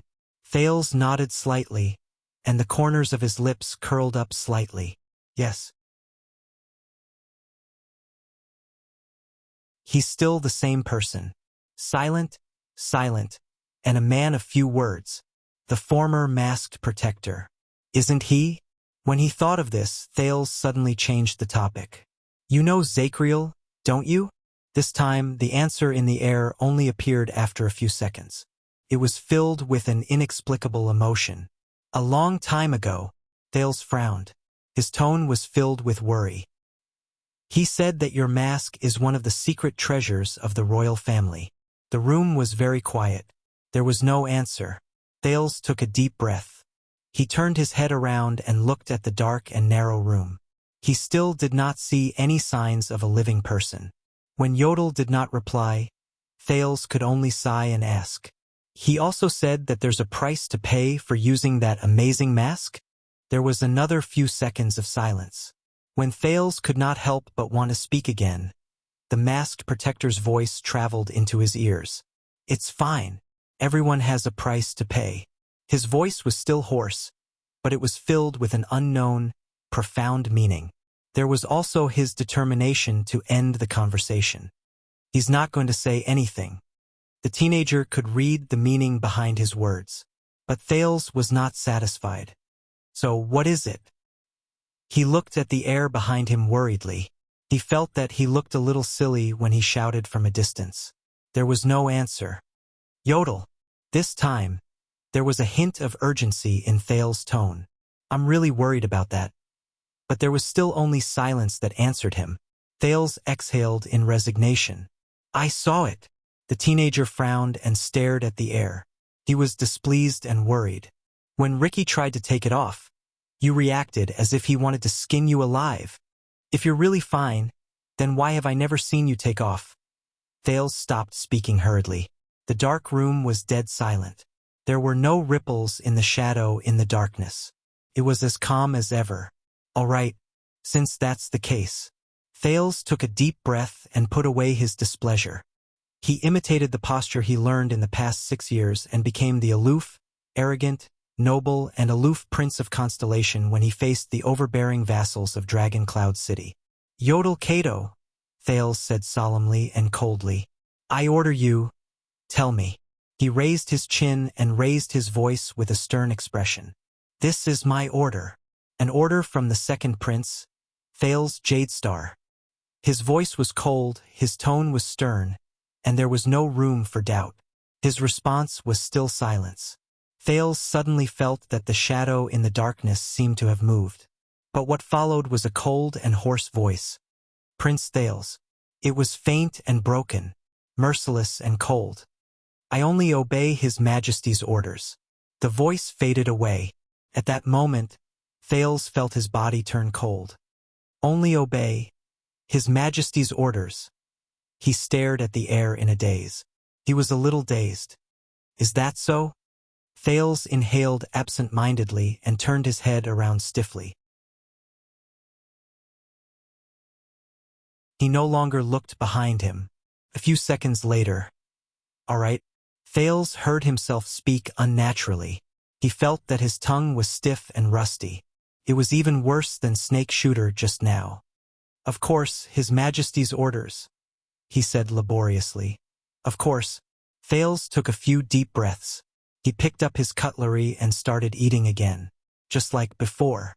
But, just now, for the first time, he felt that the shadow behind him that seemed to be empty no longer gave him a sense of security. The unfamiliar yet familiar purple mask no longer gave him a sense of security. His Majesty's orders. Yes, I forgot. From the first day he saw me, he carried out His Majesty's orders. Thales suddenly thought of Saroma in Dragon Cloud City. He thought of Nicholas and Lisban, who surrounded her and seemed to serve the Archduchess and obey her orders. At that moment he only felt gloomy and cold. The absent-minded Thales forced himself to eat a mouthful of meat or bread according to the most standard table etiquette Gines had taught him. But for some reason, he felt as if there was a thorn in his back and a fishbone stuck in his throat. He felt uncomfortable all over. This place is too small. It's a little stuffy. That was what he thought. Thales put down his cutlery and raised his head in annoyance. Other than the dim, everlasting lamp, he only saw 3 tightly shut windows. Only faint light shone from the edges. It's so stuffy. No wonder it's so stuffy. It's so dark that I can't see the light. I don't even know what time it is. So where is this? The legendary wing's sweet home? When he remembered Roman's arrogant and prideful cold face, Thales' breathing froze. Damn pretty boy. Thales stood up with a straight face, intending to push open the window in front of the study table. But when he pushed it open, he was stunned.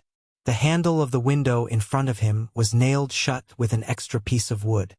What's going on? Thales frowned as he looked at the nailed window. What's this? Are they afraid of someone invading? Or are they afraid that I'll escape? That's why they sealed all the entrances and exits? Are they gonna trap me here? Just like a prison? When he remembered the black prison that tortured him for most of the night, Thales, who was in a bad mood, subconsciously turned his head. Yodel. But halfway through his sentence, he abruptly stopped. Damn it. The prince shut his mouth and took a few deep breaths. He did not speak again. Instead, he sat down again and picked up his cutlery again. Thales stared at the window that he could not open. His breathing began to speed up, and his already annoyed mood became worse. Damn Roman. Damn pretty boy. Thales sat for less than 5 seconds before he threw the cutlery away. He walked barefoot to the edge of the wooden platform where the everlasting lamp was placed, picked up his JC dagger, and hurriedly walked back. He stabbed the dagger into the gap between the wooden seal and the window frame, and forcefully pried it open. Asterisk bang. Asterisk perhaps it was because it had not been repaired for a long time, but the wooden board was extremely fragile. Without even using his power of eradication, he pried off a corner of the seal. Even the tip of the nail was exposed. But Thales did not stop. With a cold expression, he stood up on the chair and pried off the other corners of the seal. Does he think he can trap me like this? Thales forced himself to ignore the hunger in his stomach and pried off every corner of the seal in frustration. Damn it, dream on. But at this moment, a gray blade appeared out of thin air. It drew a beautiful arc and went straight into the wooden board. Then, it changed its direction and quickly sliced through a few of the upper corners. Asterisk shick. Asterisk with a few crisp sounds. The wooden board fell into a gloved hand and was removed steadily. Thales frowned as he watched the black figure beside him quickly and efficiently remove the seal, revealing quite a bit of light from the outside world. You can let me do it. The masked figure gently put down the wooden board. Thales snorted softly. He stepped down from the chair, threw away the dagger, and patted the dust off his palms. Is that so? The prince said sarcastically. I thought. You only obey His Majesty's orders. The masked protector did not answer. His figure rippled and disappeared into the air. The prince snorted softly. Suddenly, he used all his strength and pushed the window open with a bang. Dust flew into the air. It made Thales cough violently. Damn it! I should have put on a scarf first. Thales narrowed his eyes and tried to fan away the dust while he adapted to the sudden strong light and cold wind. Sunlight, cold wind. The long-lost sunlight was like a tide that had found a vent. It surged through the window and filled the entire room. Illuminate everything. The bone-chilling wind was like a pack of wolves that had smelled blood. It pounced into the window hungrily and filled the entire room, blowing on everything. But the moment Thales raised his head and looked at the scenery outside the window, he was stunned. No, this place. This is... Thump, thump, thump. At this moment, there was a sudden sound of hurried footsteps outside the door. Alarmed, Thales turned around and grabbed his dagger. Snake Shooter's voice rose from outside the door, and he sounded terrified and uneasy. No, no, no, my lord. This is the Baron's order. Even someone as honorable as you cannot... Ugh! With a muffled sound, Snake Shooter's words came to an abrupt halt. Thales tensed up. What? Someone... attacked? Yodel! The young man couldn't care less about the little awkwardness he felt just now and called out softly. Don't panic. A familiar voice echoed in the air. I'm here. The long-lost sense of security and solidity instantly returned to his heart. Déjà vu. The prince breathed a sigh of relief, but before Thales could lament about how cheap and fickle he was, asterisk bang, asterisk the door to the room was violently opened. All the muscles in Thales' body tensed up. A strong figure lowered his head and stepped into the narrow room. The uninvited guest was a fully armored warrior. He gave off an aura that was not to be trifled with. He turned around and glanced at Thales. The vague sense of danger shocked the prince so much that he subconsciously raised his dagger. Who is he? The man's skin was darker, and his face was different from ordinary people. He had crisscrossed braids on his head, black tattoos on his face, and strange serrated tattoos on his neck. But Thales, who had seen both Raphael and Mickey, quickly recognized him. This is a Baron Bone Man. Thales looked at him in shock. What's going on? Baron Bone Man? Here? But Yodel remained calm in the dark. Calm down. Thales could only bite the bullet and tell himself to wait. However, the seemingly dangerous Baron Bone Man only glanced at the room indifferently. His gaze did not even linger on Thales for more than a second. Then, another sharp, abrupt, and extremely unpleasant middle-aged man's voice rang out. It was accompanied by an unpleasant and gloomy smile. "Don't be frightened by Gotham. The tattoo on his neck is just a tradition of the Sherilyn tribe. He has won 36 duels, that's all." Thales frowned. 36 duels in the Sherilyn tribe? The Baron Bone Man named Gotham turned around, nodded, and retreated. Asterisk thud, thud, thud, asterisk this sound.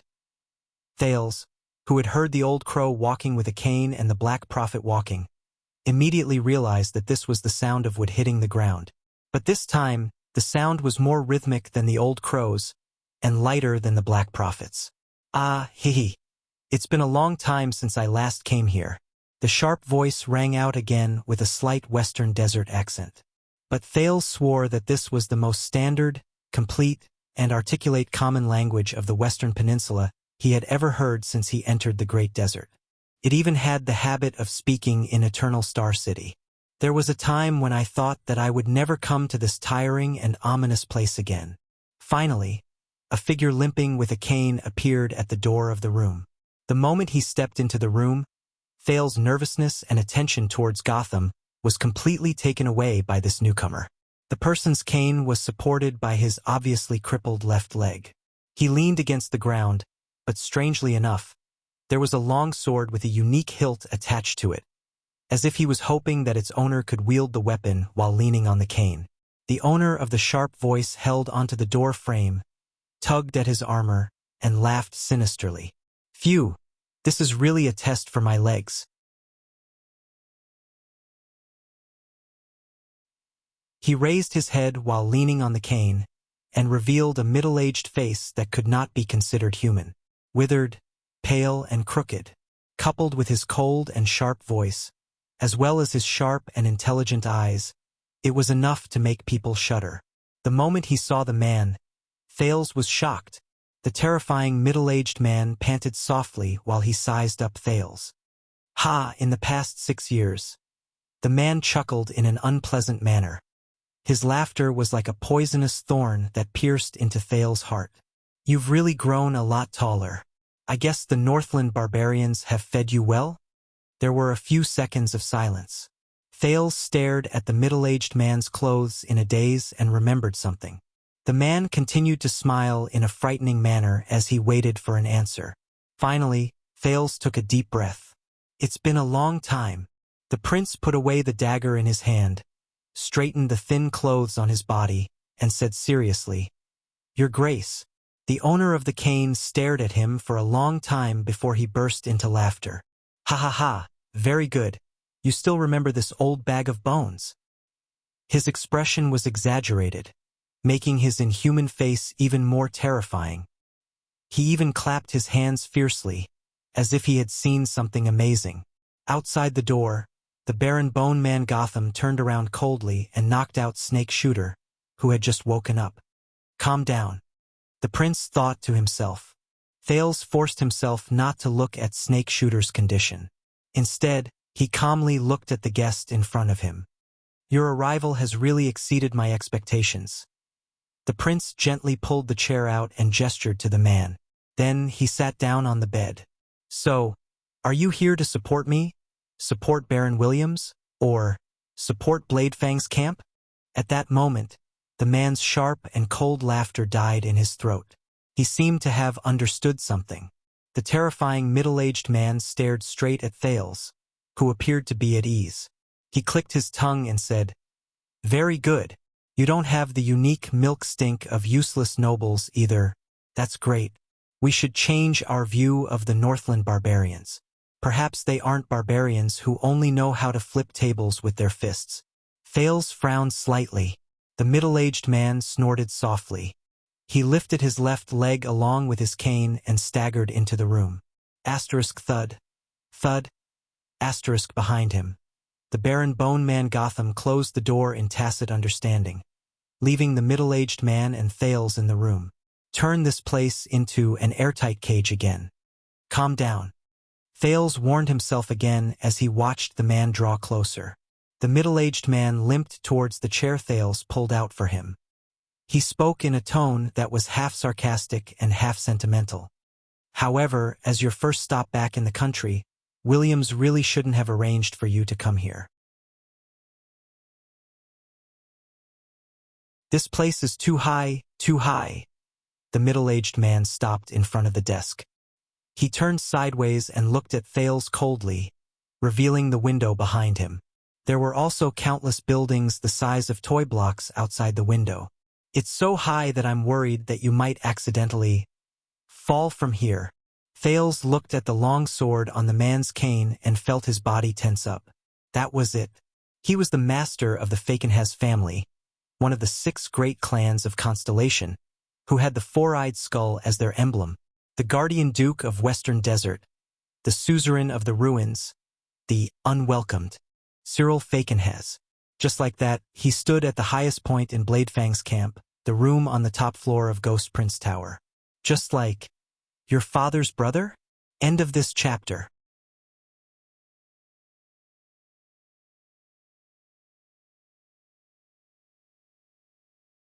Chapter 493.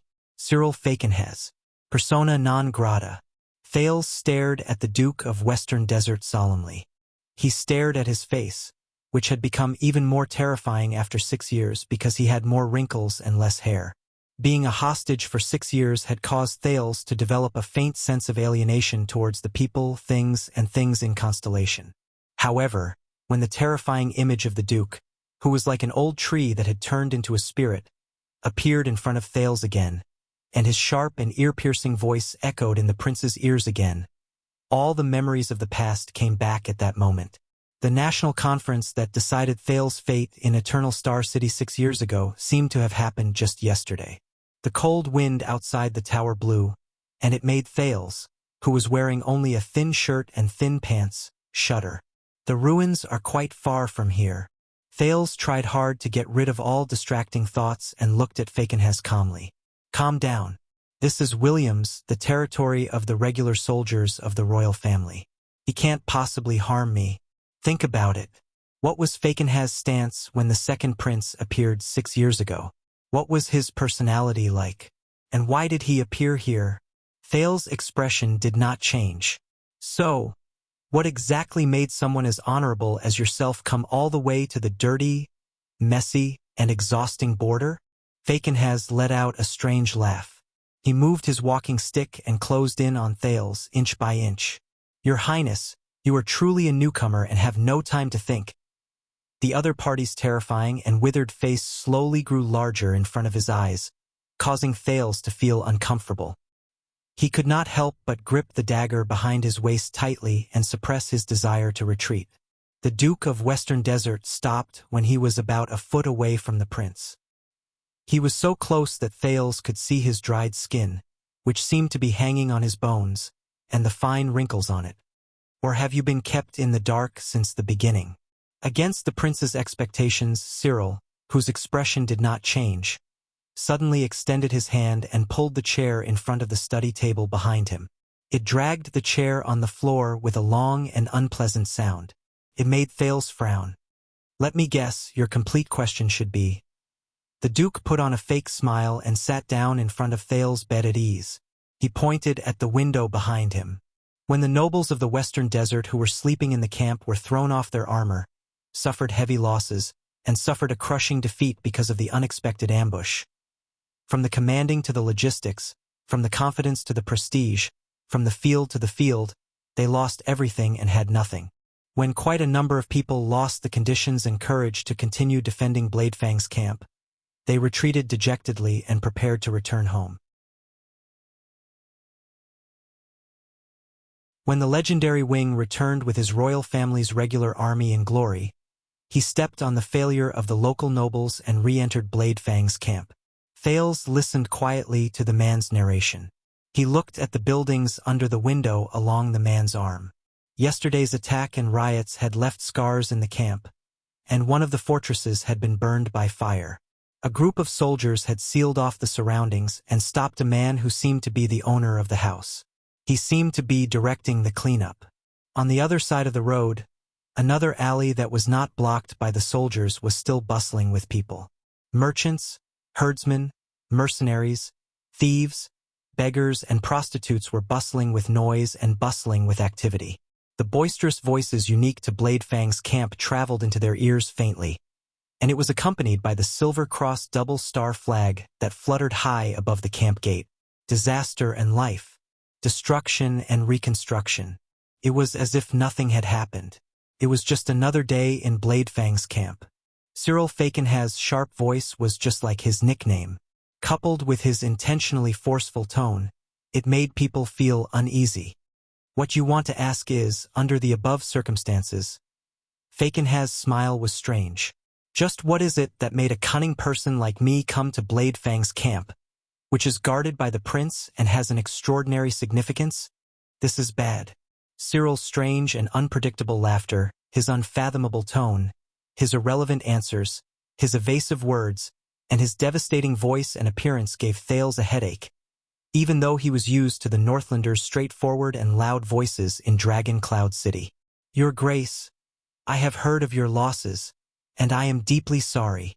Thales, who had his meal interrupted, forced himself to focus and think hard.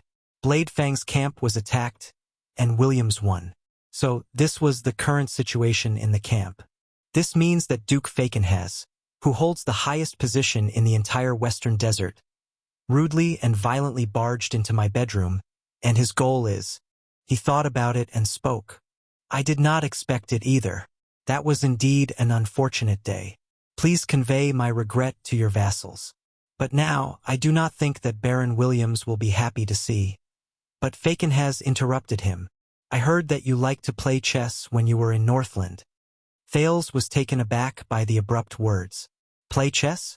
The Guardian Duke of Western Desert laughed sinisterly. Do you know what I find the most interesting thing about playing chess? Just when Thales was thinking about how to answer, so that he could politely end the conversation and send the guest off safely, Cyril suddenly shook his left hand, and the end of his cane landed heavily on the ground. Asterisk thud. Asterisk the long sword tied to the cane trembled. Before Thales realized that the man was just looking for a place to place his cane, he had already subconsciously held his breath and bent down, gripping the dagger behind his waist tightly. Fakenhaz did not seem to notice that Thales looked as if he was about to face a formidable enemy. On the contrary, his smile faded, and he leaned forward with his hands on his knees. His skinny figure pressed down on the prince sitting on the bed. That is, there are no blind people in a chess game. Both sides of the chess game can see clearly and understand every piece, every square, and every step. Thales adjusted his breathing with great difficulty and began to think about the man's words. Cyril, who had been staring at him, suddenly extended his hand and grabbed the plate on the study table. The Duke placed the plate with rich contents firmly on his knees. He grabbed a grilled fish that looked like it had a lot of spices added to it with his bare hands. He opened his broken teeth and bit into it. He did not follow the usual dining etiquette, nor did he care that it was the prince's meal. Thales frowned again as he watched. So, let us stop pretending that we can't see the chessboard. It tastes good. It seems to be the batch that the Loughton family presented to me during the Renaissance Festival. It was fished from Shepherd's River. Cyril chewed on the bony fish in his mouth as he nodded and commented in a serious manner. Stop pretending that you can't see the chessboard. As he stared at the man's face, which had great destructive power, Thales felt a prickling discomfort crawl up his back again. Your Grace, what are you trying to say? The prince no longer bothered with pleasantries. Instead, he looked at the Duke with a solemn expression. Cyril smiled. It looked as if his ugly face had suddenly cracked. As he chewed, he raised the half-eaten grilled fish in his hand and pointed at Thales, to save a seemingly important personal guard. Cyril looked out the window and watched Blade Fang's camp after the night of chaos. His eyes shone with a rare chill. A certain chess player generously sacrificed a knight. But he did not expect that the knight was the killer. It rampaged through the formation, and in the end it became a prime minister. It ate countless infantrymen, swordsmen, shield-bearers, knights, and even catapults. Cyril stopped eating. There was a dangerous look in his eyes. Teach me, Thales. In this chess game between the knight and the personal guard, who does the chess player want to sacrifice, and who does he want to save? Chess game, chess player, knight, personal guard. Thales had a headache. He was used to the boorish and ancient heroic spirit palace and the bold and heroic Northlanders. The guardian duke of Western Desert who beat around the bush, mocked him, and was so sarcastic that it was unpleasant, made Thales very uncomfortable. In comparison, even Trent Ida, the Archduke of Reconstruction Tower, who was famous for being stingy and cunning, paled in comparison. The prince could only sigh and try his best not to look at the grilled fish in Cyril's hand, which had been bitten into pieces. I'm sorry, I'm not good at chess. It's just a hobby when I'm free. Cyril let out a strange laugh. His ugly and withered face rippled. Ha, you don't care. He leaned forward again and pointed at Thales with his left hand. His tone turned cold. But you should care. The sudden change in Cyril's attitude confused Thales. But Duke Falkenhaz immediately grabbed the grilled fish in his right hand and waved it in front of Thales. Just like how you don't care about this fish, I don't care about this fish either. But, under Thales' furious expression, Cyril bit the fish's head and tore it from the grilled fish. There was a loud, crisp sound. Thales looked at the grilled fish and felt a wave of discomfort. Cyril looked at Thales coldly as he chewed. He gently shook the headless grilled fish in his hand. It should still care about itself. Thales' expression was solemn. He had faced many opponents who were in high positions, and many of them had their own unique presences, such as Lampard, who had an overbearing presence, King Kessel, who was a man of few words and kept people away, and Count Liesban, who had a profound gaze that made people feel uneasy. No matter where these people appeared, even if they were just sitting quietly in a corner of the room, it was impossible to ignore their existence. But Cyril Falkenhaz seemed to be special. His face was withered, and his appearance was terrifying. His posture was almost wretched. Even when he looked at people, he maintained the posture of leaning his neck forward and squinting his eyes slightly. The first impression he gave people was a strong sense of discomfort and awkwardness. His sharp and unpleasant voice made people frown and want to ignore him. But as Cyril's movements changed, his tone fluctuated, and his gaze drifted. There would always be an inadvertent moment when this withered old man would give people a sense of danger, as if there was a blade on their backs. It was like combing through piles of straw, constantly worrying about whether their fingers would be pricked by hidden thorns the next moment. It was like a horror movie that slowly added to the atmosphere, piled up emotions, and gradually entered its climax.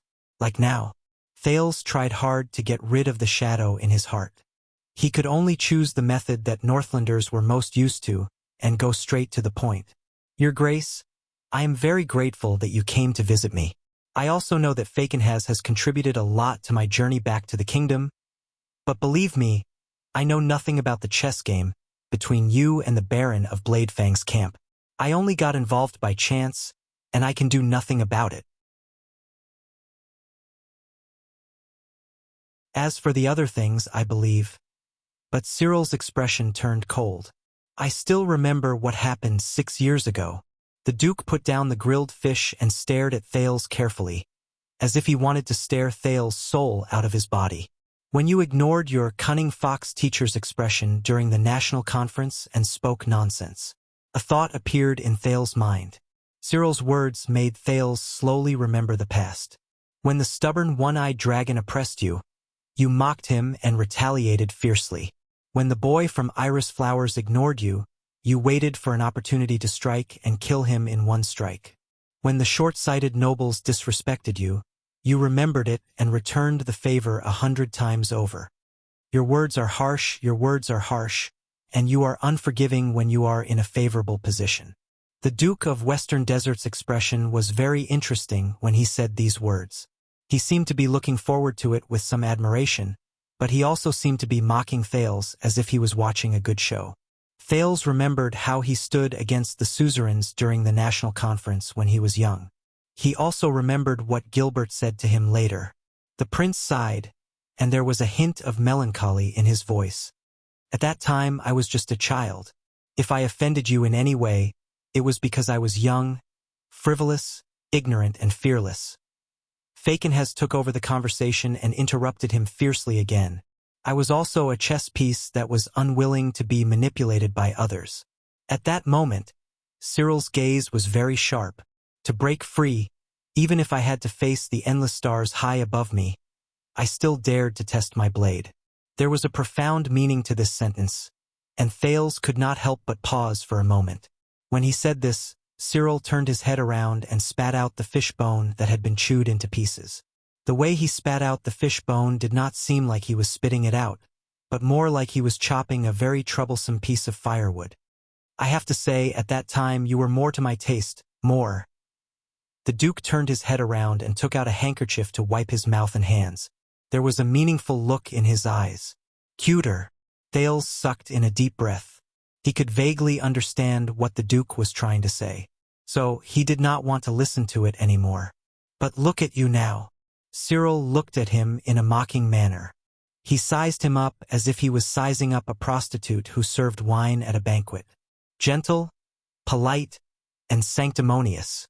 You sheathed your blade, kept your poisonous fangs in your mouth, and hid your sharp claws in your palms.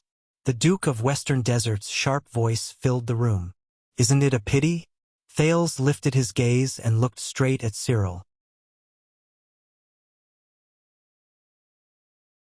He was no longer interested in playing with this strange old man who always spoke in a sarcastic manner, even though he obviously had a high position of power. Perhaps this is the right thing to do. My teacher told me before, the prince said in a deep voice. Wise men rarely argue eloquently. Unfortunately, he never managed to do so. Thales sighed in his heart. The second prince's tone was calm, and there was a hint of firm rejection in it. And I believe that we are not fools. Fakenhas laughed again. This time, his laughter was exceptionally long, to the point that even Thales, who was usually very patient, became impatient. Cyril stopped laughing and said airily, Very well, then at least you should not repeat Hermann's mistake. Thales did not react for a moment. Who? Cyril looked around the room. He laughed strangely, and his voice sounded like a gust of chilly wind. As a diplomat, he has a graceful demeanor, perfect etiquette, eloquence, and wit. He makes all those who want to speak loudly in front of him feel ashamed and at a loss for words, so he can always use his silver tongue to gain the most benefits in negotiations. No matter who he faces. Hermann. Thales' heart skipped a beat. He subconsciously glanced at the corner where his luggage was piled up. His fourth uncle, Hermann Jadestar's last letter was also there. Why did he mention him? Just because this is Ghost Prince Tower? When he remembered that this was the place where another Jadestar died, and that the bed he lay on might have been the one he slept on before he died, Thales felt a suffocating feeling in his heart. But at the same time, he also built a high wall in his heart. He used a polite smile and clever words to reject everything. Strangely, Cyril's expression became profound. He was a little absent-minded, and it chased away a lot of the gloom brought about by his terrifying face. Regardless of whether it was the flattery and lies of a sycophant, or the harsh advice of a friend. So, he paid the price. This sentence made Thales' attention go into overdrive. What do you mean? Paid the price? You know Prince Hermann, my uncle? But Fakenhas did not answer him.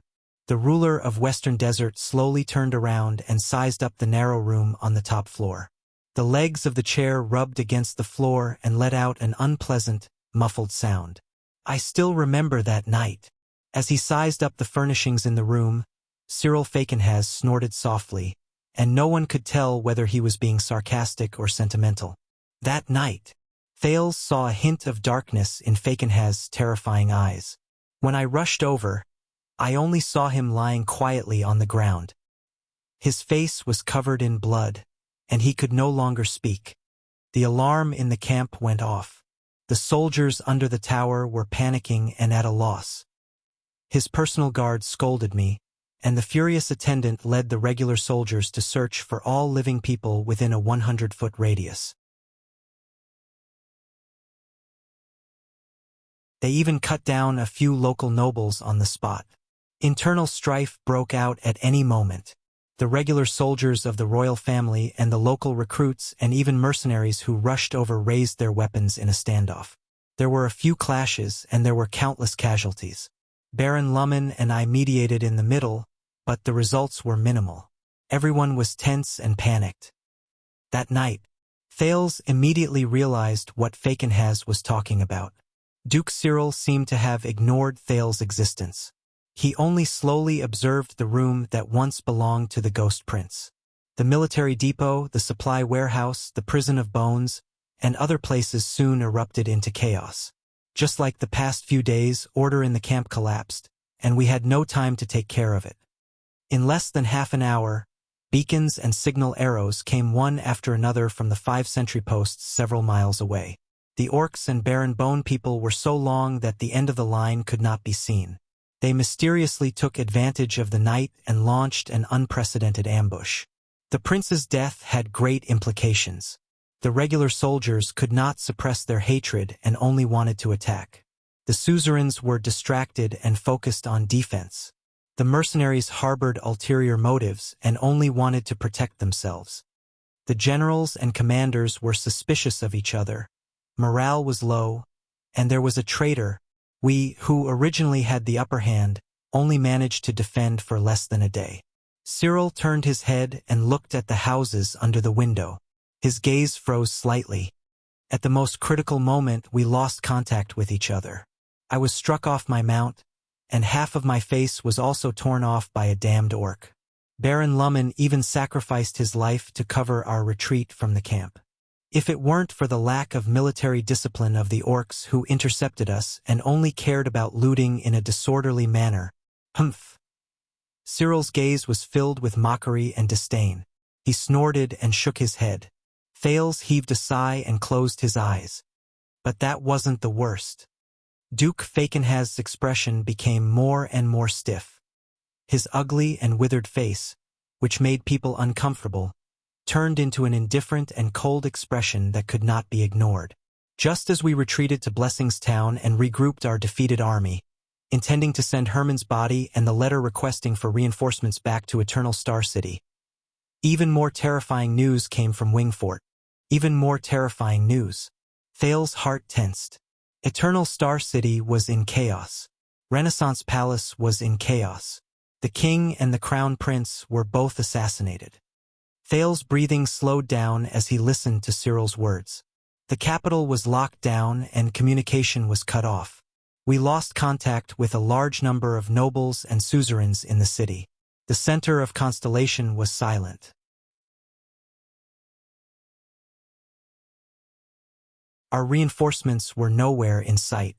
Cyril turned his head around and looked at Thales. His gaze was unfocused, as if he was staring at the air behind Thales. And this was just the beginning. Urgent messages came one after another from Wingfort. Bad news came one after another. Cyril turned his back to the light. His face looked gloomy in the cold wind. In the north, Broken Dragon Fortress fell. The second prince died. Extet's army pressed down on the northern territory, and they crossed the land of cliffs. They were unstoppable. In the east, the third prince died in Broken Bridge Fortress. The waterway supply he was in charge of overseeing the war stopped because it was exclusively for the north and south battlefields. In the southwest, the Duke of Star Lake died in internal strife. The Starlight Brigade, which shouldered the people's hopes, lost their leader and cut off their supplies. They fell apart and disappeared without a trace. The bleakness and coldness in the Duke's words caused the prince to shudder. It reminded him of Gilbert's narration of the Bloody Year. But Thales immediately remembered Zachriel's half-truths and the royal guard's painful confessions in the dungeon. He could not help but clench his fists. The flames of war were everywhere in Constellation. The kingdom's hope was cut off. The enemy's army was at the city gates, and the royal family was nowhere to be found. And where should Western Desert go from here?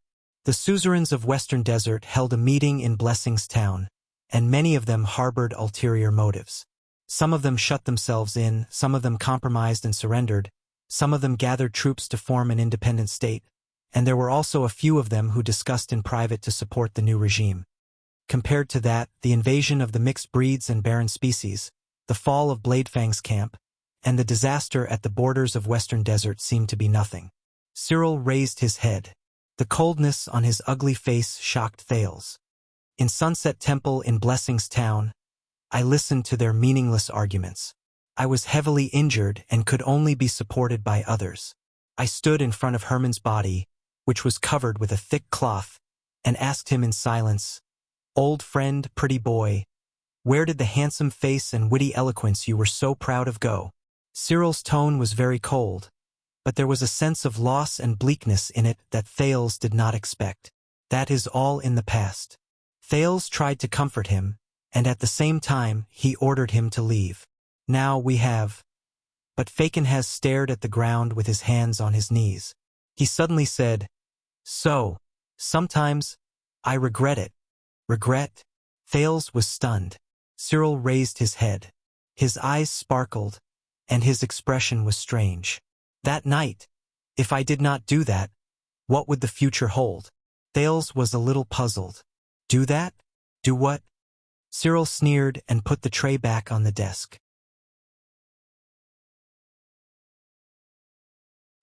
He stared at Thales again, as if he had turned back into the Duke of Western Desert who behaved strangely, laughed, and scolded angrily. "That night, if I didn't secretly let the assassins from Shadow Shield into the camp, put them in front of Herman." At that moment, Thales' heart skipped a beat. It was as if all the hairs on his body were standing on end. "Put the assassins from Shadow Shield. Put them in," Cyril said airily. "Then what will happen in the bloody year?" Everything was still. It was as if the sin of Hell's River had taken effect again. Only the sound of the fierce wind outside the window reminded him of the passing of time. Thales was like a frozen ice sculpture. He stared at Cyril without moving. In front of him was the terrifying guardian Duke of Western Desert. Cyril Fakenhas did not smile, speak, mock, or provoke him. He only stared at Thales quietly, and he was incredibly calm. The cold wind outside the window grew stronger again, and it caused Fakenhas' robe to flutter continuously. On his robe was the symbol of the Fakenhas family's skull with 4 eye sockets. It was incredibly eye-catching, and it was as ferocious as ever. It was as if it had come to life. Only God knew how much effort Thales had to put in to suppress his desire to call for Yodel or get into a fighting stance. Only God knew. After a while, Thales uttered a word in a solemn, difficult, and hostile manner. "You?" Cyril leaned against the back of his chair and narrowed his eyes. "Me." His tone was calm, and his posture was calm. Thales sucked in a deep breath. Both of them were still for a few seconds. Only the sound of the wind remained. Then Cyril put on a satisfied expression. "Very good." The Duke straightened his back.